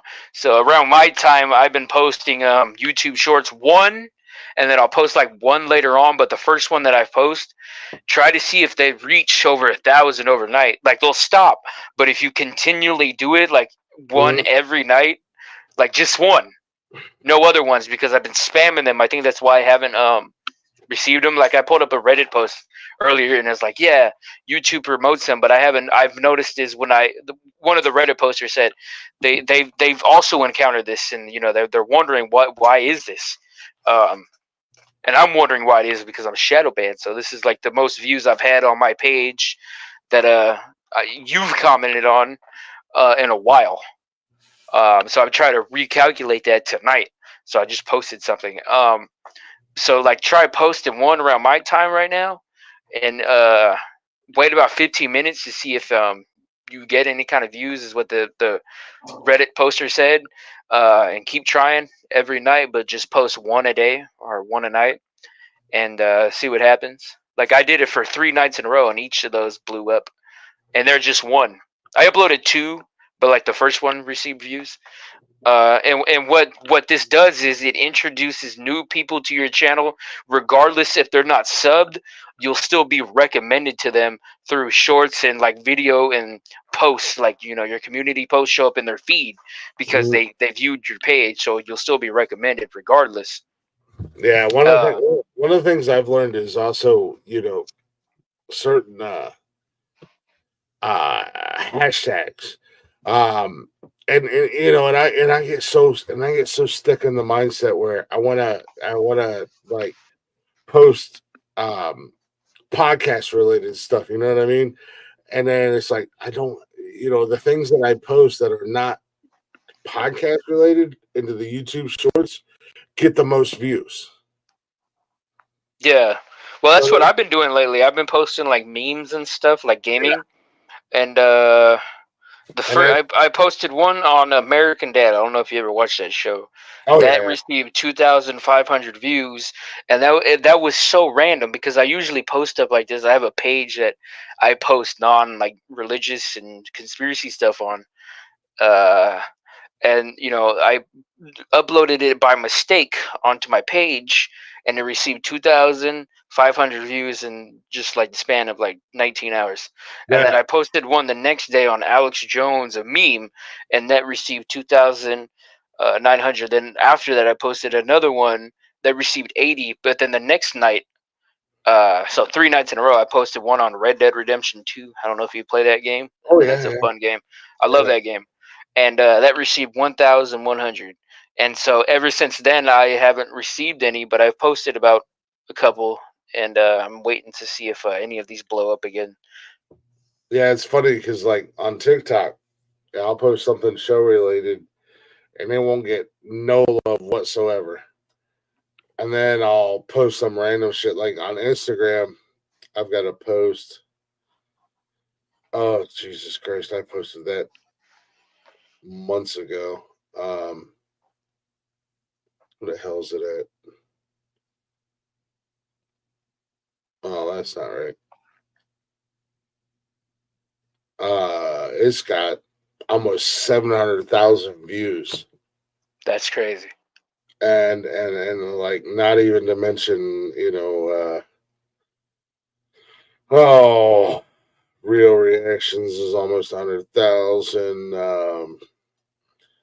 55 or 52,000 shares, 18,000 likes, 3,000 saves. Not to mention everybody who has used the sound. What are we at? Yeah, there's like 1,000 people who've used the sound and shit like that, and it was just me just doing a fucking TikTok one night after I was drunk, just like I used to do this thing. What the hell did I call it? God damn it! Words of wisdom. Put this in your think box. Is what I'd say. It was words of wisdom. Put this in your think box, and it had nothing to do with the real of the show. It was just on the platform. Right. And so I've been trying to quote unquote take advantage of the Yeah, TikTok promotes more of your stuff than YouTube, shorts wise. TikTok does, but if you're actually trying to promote like original content or promote something like this or whatever, it's almost like they slap you with a shadow ban. But if you are uncreative and uh don't do something original, or if you do something original, they fucking hold you down. But if you're copying other people or doing the same fucking lame ass TikTok trend, then they're gonna push you out there. That's the thing. Yeah. TikTok. Yeah, I noticed that. I never really did any trends. Like most of my TikToks were what I put on my YouTube page, and they did all right. I had one reach about 3,000, so I would receive like 10, 11, 12 viewers. I mean, followers every hour, so that was always nice. I was about to hit 3,000, but they permabanned me. So I don't know for what, but they denied it. So I mean, there's not much I can do. But I always can make that again. That's no problem. Yeah, they've hit me with a permanent ban on my live, and it took me about and I appealed it 2 or 3 times, and then I just said, fuck it, it is what it is. And then about 6 months later, I got my live back. But if I post on TikTok, I get around 500 views on my main account. But like I said, I'm about 11.5 thousand followers, something like that. I've had a few posts that have well exceeded, I never thought that I would get more than like 2 or 3 views, and then I'm in the thousands and shit like that. Yeah, it's crazy. But that's my goal, is to try to redo what I experienced last week with the YouTube shorts, and so far I haven't redone it. But I just posted one 9 minutes ago, and I'm gonna try to keep posting it every 15 minutes to see if it takes off. It's only been 11, so There you go. Yeah. Yeah, well, like I said, I'm gonna make sure that we subscribe to you, man. Cool. I don't mean to sound like I'm cutting you off or anything, but no, I appreciate you popping up in here, man. I really did. I enjoyed the conversation. It was You don't mind if I share this, do you? On my page. absolutely. Yeah, absolutely. Share. You are more than welcome to share it out. I'm going to add you into. We do shout outs to podcasts and other channels that well, let's be honest, that I enjoy. Jeff don't do shit outside of this podcast, but we shout out some of our friends. Nice. It's not always reciprocated. Actually, it's never reciprocated. I got to be honest with you, but there's podcasts out there that I enjoy, people that I conversate with. We've had some people on the show, and I'm always shouting them out. I'm always we have a sponsorship with Zencaster, and one of the things is I lead into the whole sponsorship read. Everything I do is off the top of my head. First thing I do is shout out other creators that we like. So I'm absolutely going to add you in there, and that way, hopefully, other ears get on onto your channel and what you do and everything like that. All right. And then kind of roll into the Zencaster promotion thing, but in the same sense, I'm also going to check out some of your stuff because, like I said, I found your channel and I've seen it, and I see that it's you got yourself a nice little group and whatnot, and I just haven't had a chance to really dive into it. Now I got a more of a sense of what you're about, and that was the other cool thing about tonight. I got a little bit more of a sense of what you're about, so I know what I'm walking into to a certain degree. So absolutely, man. Share it out. Tell people about the show. Like I said, we're not always super serious. For the most part, we're just fucking around, having fun, and talking about whatever the hell comes up. It's a lot of dick and fart jokes on this podcast. Nice.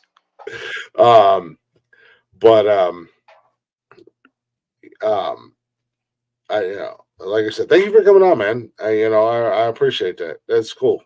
That was really cool, man. No problem. Yeah, no, you invited me, man. So I took the invitation and stopped by. I threw that invite out like, bring your bitch ass up here. Yeah. But no, I appreciate you taking it, and I appreciate you coming up here, man. It was a really cool conversation. Well, I would like to say this much: congratulations, you are a part of the longest show officially for Nonsensical Nonsense. This is the longest show we've ever done. Damn. Nice to know. As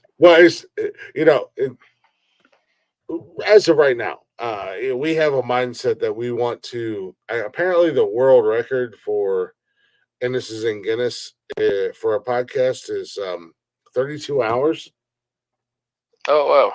And I told my co-host, I've done a 24-hour stream and I've done a 34, 35-hour stream. So I could absolutely crush the Guinness World Record for longest podcast. So totally, yeah.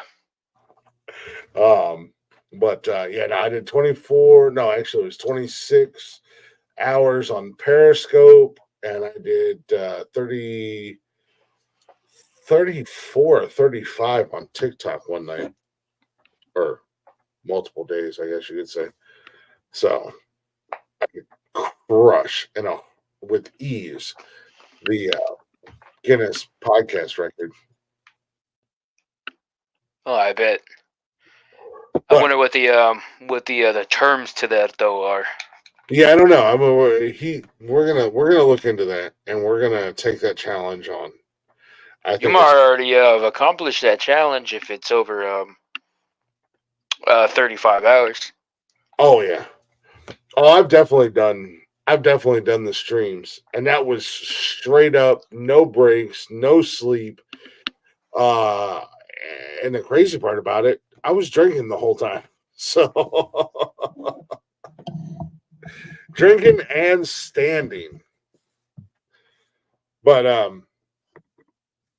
no, we're gonna wrap this bad boy up, man. Yeah, brother, you're welcome here anytime. All right. You're gonna come in and hang out. We don't have to get serious. We don't have to have that. We don't have to have the serious conversation like we had tonight. You can just come in and hang out and shoot the shit.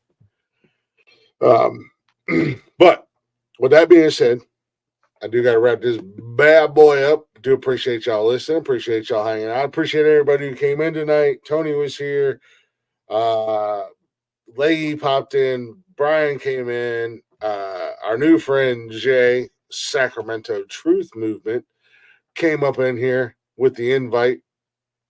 He popped up in here. We had some good conversations tonight. We had some good fun. We had some laughs.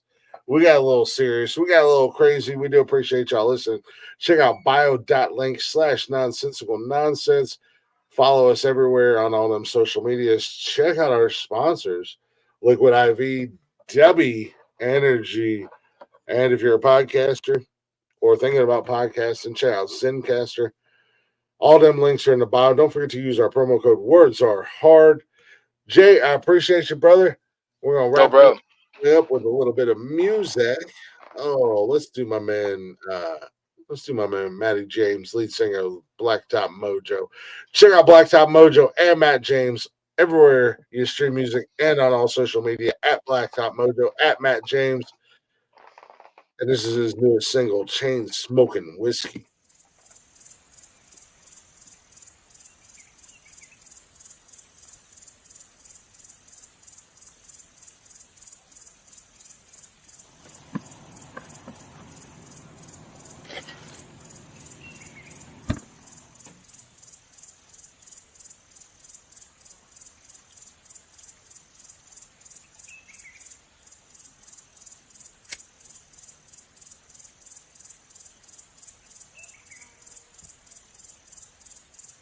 I thought it'd be the cowboy killers.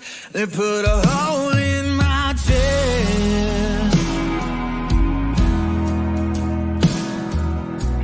I didn't watch you sin and gave up the rich, but damn, you still lived. It turns out you can hit a rock bottom and a bottomless cliff. They say smoke 'em if you got 'em, so I got 'em lined up back to back. Chain smoking whiskey, shot after shot. Here's to your memory, that's all that I got. And I wish like hell I still smoke cigarettes. Now chain smoking whiskey's as close as I get.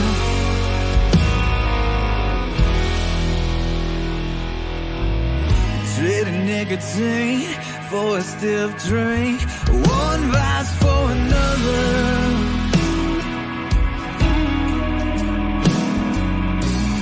It didn't do a damn thing, it just changed the influence I'm under.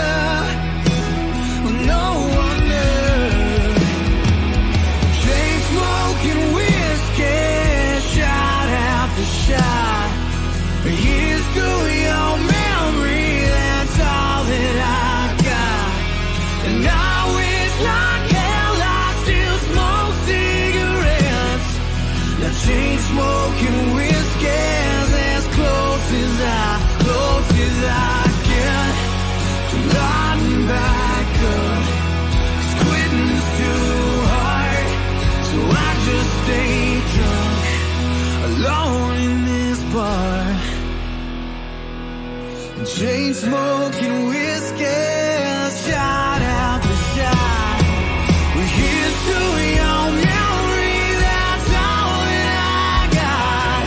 And I wish like hell I still smoke cigarettes. Now chain smoking whiskey, as close as I get. As close as I get.